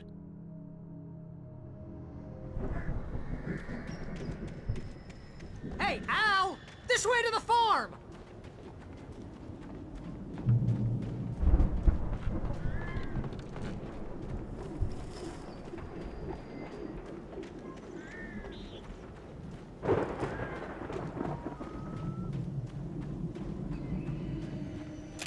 See, bestseller, no reason to worry. Your cutout's good as new, right where I left it.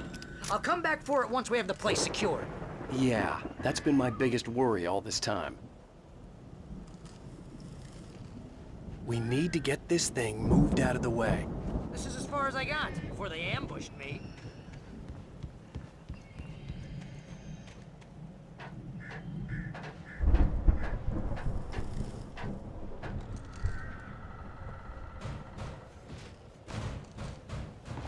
Hey, I think Alan Wake here has something to say. What's that, Al? I'm Alan Wake. I'm always right about everything. And if I don't get my way, I'll sulk all day long. I'm always intense and moody. It makes me very attractive and mysterious. Right now, I'm just standing here because I need my best friend Barry to carry me. But that's okay. I can just take him for granted. I think I see what you did there. Yeah, it was pretty good. You want me to do my imitation of Barry Wheeler? No? Thought so. Wow! You look at that thing, Al! They really went all out with this Viking crap, didn't they? Sleep. We all spend a third Oh, of our Night dreams in its Springs, soft embrace, man! somewhere What's between that memories? fantasy and Hey, oblivion. remember when I got you that gig? But Your dreams first have a real way of writing forcing job. What got you themselves into started? life, Was this one of your or vice episodes? versa. In Night Springs. Tonight's episode, The Dream of Dreams. That's by someone else. We join Mr. Jones as he explores the endless dreamscape, only to be brought to a sudden stop by a decidedly mundane situation. A long line of people. Hey, Jones, right? Listen, we're gonna have to wait until His Highness over there is good and ready. Oh, wow. Who's that? You don't know him? What are you, new? He's the guy dreaming us. Well, not just us. He dreams everything. All of this. But wait, no. I'm the one who's dreaming. I'm asleep. Isn't this my dream? Oh, yeah. Sure. Get real, pal. You're just another dream. I'm a dream. You're a dream. The weirdo in the diving suit is a dream. And the girl made of smiles and sunshine is definitely a dream. But I'm pretty sure I'm dreaming this. Well, maybe you're a really confused dream. What am I, a shrink?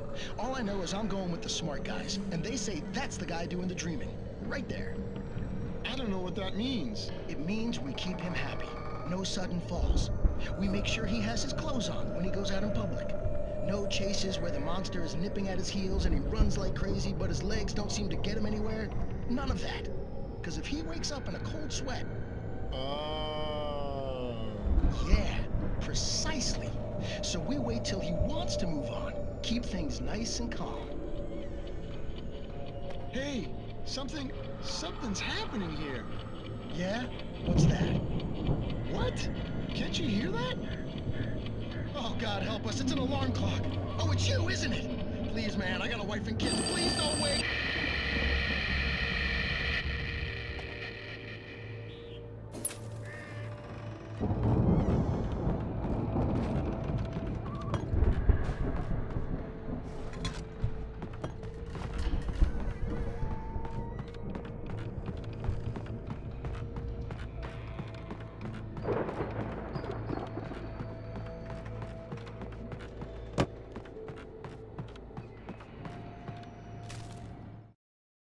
It's 1976. Madness reigns at the Anderson farm. Contrary to all logic, The headiest ingredient of their moonshine is unfiltered water from Cauldron Lake. The Andersons feel like gods. Odin can't stop laughing. He contemplates cutting his eye out. Tor runs across the field, naked, shrieking, hammer in his hand, trying to catch lightning. Their songs have power. Something ancient is stirring in the depths, coming back. The Viking boat looked imposing, almost like a battering ram.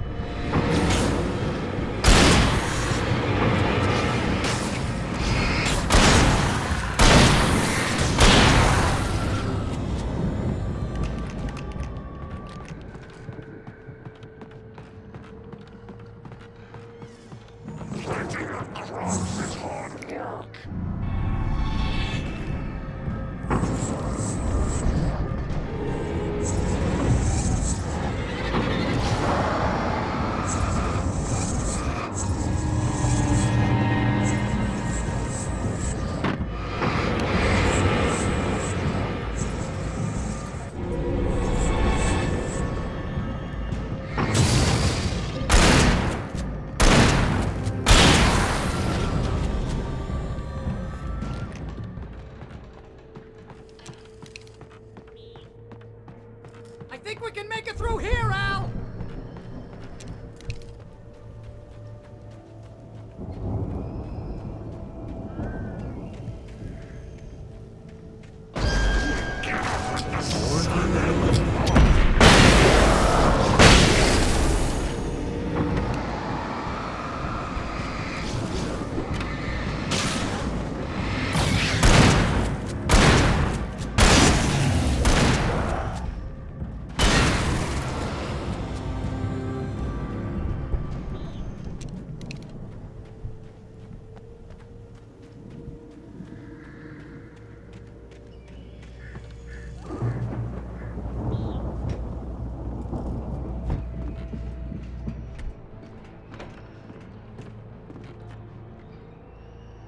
Wow! Those geezers had quite a production going on. Ooh, you know what, Al? If we make it through this alive, I'm gonna start representing them. Yep, sell this stuff online, maybe get a reality show going, release a new single. Good luck with that, pal. Hey, you find us a way out here, okay? I'm gonna take a closer look at this stuff.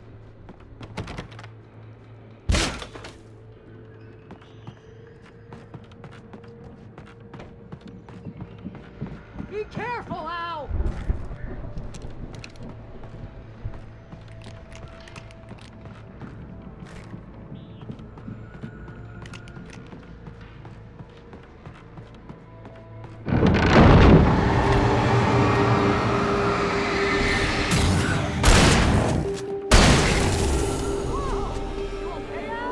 I'm good. Keep your eyes open, okay?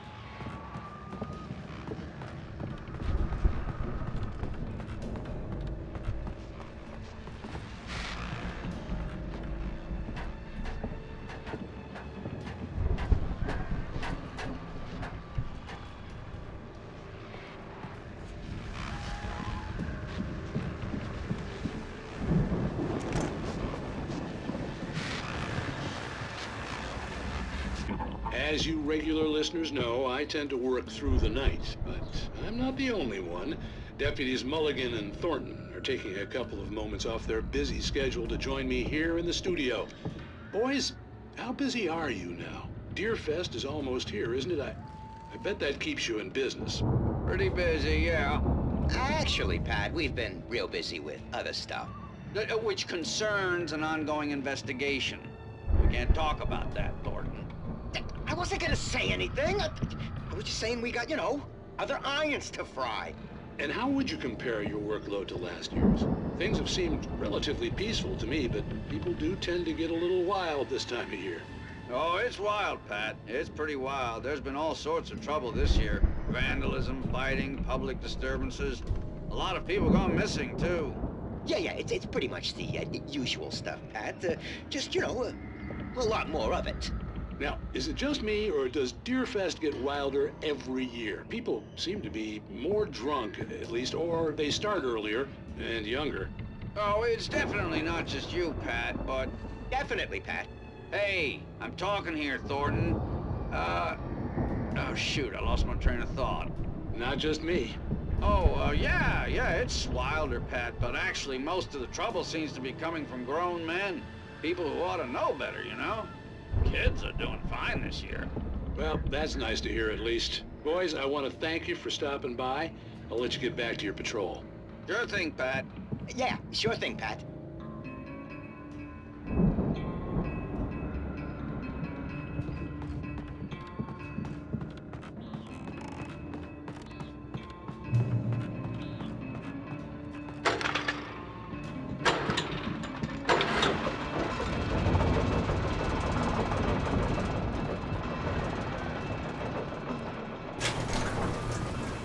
I could see the building that had to be the Andersons' home on the other side of the field. It wasn't far now. I wasn't worried about trusting the ramblings of two burned-out geriatric wrecks. They had the goods.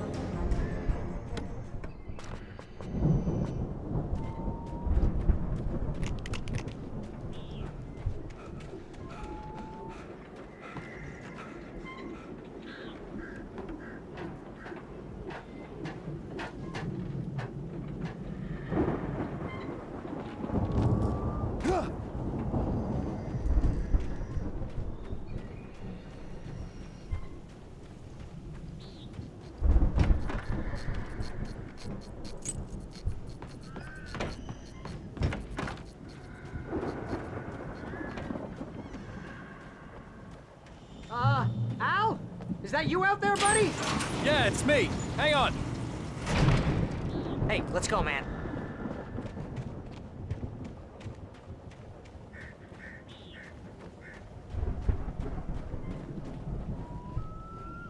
I think we're gonna have to work together to open this gate, Al.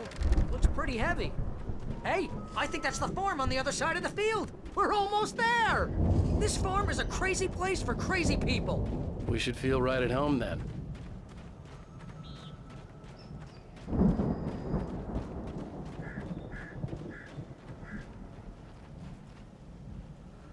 Come on, one more gate. Let's do this thing.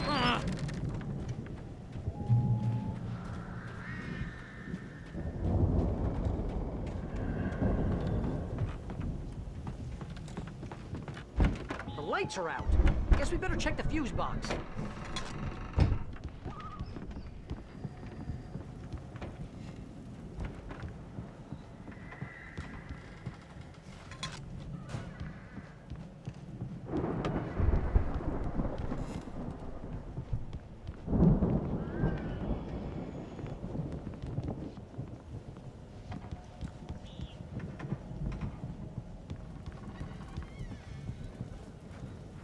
The power downstairs was out, but I was sure I could fix that at the fuse box. You know, this place looks kind of lived in. I thought the Andersons were in the booby hatch. Yeah, I don't think they keep too close an eye on them at the clinic. They seem to slip away a lot so they can get wasted. No kidding!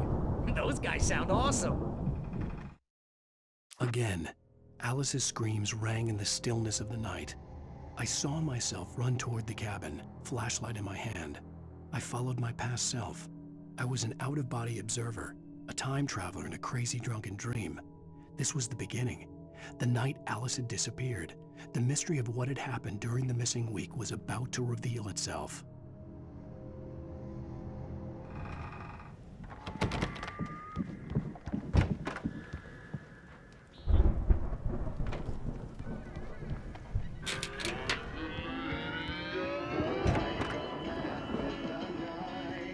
Can you hear that, Al? Music? Of course, we need to find where it's coming from. That's the message the Andersons talked about. That's the whole reason we're here. Lady of the Light? Oh, that's gotta be what's-her-face, the crazy lamp lady from the town. Cynthia Weaver. Right! Must be.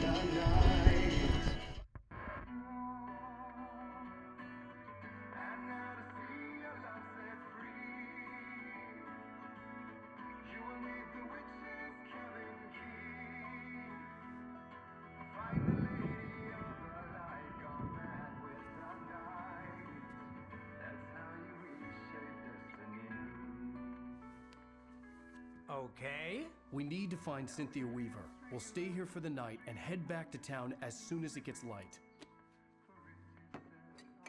Hey, Al. Lots of hours before dawn. Might as well get some rest. And by rest, I mean drunk. Come on, Barry, this is... Yeah, what the hell?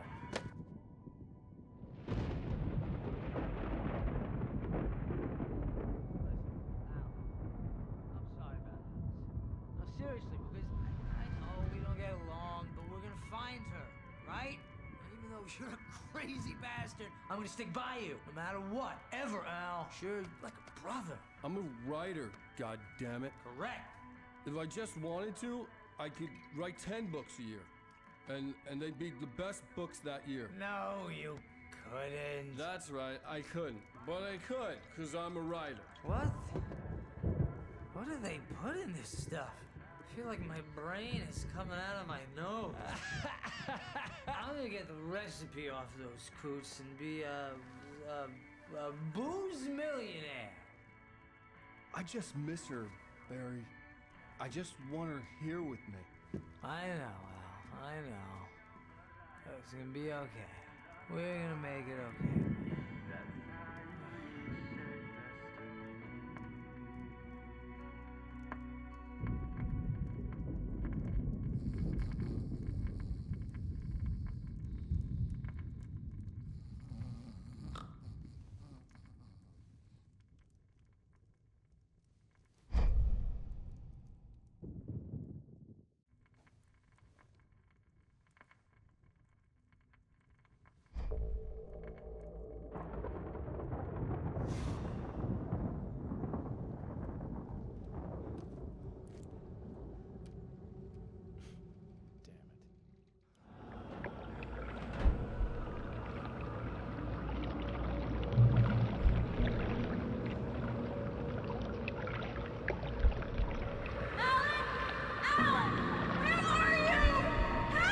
Alice, I'm coming!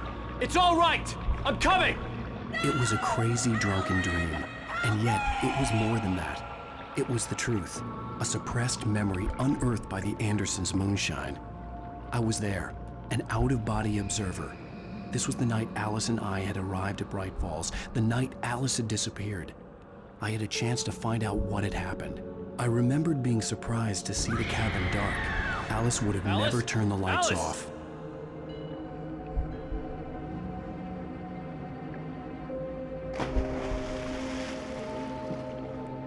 I remembered thinking I caught a glimpse of her form underwater, sinking into the darkness. Diving after her was the last vague memory I had of that night. After that, the next thing I could remember was waking up behind the wheel of the crashed car and finding the first pages of the manuscript.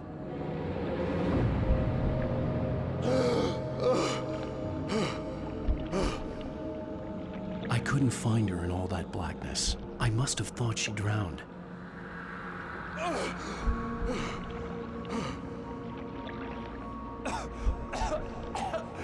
Alice! Jagger had Alice, and so she had me. Alice!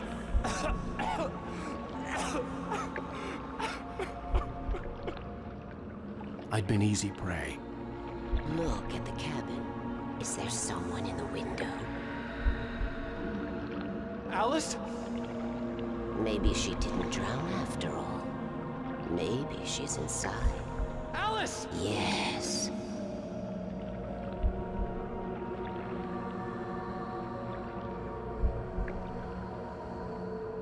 The dark presence had touched me.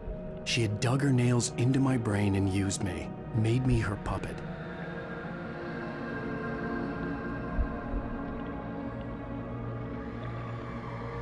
She must be here somewhere. Maybe upstairs in the study. Alice! Yes, that's where she is. You can apologize. Alice! You'll laugh at the whole thing together and put it behind you. Alice? She's not here. You were foolish to think so. No, she's dead. She drowned. No, no, no! It's your fault your wife is dead. You are guilty. All she wanted was to help you right. You killed her. Ah! Oh, hush. There's still hope. Cauldron Lake is a special place. Here, you have the power to change things. She wanted you to write. I will tell you what to do.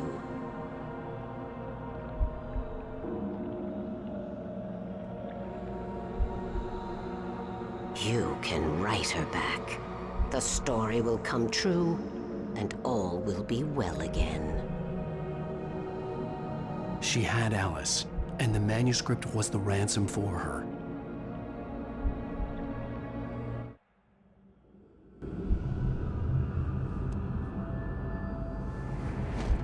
Yes.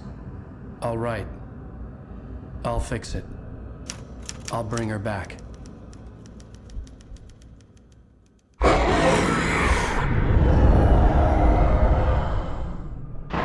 No. I wrote it. I remembered it all now. In the dark, I'd written for days, a week, almost a complete manuscript of a novel entitled Departure. Jagger had been my editor, whispering in my ear, making sure that the unfolding story would make her more and more powerful. I thought I was saving Alice. Even with the cobwebs she put in my head, some part of me had been aware enough to write my escape into the story, to bring a light into the cabin to release me before I could finish, to interrupt the horror story before the ending, where darkness consumed everything and everyone. Zane was weak and far away, but I had written him into the story, and his light had been enough to set me free. It isn't here now. I'm here because it was written. I brought the light to set you free. You must hurry. It will know I'm here. It will be back soon. It stole the skin of my Barbara a long time ago. She looks so old.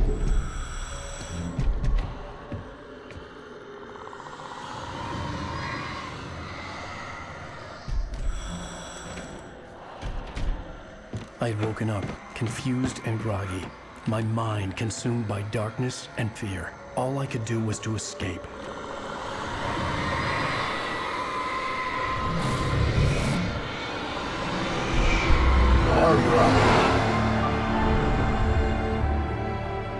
The week spent in the cabin had taken its toll.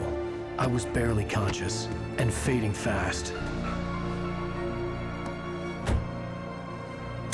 It had to have cost Zane terribly, thrown him even deeper into whatever dark place he now haunted. But he had managed to weaken the dark presence, kept me safe that night.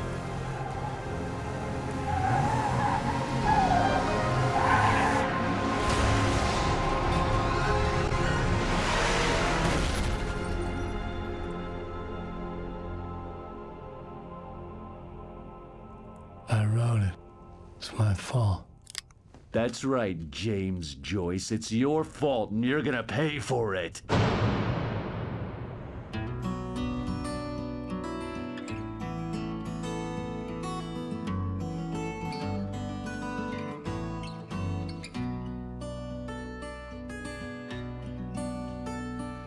There's an altar wrought with mystery of Tom the poet and his muse, and a magic lake which gave a light to the words the poet used.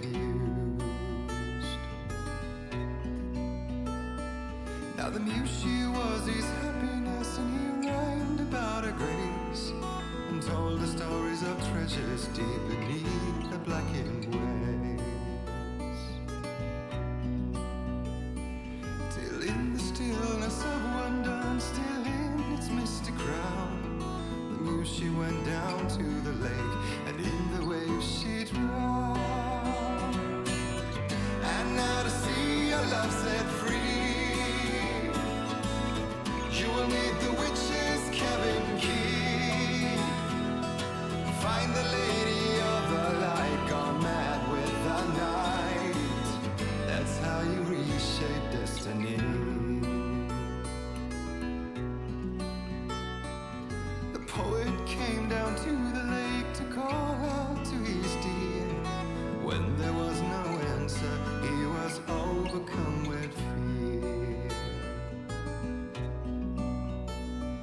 He searched in vain for his treasure lost, and too soon the night would fall, and only his own echo would wail back as his call. And when he swore to bring back his love by stories he'd create, nightmares shifted in their sleep in the darkness of the lake.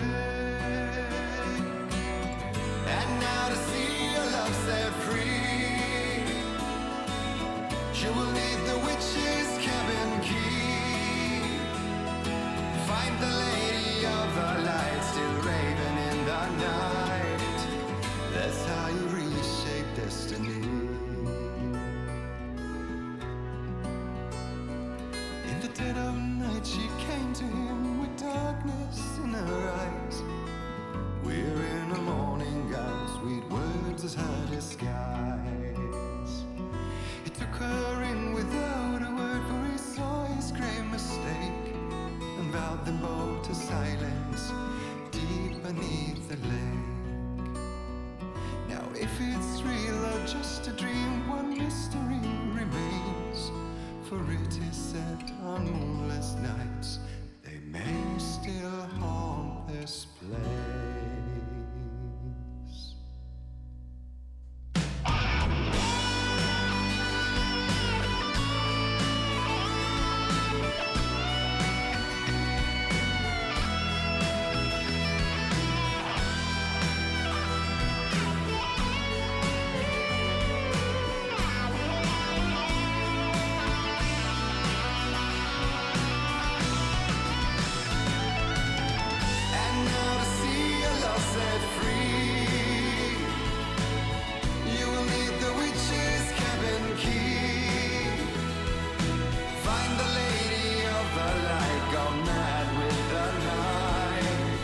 That's how you reshape destiny.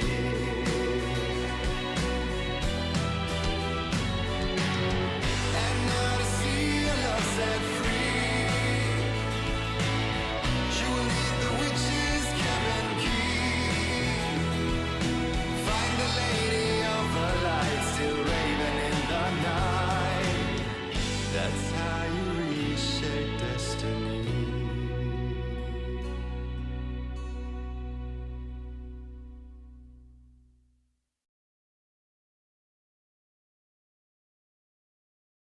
Previously on Alan Wake.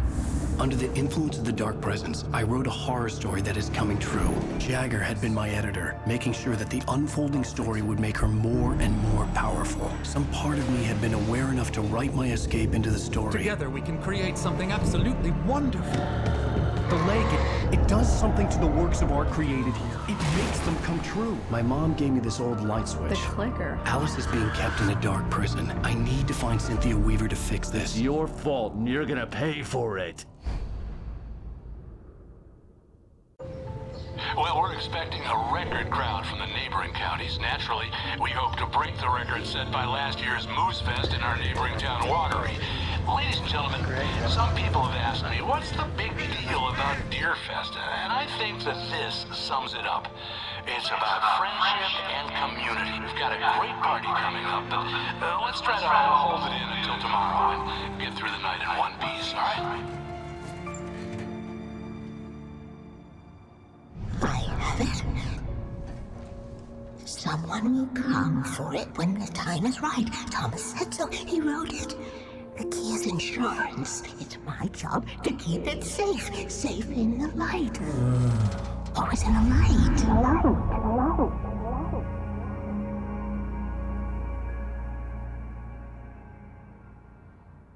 Manuscript pages were gone. The FBI agent had taken them. I think my tongue just took a crap in my mouth. Ugh. Oh, wait, we're in jail now? Al. Al, this is not good. That about sums it up.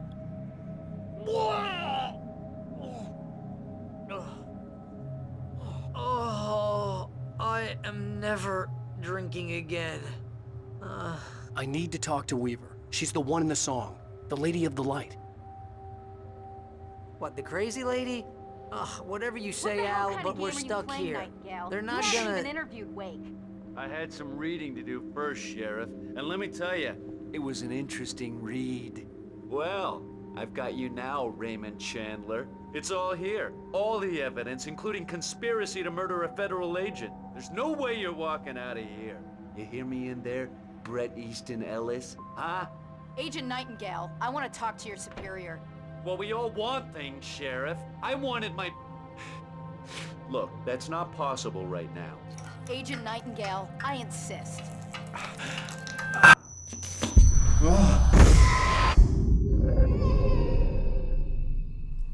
Wake, what's wrong? Lady, are you stupid? It's a trick. It's an obvious trick. Okay, I've had enough of this crap. Wake, I'm gonna trust you with this. You're joking. Agent Nightingale, your opinion would matter more if you were sober and if I actually believed you were here on official business.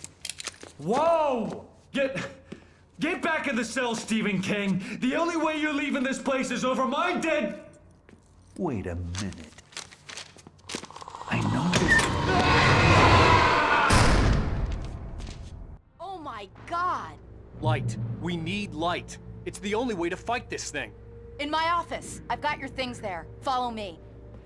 Oh man, we're sitting ducks with the light. Nightingale tried to make sense of the manuscript. It was disjointed and strange. He didn't understand half of it, but it all rang true. Impossibly true. He took out his hip flask when he reached the page that described how he reached the page that made him take out his hip flask. It wasn't the booze that made his mind reel. It's out. Stay cool. I can get the emergency power. Nightingale felt the situation veering out of his control, but the gun at least felt steady in his hands. He was ready to fire, resolved that he would let this happen over his dead body. And yet he hesitated. He had seen this moment before, read it in the page. He was transfixed by the déjà vu and the horror that he was a character in a story someone had written. Then the monstrous presence burst in behind him and dragged him into the night.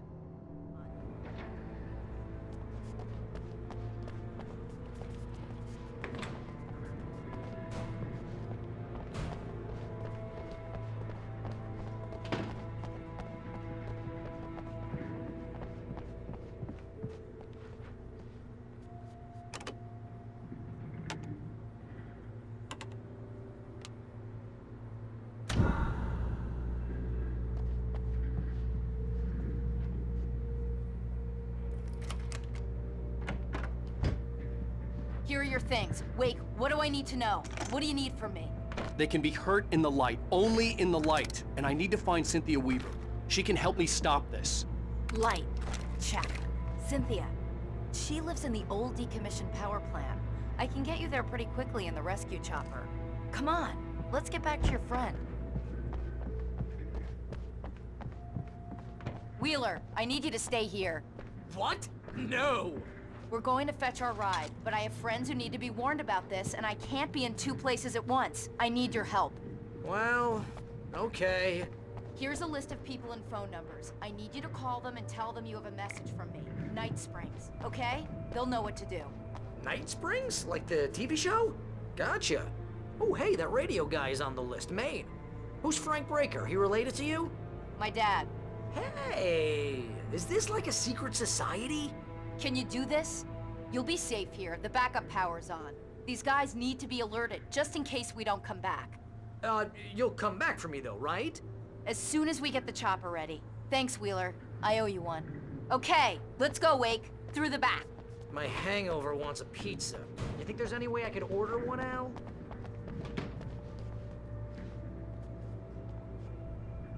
Hello, Mr. Breaker. This is Barry Wheeler. Oh, hell. Whatever took Nightingale must have broken the gate controls. We can't reach the gate's control box from here. We need to get to the other side over the rooftop. I'll go. I'll open the gate for you once I'm across. You stay here in the light and cover me, Sheriff, okay? Are you sure? Okay then, but hurry.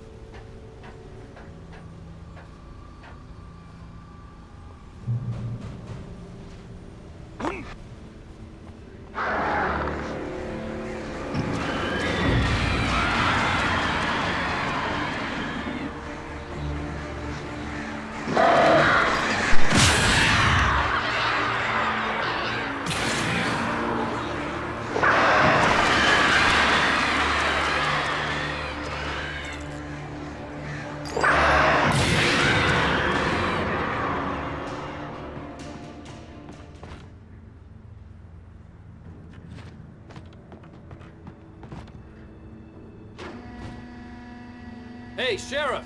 Your password. Night Springs? What's that all about? It's a stupid joke we have. That Bright Falls is the original inspiration for the TV show. This town can get weird at times. Never this weird, though.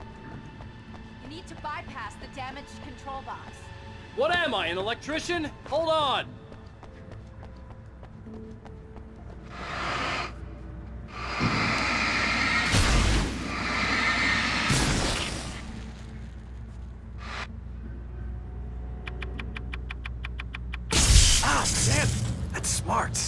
Good job, Wake. Okay, stick close. Our first stop is the town hall. The keys to the chopper are there. Shift Nicholas.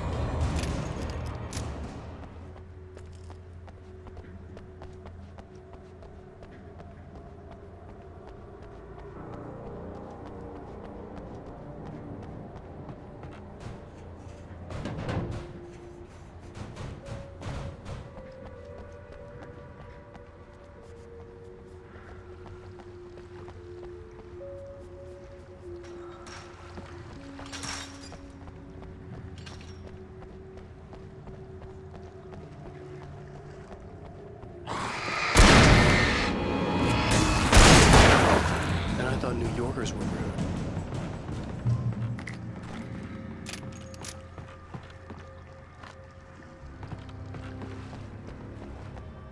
You have the right. Understand these rights.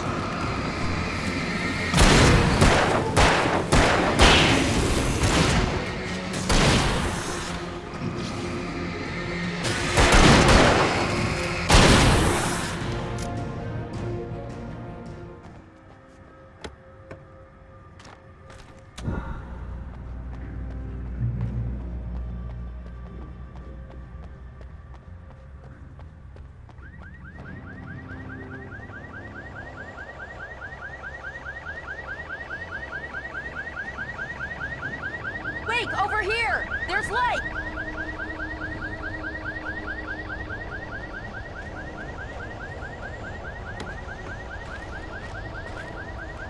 I have a key.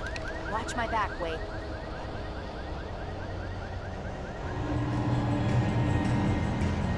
It's an ambush.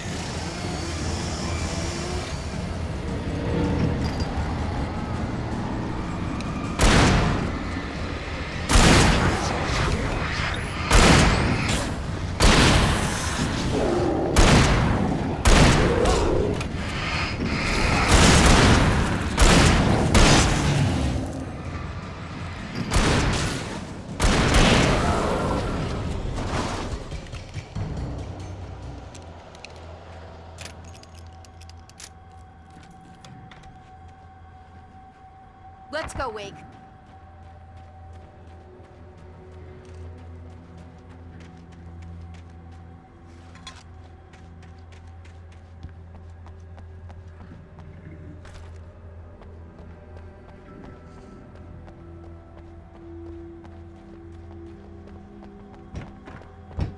Okay, someone's messed with the fuse box here, but you should be able to jury-rig it while I find the keys. I already got electrocuted once today. How about I look for the keys and you get burned for a change? Fine. They should be in the clerk's office on the other side of the building, near the main entrance. Gotcha. The keys aren't upstairs, Wake. I'm just gonna take a quick look.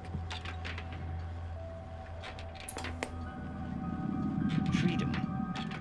A fusion of vigilance, conscience, and uncompromising clarity of vision. A need so fundamental, it permeates our very being. And yet, a man may be brought to his knees in a single heartbeat. In Night Springs. Tonight's episode, Taken in His Prime. For young Manny, the night hasn't been kind. He's a marked man, selected for a lifetime of servitude after answering an ad in the newspaper. But first, a little field surgery is required. Well, well, look what I found. Ah, please, no! Yeah, I think you're just about ready for it. Best if you don't resist this, kid. We gotta beat it out of you. What? I don't understand. What did I do? I just wanted to get a job in the service industry. Well, you're gonna serve all right.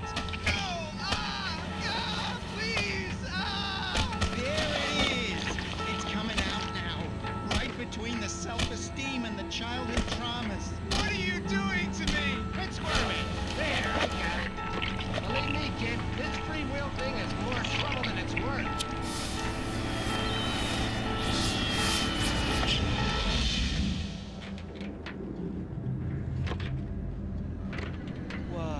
What was that? Oh, nothing for you to worry about, Manny. I don't know what I'm supposed to do. We'll tell you all about that. Don't you worry. Another vacant worker ant, birthed in fury and violence for the pleasure and convenience of ruthless and malicious men. stranger things can happen here in Night Springs.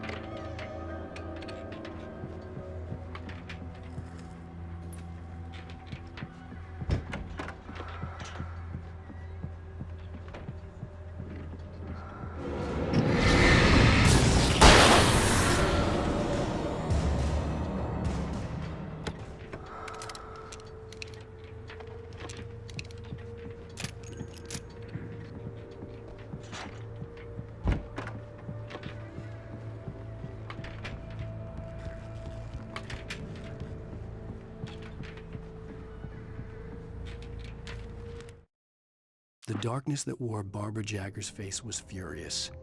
The story in the manuscript had been making it stronger all the time, but now the light had set the writer free and hurt it, weakened it. It was only a matter of days before the dark presence would be strong again, but meanwhile, it would be difficult to recapture the writer.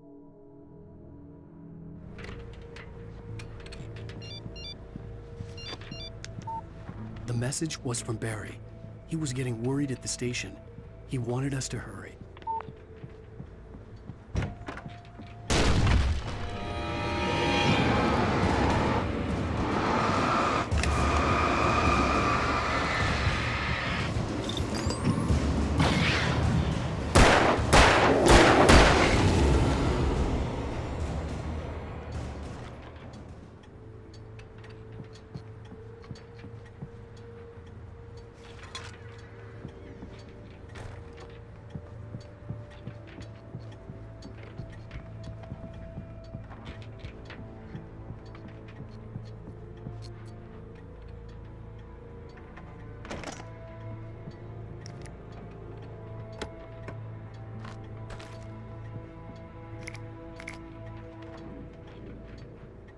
Okay, Sheriff, I got the keys.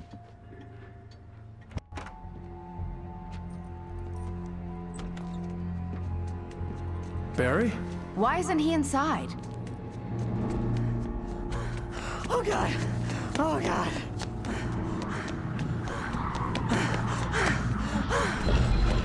Barry! Look out! Barry, move!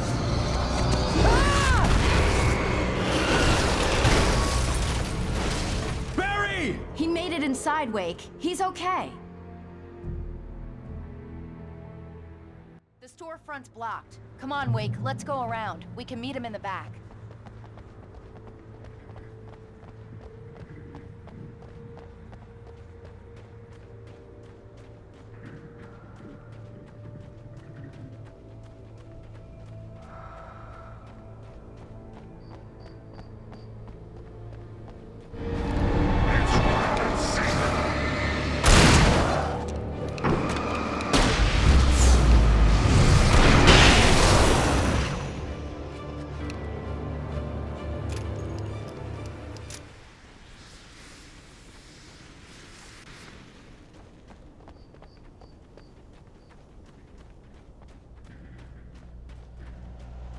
We can make it through the bookstore. Wheeler should be waiting for us in the backyard. Keep the hell down or I'll call the sheriff!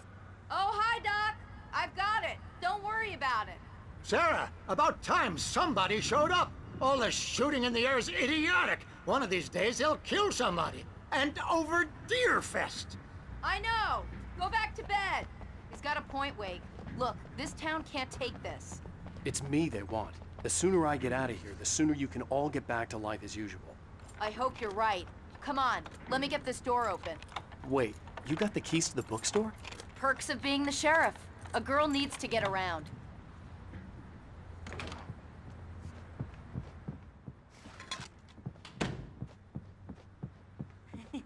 They're really taking advantage of your presence here, Wake. I heard they're selling a lot of your Alex Casey books. Right now, I'm not a big fan of my own writing. Cynthia Weaver worked hard, following her obsessive rituals, sometimes fighting them, always giving in to them in the end. She haunted the halls of Bright Falls abandoned power plant. She marked her caches with light-sensitive paint that could only be seen by eyes that had been touched by darkness and saved by light like she'd been. She was preparing defenses and supply lines for the war she knew would come. The war between the forces of light and darkness. I don't see Barry. Look! Wake! Maybe that's him. That's the way to the chopper.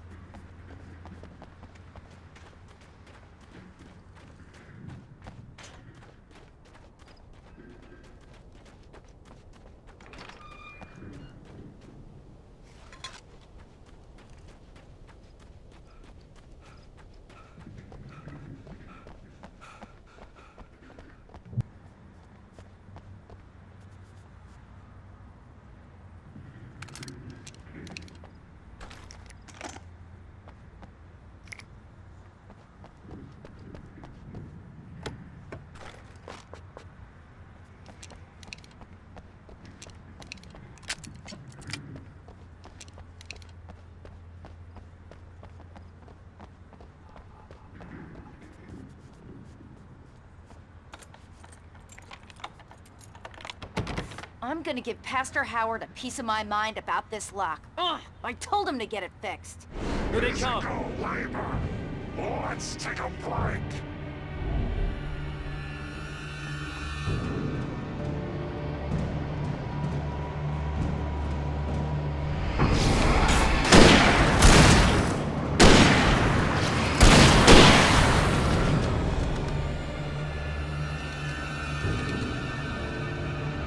Omega-3 fatty acids are good for your heart.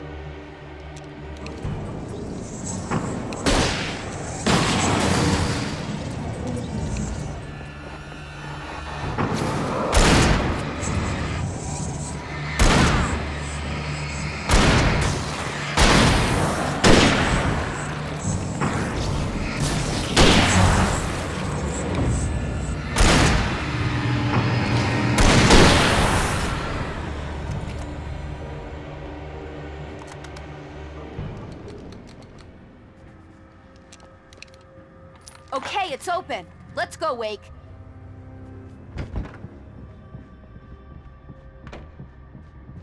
Wow. We keep them lit all night long on the night before Deerfest. Why? Well, it's tradition. For it to be free, the Dark Presence needed the writer to finish the story. Again and again, the story let it get frustratingly close to the writer without letting it capture him.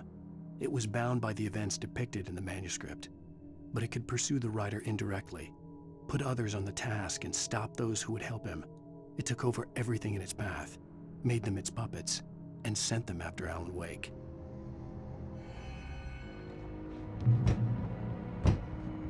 We're almost there. We'll have to go through the basement to get to the parking lot. Yeah, there's no way going through the crypt will turn out to be a bad idea.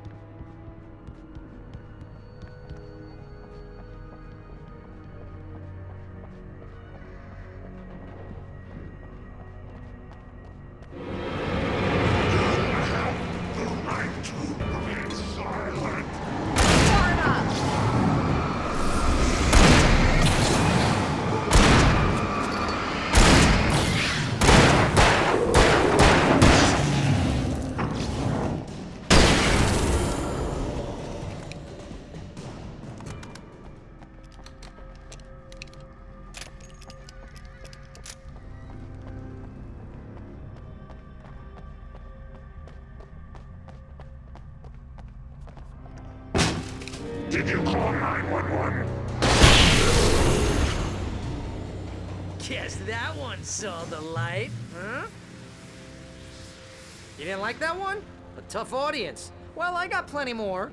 What are the Christmas lights for? Protection, man! Like garlic against vampires? Vampires. The helicopter's just across the parking lot and up the hill. Come on!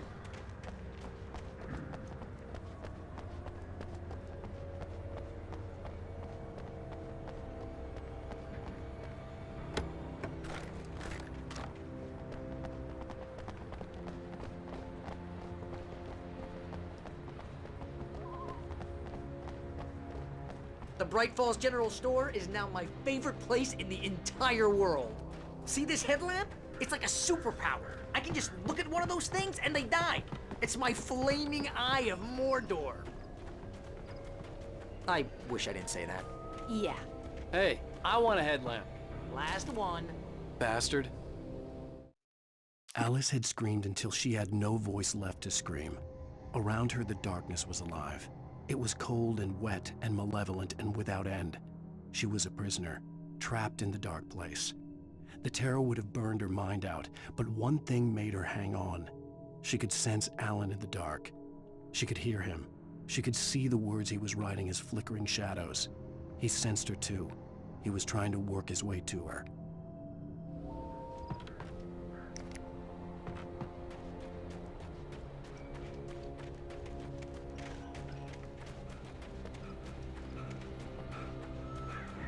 Someone throws a damn school bus at your head and you're about to take a helicopter ride with someone who may or may not have a pilot's license. You're cleared for departure to Night Springs. No offense, Sheriff.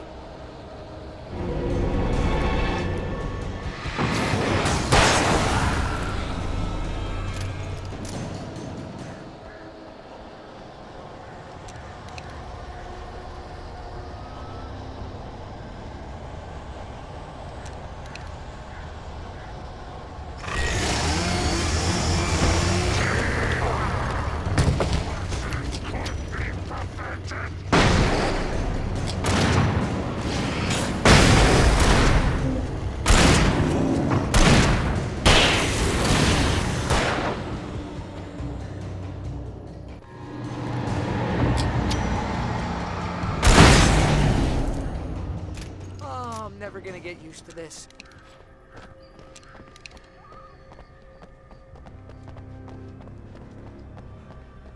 The helicopter's just up ahead. I'll need a while to prep for takeoff. Don't take too long. I want to get out of here.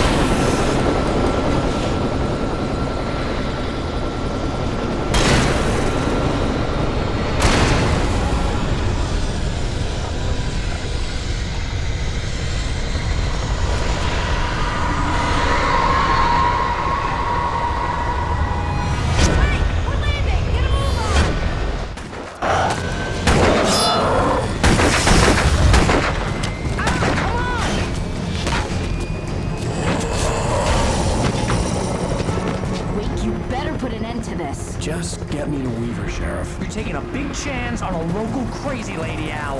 I hope you're right about her, or we can kiss this town goodbye.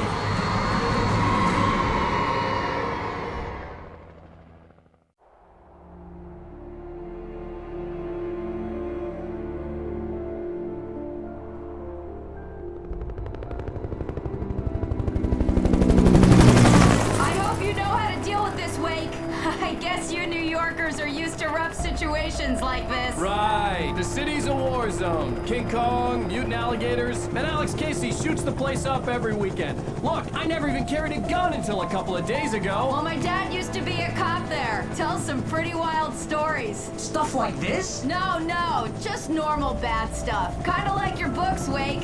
I used to tease Dad that he was just like Alex Casey. You've read me. Oh, sure. You're a pretty good writer. A little heavy on the metaphors, maybe. Nobody's ever said that before. We're coming up on the power plant. See the lit building over there? And that's the dam further up the river. I can't land here. I'll take her down the road across the river. Just get me there, Sheriff.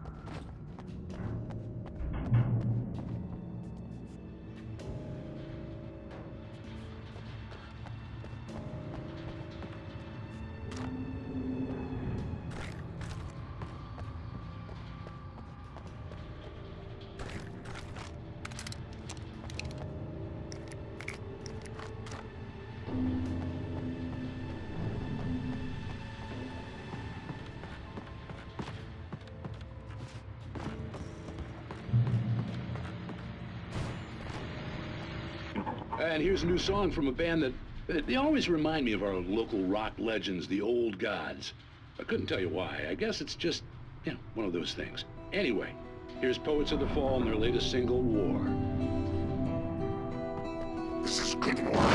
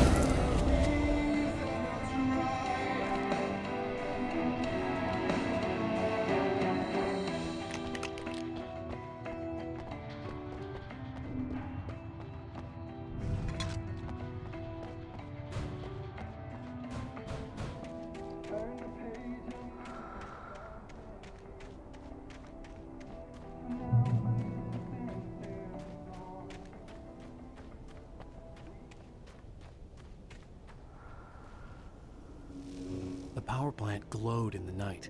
It was close, but I had to find a way across.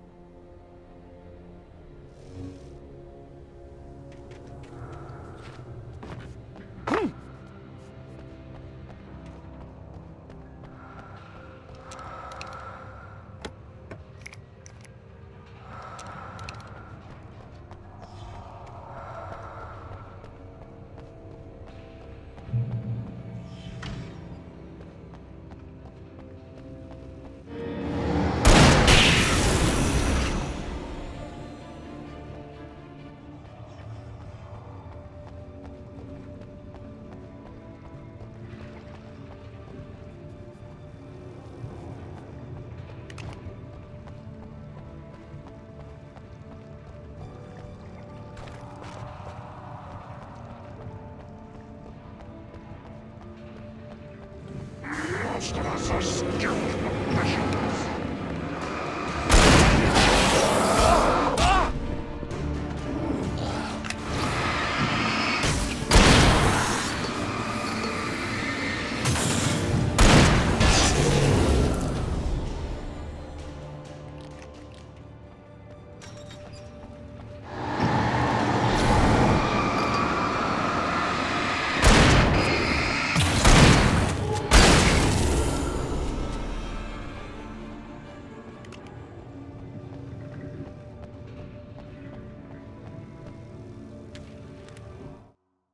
Making her way through the water pipe alone, Cynthia was angry at the writer. Foolish young man, taking unnecessary risks. And the way he broke the rules. Didn't he understand what was at stake? Since the terrible days in the 70s, she hadn't wavered once, as hard as it had been.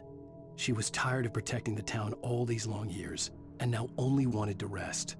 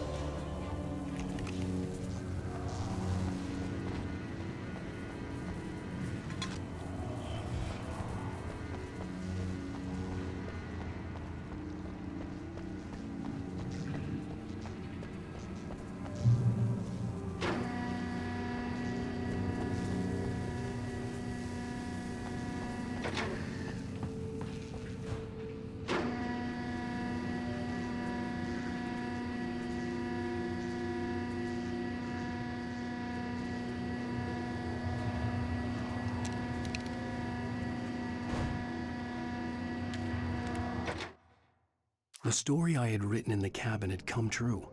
Touched by the dark presence, I had written a horror story, but the end was still missing. The story was incomplete, and the last unfinished page of the manuscript still sat in the typewriter in the cabin study.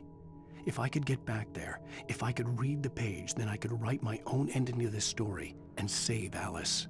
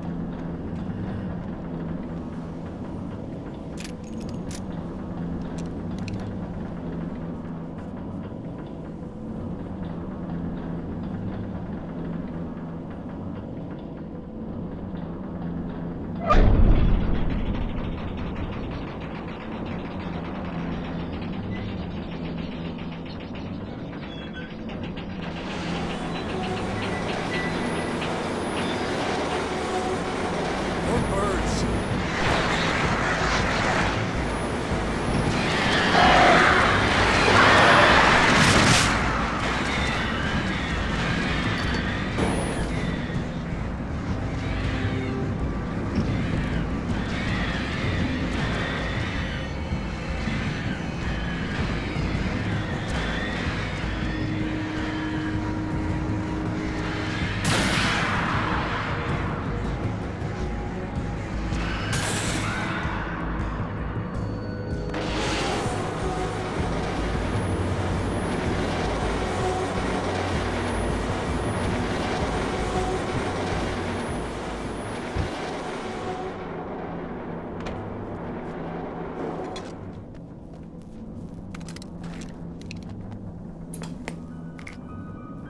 Are we men dreaming of being butterflies, or butterflies that dream of being men?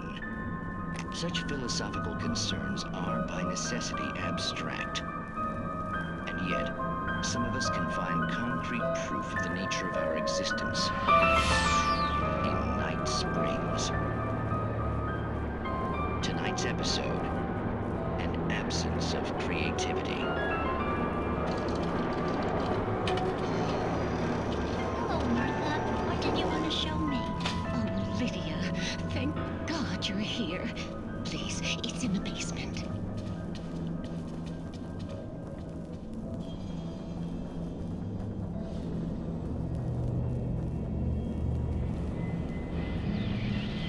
Oh, Martha. Oh, that's amazing. Isn't it just? I found it here this morning. It's like it isn't there, but oh, I can't look straight at it. Yes, I'm sorry. How did you get here? Well, I'm trying to work. Did you put this thing here? In a way. To be more precise, I put everything here but that. Really? But what is it? Oh, I guess the temptation is to call it a hole, but it's really an absence, a profound lack of reality. In Martha's basement? Yes, I was doing so well, too.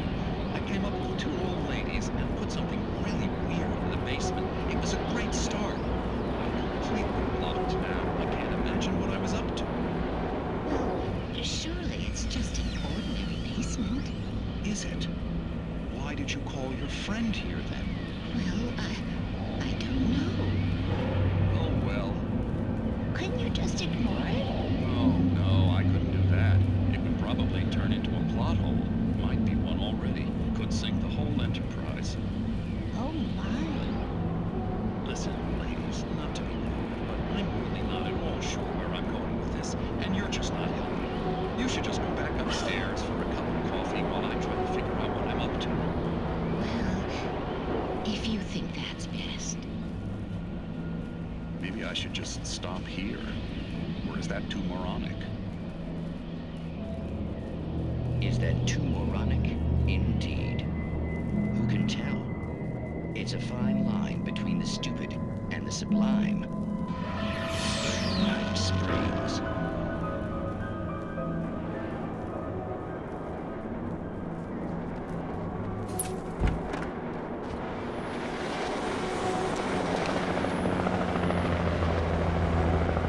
We managed to lose the flock. You're almost at the power plant. Keep going. We'll give you support.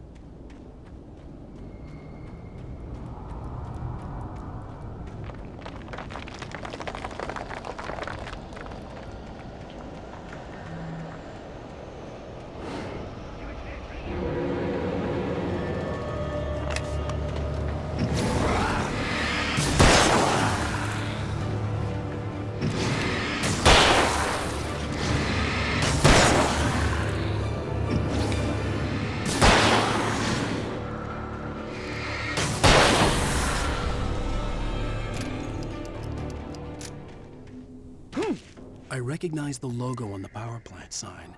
I'd seen a version of it painted all over the area, signifying hidden caches of supplies.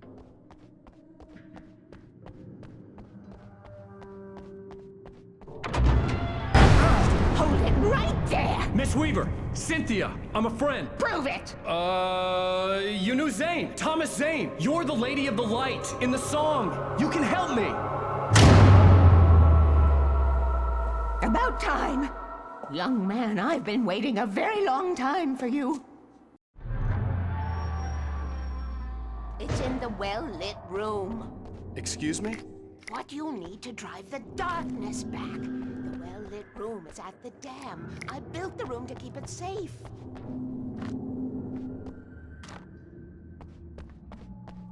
Will it help me find Alice? Will it get me back to the cabin? Fine, let's go.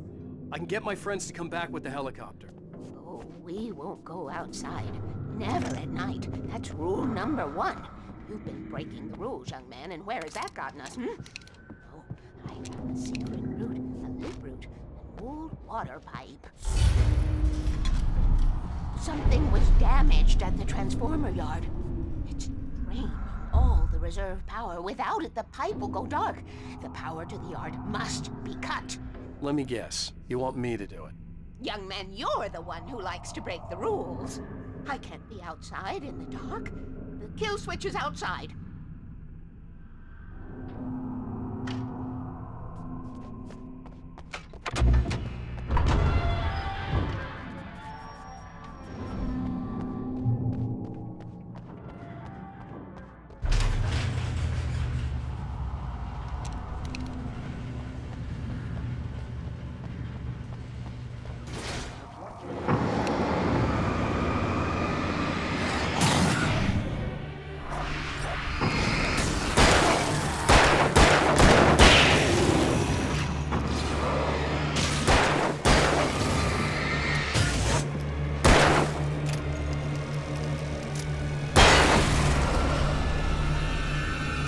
Weaver had sent me to cut the power to the transformer yard. I was willing to do grunt work for her to get her to help me. I hoped Weaver was dependable. I'd stumbled into this crazy world a little over a week ago. She had been living this insanity for decades.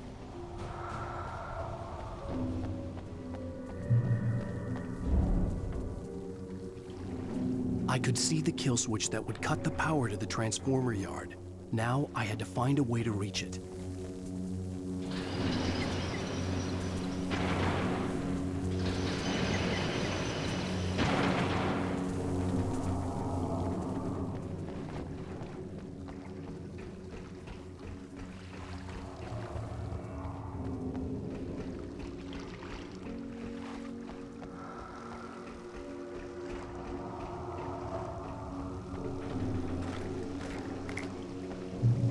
Designs these things.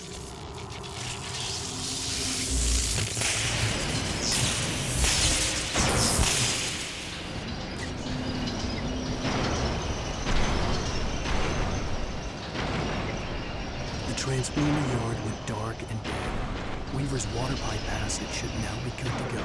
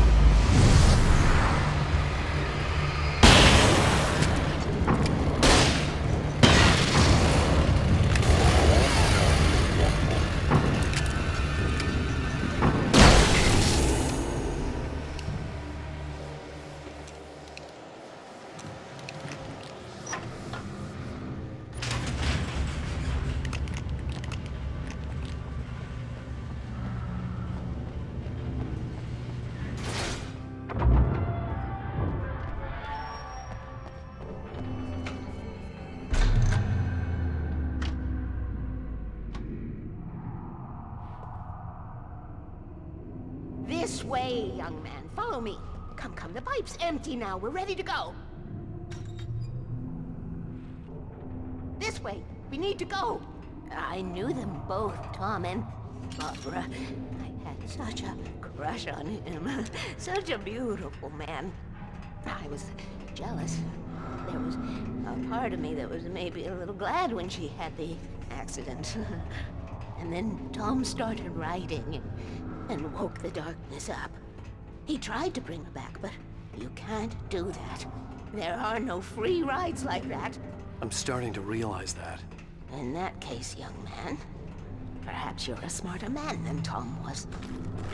Which looked like her, but it wasn't. Barbara was sweet. He didn't understand until it was too late. He tried to undo it, wrote himself, her, everything he'd ever written out of the world. Oh, he was so famous. And afterward, no one knew. Oh, Tom. He left only one thing behind in my care, in case it happened again. Insurance. He trusted me. Or perhaps used me a little. Tom knew how I felt. Knew I wouldn't refuse him. I built the well-lit room and put it there. It's been waiting for you. We are characters trapped in a story you have written, and none of us will survive to see the end of it if the darkness isn't stopped. She'll twist the story to her own dark ends. How do you know all this? Tom, that's the way he wrote it. He still talks to me, in television, from beyond, from below. We've both been touched by the darkness, young man. He saved us both with light, but the darkness stays with you. Leaves a stain.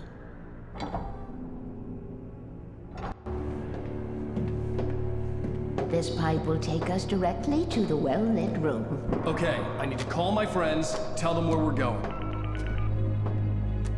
Hello? Al! Barry, we're headed to the dam in one of the pipes. Meet us there. Okay, I'll tell Sarah. It's Sarah now? Whoa! No! For the sweet love of... Barry! Barry! We gotta go see if they're okay. They're probably dead. You must reach the well-lit room. This is no time to be a selfish idiot. That's my best friend!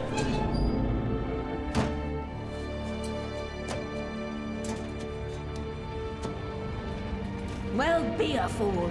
I'll use the pipe. I'll meet you at the dam if you make it.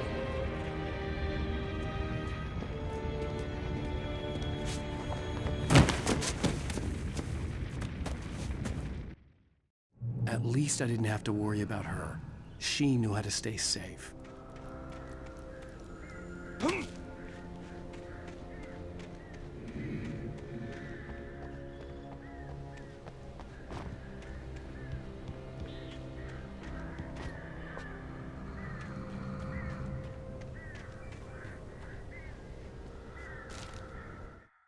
Sarah was almost starting to relax. Maybe they could turn this into a win yet. Suddenly, there was a piercing sound, like a table saw gone wild, as 100 birds made out of shadows swarmed into the rotor. The chopper bucked wildly and the board lit up, telling her what she already knew. They were going down. Barry Wheeler screamed next to her.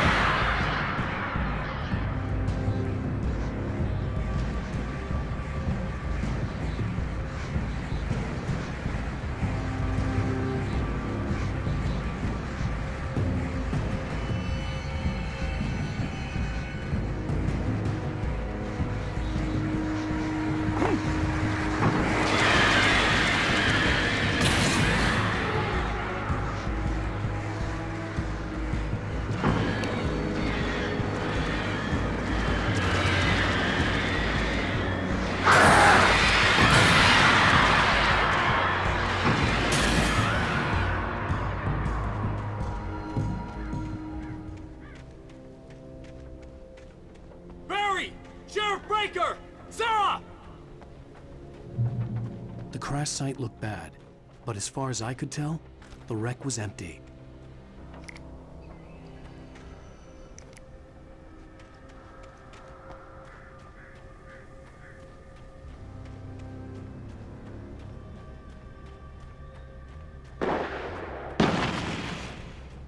Barry! Barry! No, you don't. Oh, no, you don't. He's shooting. Over here! Hang in there! I'm coming! Get the hell out of here!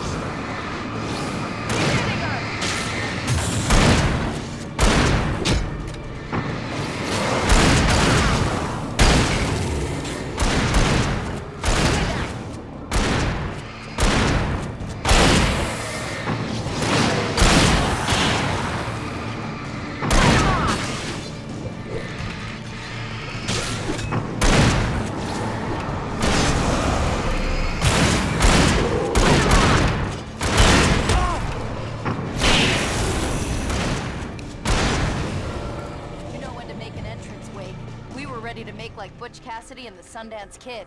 I have a different ending in mind. Yeah, I'm fine. Thanks for asking. I knew you'd be all right. How's that? The flaming eye of Mordor? Ah, laugh it up, funny man. Didn't we have somewhere to go? Weaver will meet us at the dam.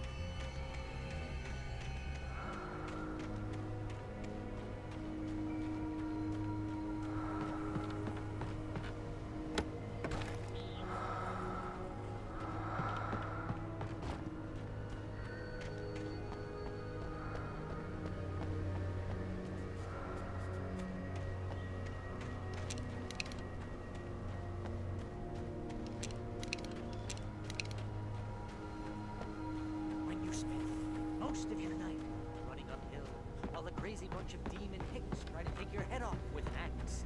You know your helicopter crash landed in Springs.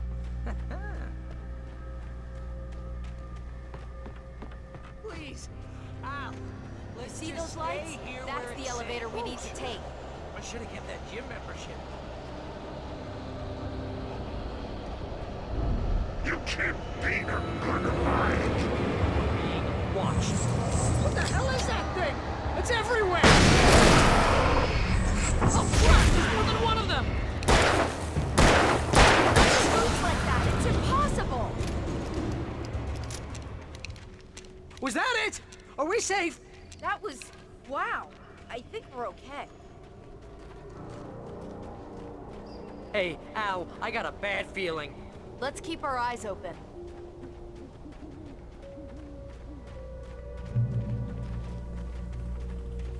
Oh, sweet pool of light. Wake, call the elevator. I'm keeping watch. I think I hear something moving around.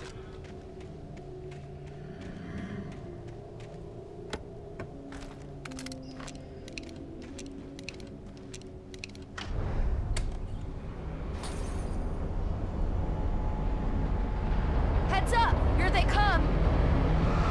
Oh no! Oh no! They're coming! We have to hold them off! Right there!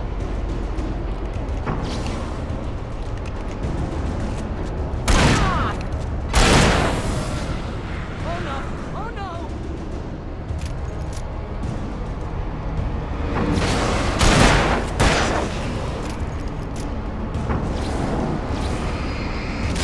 I swear this is the slowest elevator in the world!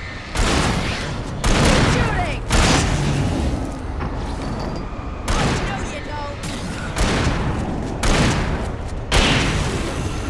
It's almost here, Wake. Just hold on.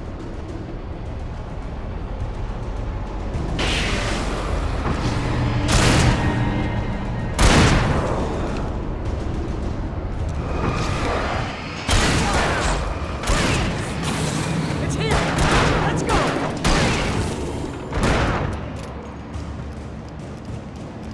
Al, hit the button!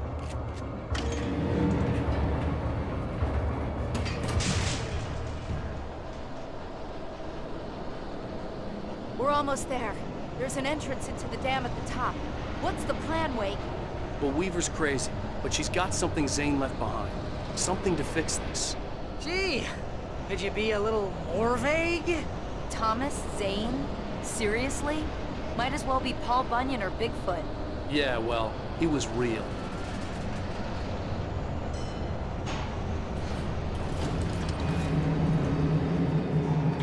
Let's be careful, okay? Oh, jeez, I hate this. Okay, Wake. There's a button over there that opens the door. I think something's broken. Hold the button down so we can get in.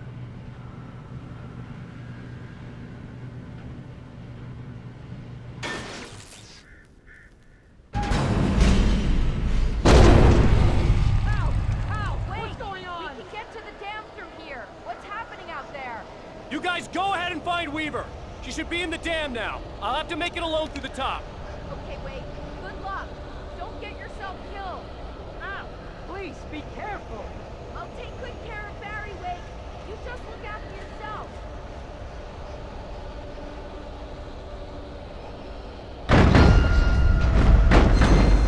You gotta be kidding me.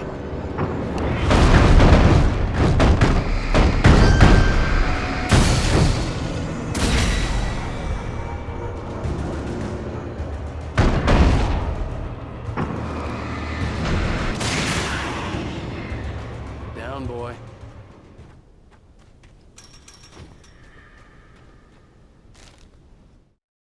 Thomas Zane knew he had to remove all that had made this horror possible, including himself. That was the only way to banish the dark presence he had unleashed and now looked at him through the eyes of his dead love. But he also knew that despite his best efforts, it might someday return.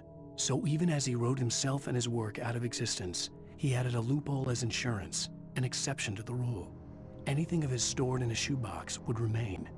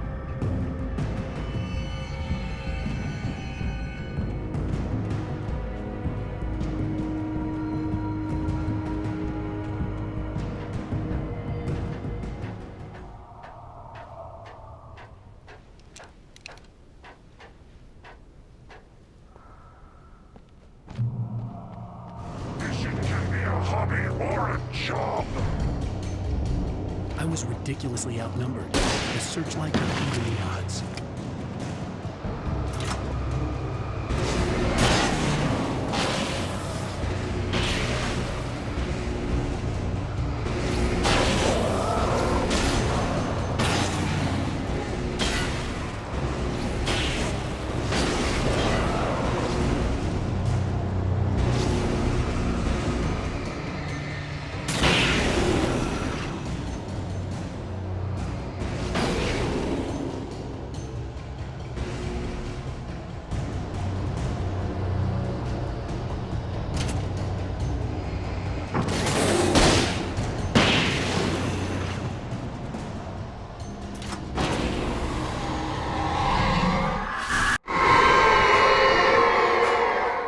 Enough.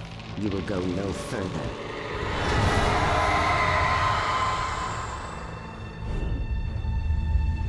Stop. Stop now.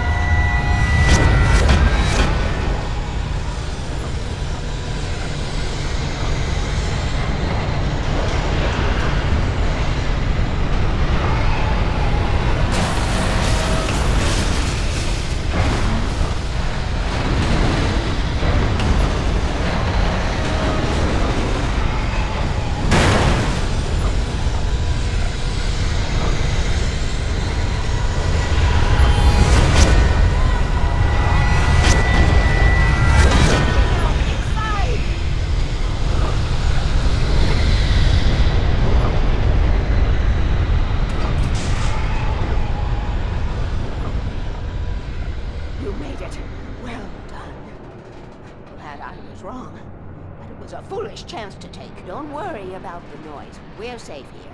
I have looked after the well-lit room for many, many years now. There is no shadow in the well-lit room. The power is fail-safe, and all the bulbs are numbered and changed regularly based on their make and model. Right.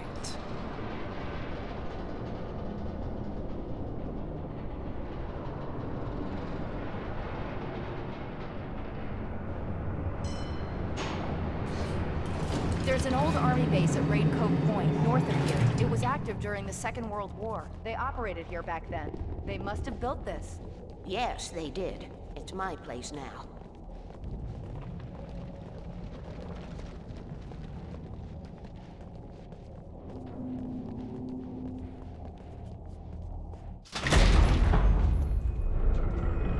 Take it, and I won't need to worry about the room anymore, because 6 and 33 and 118 need changing soon, and I don't want to climb up the ladder to change them because it's very late, and I'm tired. And if you take it, I won't have to do that anymore. The page was autobiographical, a memory from my childhood. But I didn't write this. It was a page written by Thomas Zane. None of them were supposed to exist anymore. Alan, 7 years old, would fight sleep to the bitter end. When he did sleep, he soon woke up, screaming, the nightmares fresh in his mind.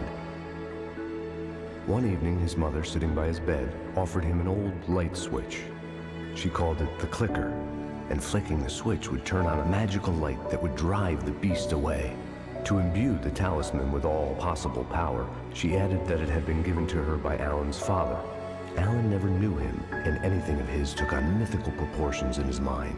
With the clicker firmly in his hand, Alan finally slept like a baby. Now, almost 30 years later, Alan thought of this as he stood on the rim of Cauldron Lake, the clicker in his hand. He took a deep breath and jumped. My mind swirled. I'd given the clicker to Alice, yet it was here. Zane had written it into existence in a story I had written. I can get to her now. I can finish this.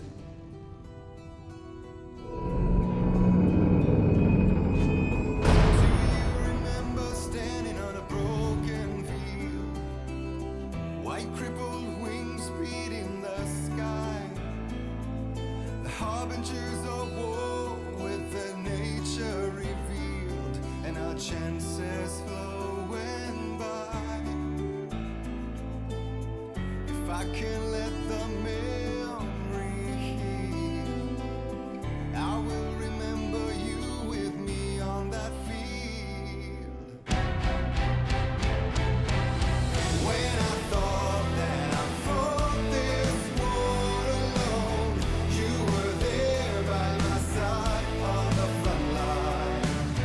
When I thought that I fought without a cause, you gave me a reason.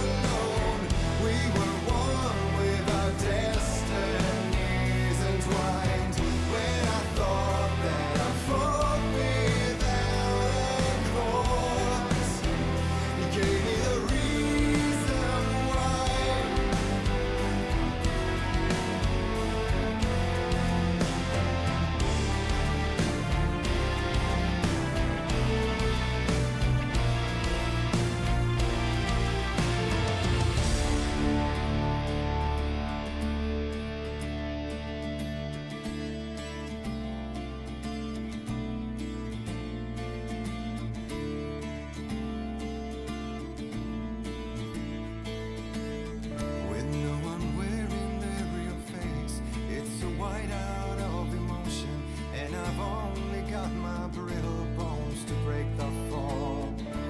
When the love in letters fade, it's like moving in slow motion, and we're already too late if we arrive at all. And then we're caught up in the arms race, an involuntary addiction, and we're shedding every value our mother's thought.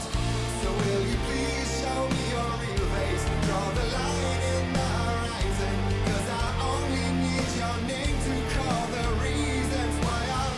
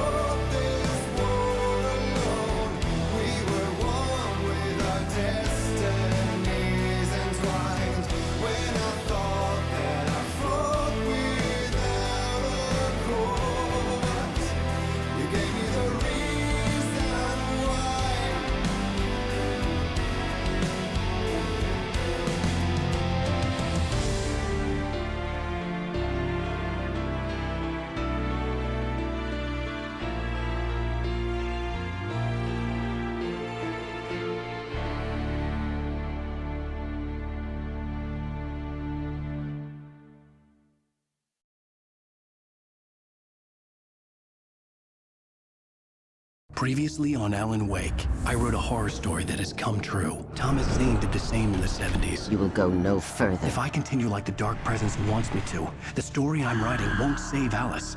It's a horror story. No one will survive. You knew Zane! Thomas Zane! You're the Lady of the Light in the song! He left something behind to help me. The clicker. Alan thought of this as he stood on the rim of Cauldron Lake, the clicker in his hand. He took a deep breath and jumped. I can get to her now. I can finish this.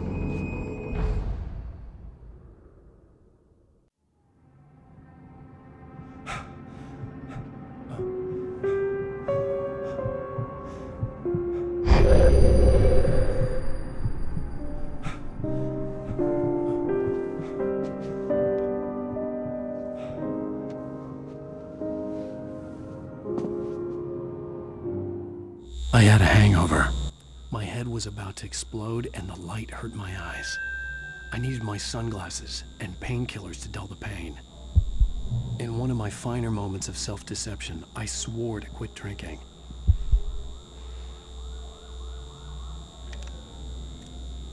The sunglasses made the world look bearable. Now I could keep my eyes open without feeling like a vampire in the sun. I wasn't sure I'd make it out there without some painkillers.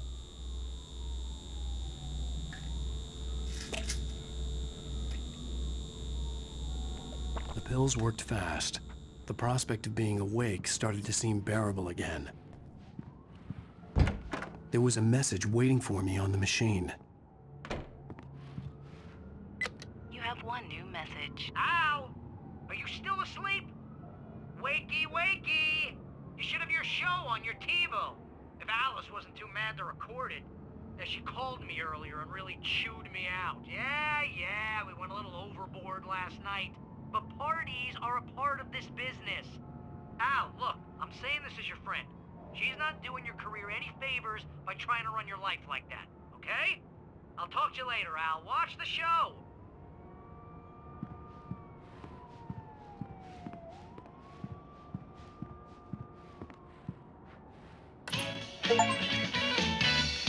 Ladies and gentlemen, welcome back to the Harry Garrett Show. Thank you. Thank you, everybody. We have a great show tonight. I've been talking with the best-selling author Alan Wake about his new book, The Sudden Stop. Yeah, good read. Go buy it. No, it is a good read. Look, I'm gonna be honest here. Is that wise? No, but I'm gonna do it anyway. I got people who give me the lowdown on books. I'm a busy guy. But this one, I actually read from cover to cover. I mean, I'm a big fan. Wow, thanks. Now, this might be a spoiler for those who haven't read the book yet. Based on the sales figures, the 2 people out there who haven't read the book yet. But this last book is all about the death of the main character, the hard-boiled New York detective, Alex Casey. Now, there's been a lot of outrage about this. Why the hell did you kill Casey? What the hell were you thinking, man? Good riddance. No, seriously though. 7 years and 6 books is a long time. He was a gloomy guy to spend all your working hours with, and it was a good run. But it's time to explore new things. My next book will be a departure from the old for me. You selfish bastard, always thinking of yourself. Well, you've certainly given us a lot of entertainment over the years. And now that you mention it, Casey was a gloomy guy. Never had much luck with his love life with the ladies. Was that autobiographical in any way? Yeah, no kidding. Casey's lady friends tended to die on him. With Casey, it was all about his pain. No, nothing autobiographical about that. I'm a happily married man. My wife is my muse. Well, congratulations. That's great to hear. So, how's the publicity tour been treating you? Good, great. But I gotta say, I'm glad to be back home in New York. Well, you've certainly been on the news a lot lately. Lots of parties and, you got into a fight with some paparazzi. Oh, man. Well, that guy was really in my face. I lost my temper. I know that wasn't cool. You are famous for that temper. Well, I did also write several books. Well, your latest novel is called The Sudden Stop, and it's in bookstores now. Go get it. That means the 2 of you out there who haven't bought it yet. Ladies and gentlemen, that's all we have for you tonight. I want to thank all our guests for the evening. Alan Wake, Sam Lake. Once more, do the face for a Sam. There we go. And our musical guests, Poets of the Fall. Thank you. At least I'd been funny. I told myself I could live with that. Hey, honey. Did you watch the show? I didn't say anything stupid if that's what you want to know. Okay, Grumpy. You want to ask honey something? Are you going to start with me about drinking now? You know what? Go back to sleep, Alan.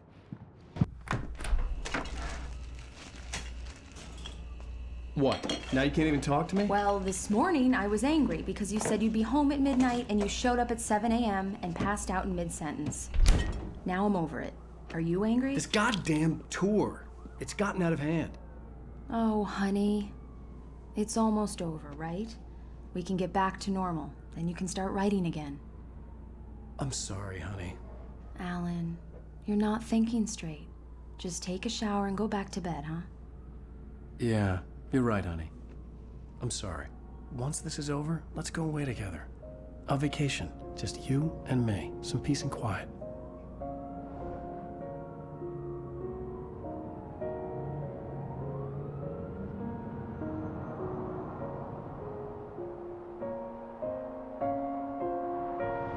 Somehow, the clicker was the key to the cabin. I had to return to Cauldron Lake to save Alice.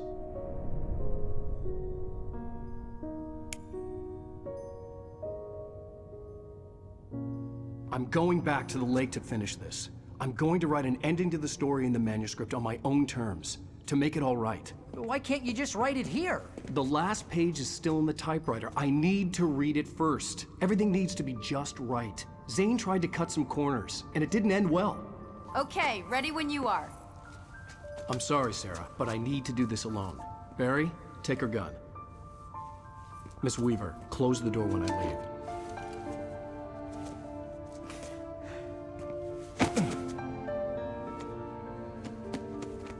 Good luck, Al. See you later.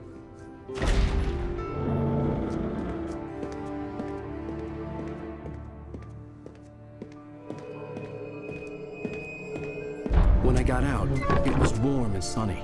I'd flicked the switch of the clicker. Had it done this? I didn't stop to question it. I had to take advantage of the sunlight to get to the lake. On Zane's page, I'd stood on the rim of Cauldron Lake, about to use the clicker.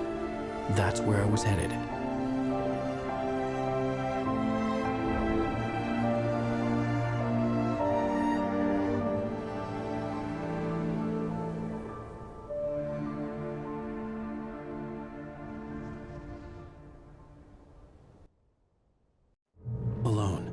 In daylight, surrounded by the beauty of the Pacific Northwest landscape, it was hard not to let doubt creep in one last time. I could still chalk everything up to a dream, a delusion. I had enough imagination to make up something like this, having been in the cabin all this time, trapped in a story inside my head, gone mad from grief over Alice's death like Hartman had claimed. There would be no way of knowing. I told myself it didn't really matter. My course was set.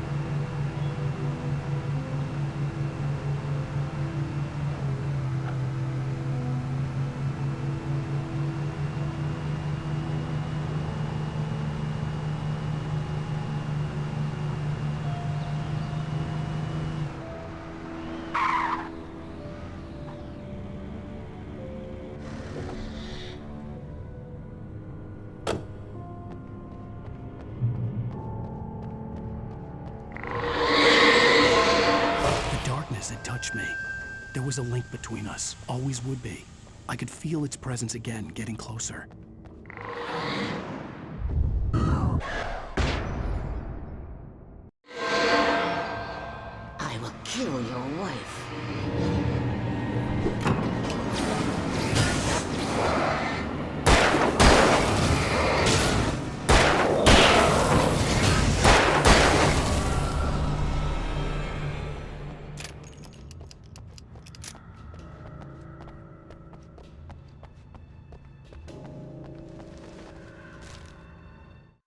The Dark Presence was no longer trying to capture the Rider so he could create the ending it wanted. The Rider knew too much. He was too strong. And he carried a weapon left behind by Thomas Zane, something that could hurt it. Now, the Darkness was doing everything in its power to simply stop the Rider from ever reaching Cauldron Lake and the dark place it came from.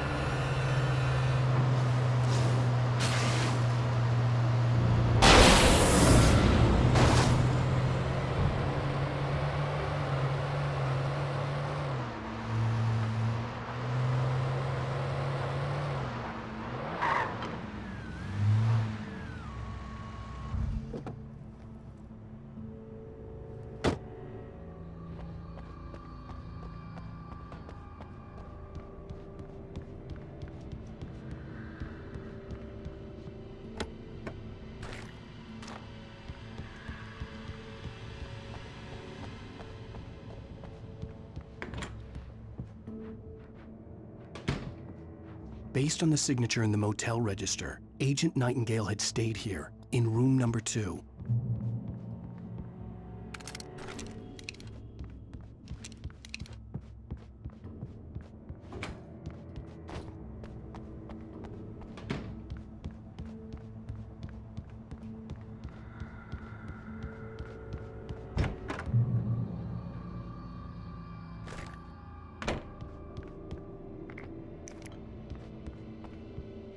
This had obviously been the room where Agent Nightingale had stayed when he hadn't been busy harassing me. Look after yourself, manager!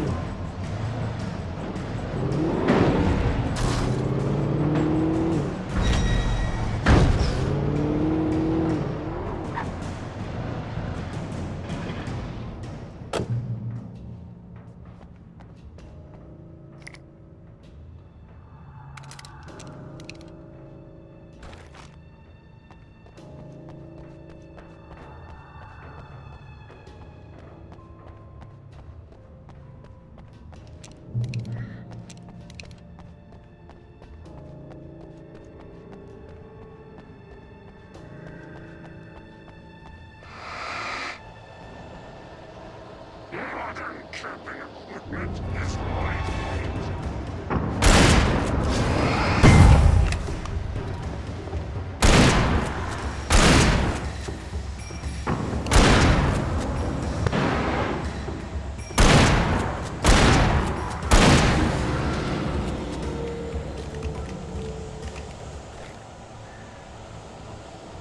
You can learn about nature and yourself.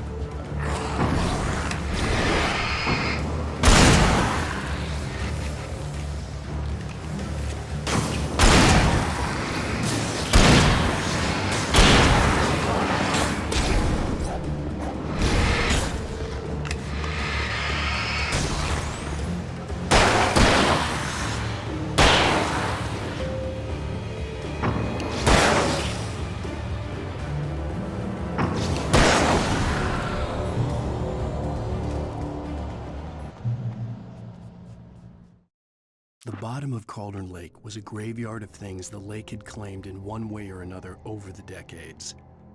The Dark Presence brought them up in its wake, scattering the rotten waterlogged hull of an old boat here, the remains of a long-ago crashed airplane there, trees shattered under the impacts. The earth groaned. It didn't even notice.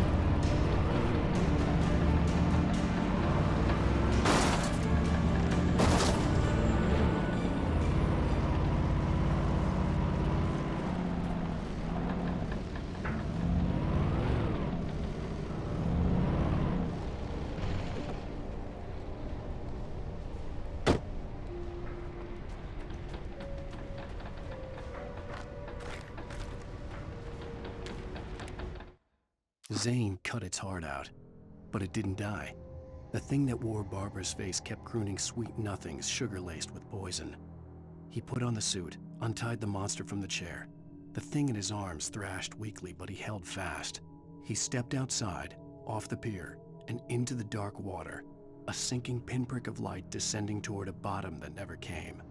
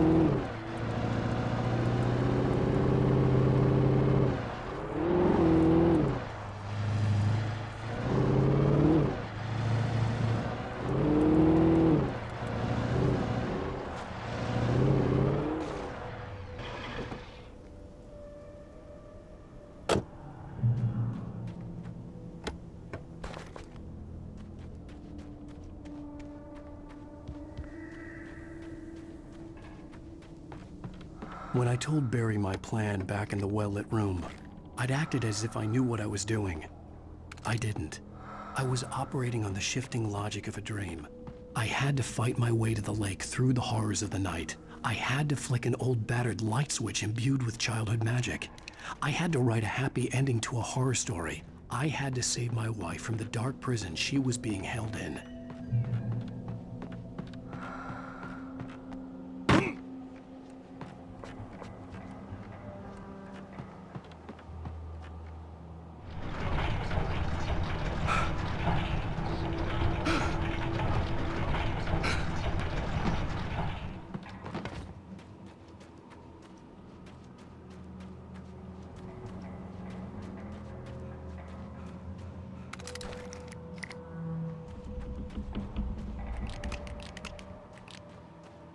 I will never give her to you.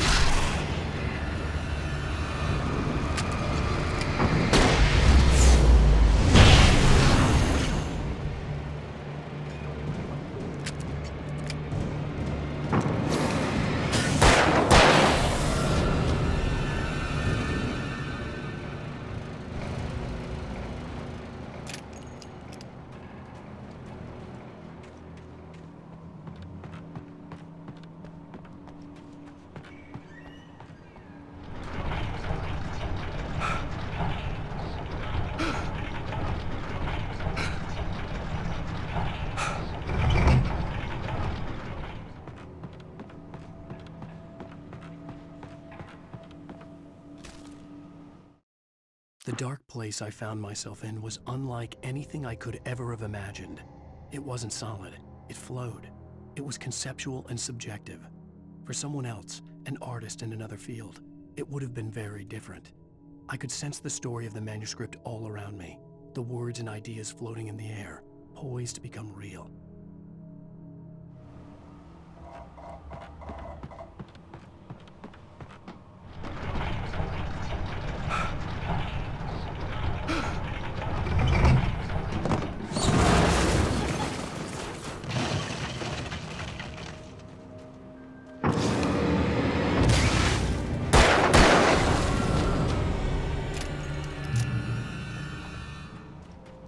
I could see Mirror Peak in the distance.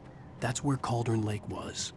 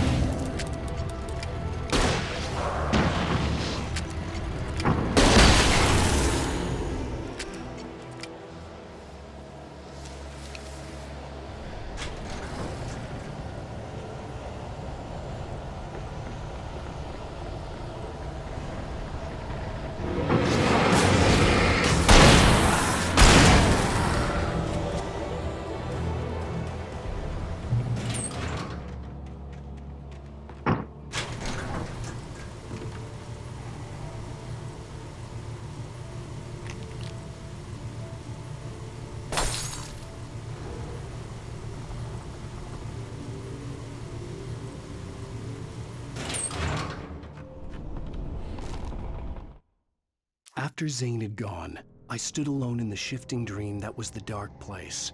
I had to find a way to the cabin. I'd written myself a way through this place in the manuscript. I followed the idea of a path. I'd written myself across the ocean that blocked my way, and with that, there was a bridge to the island beyond. The idea of the cabin flickered in the underwater darkness. I willed the cabin to be real, and it was.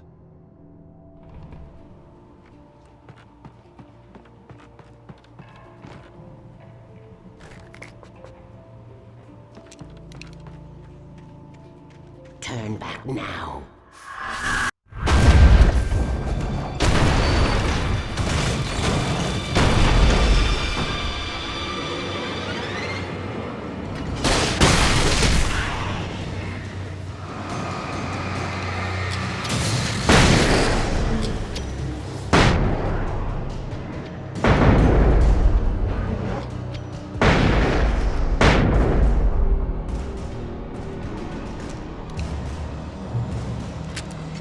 Do as you're told.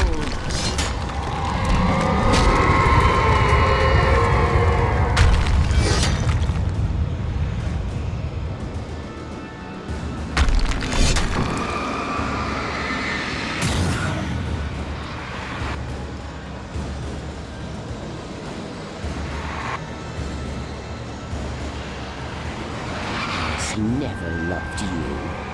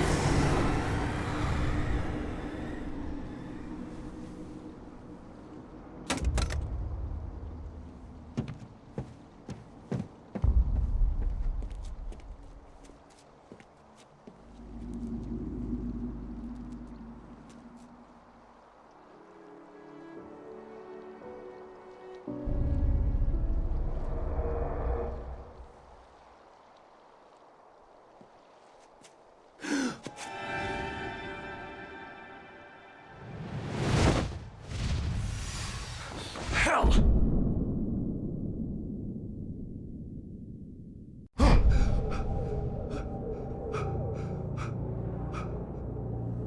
Shh, baby. You were having a bad dream. It was just another nightmare. No. Everything's fine. You're home. It wasn't a dream. Everything's fine. Turn the lights on. Turn the lights on! Shh, baby. The power's out. There's no light.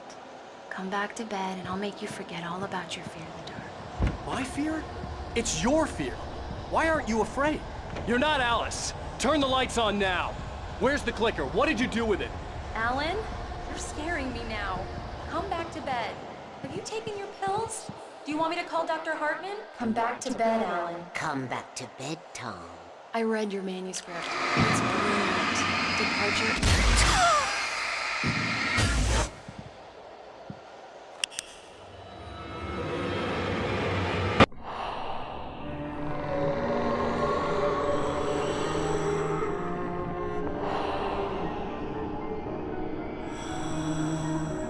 You must find your way to the cabin.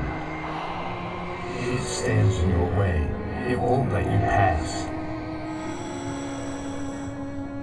It has no heart. It's filled with darkness. You must fill its heart with light.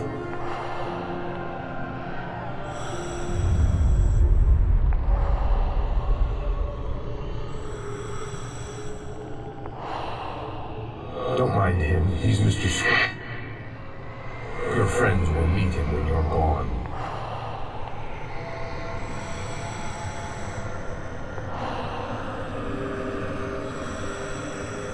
Use the clicker.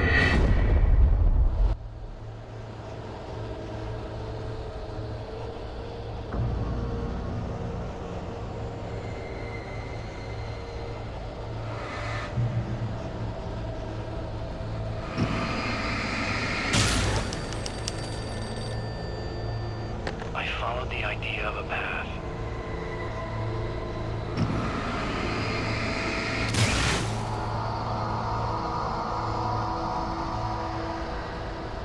I'm leaving you. What? I'm leaving you, Alan. I met someone. I'm in love with someone else. Alice? No, what are you saying? You can't. You don't love me. How could you when you don't even love yourself? All you do is torture yourself with work you can't do anymore.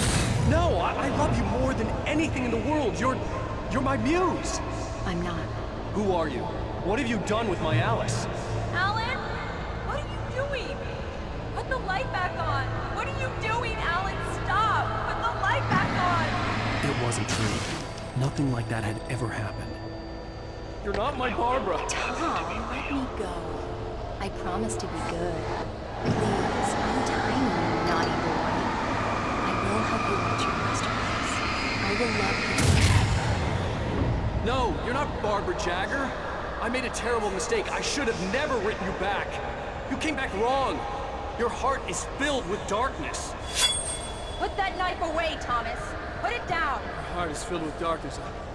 I'll cut it out. Tom! I'll take you back to the desert.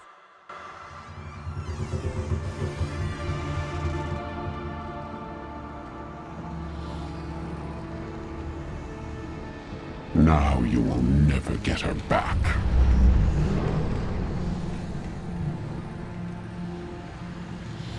I am much older than you. Older than your first work of art. I will find a new face to wear.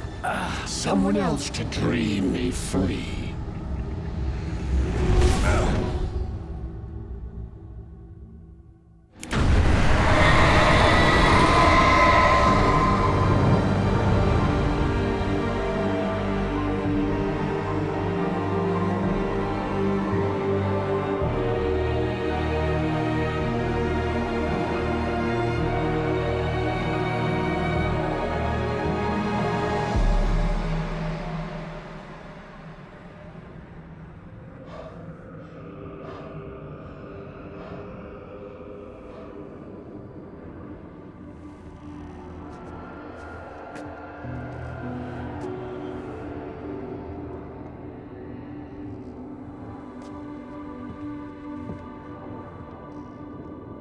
I could feel Alice's presence close by. I understood what I had to do now. I knew how to write the ending to Departure. There's light and there's darkness. Cause and effect. There's guilt and there's atonement. But the scales always need to balance. Everything has a price. That's where Zane had gone wrong. There's a long journey through the night back into the light. Alice? Alice?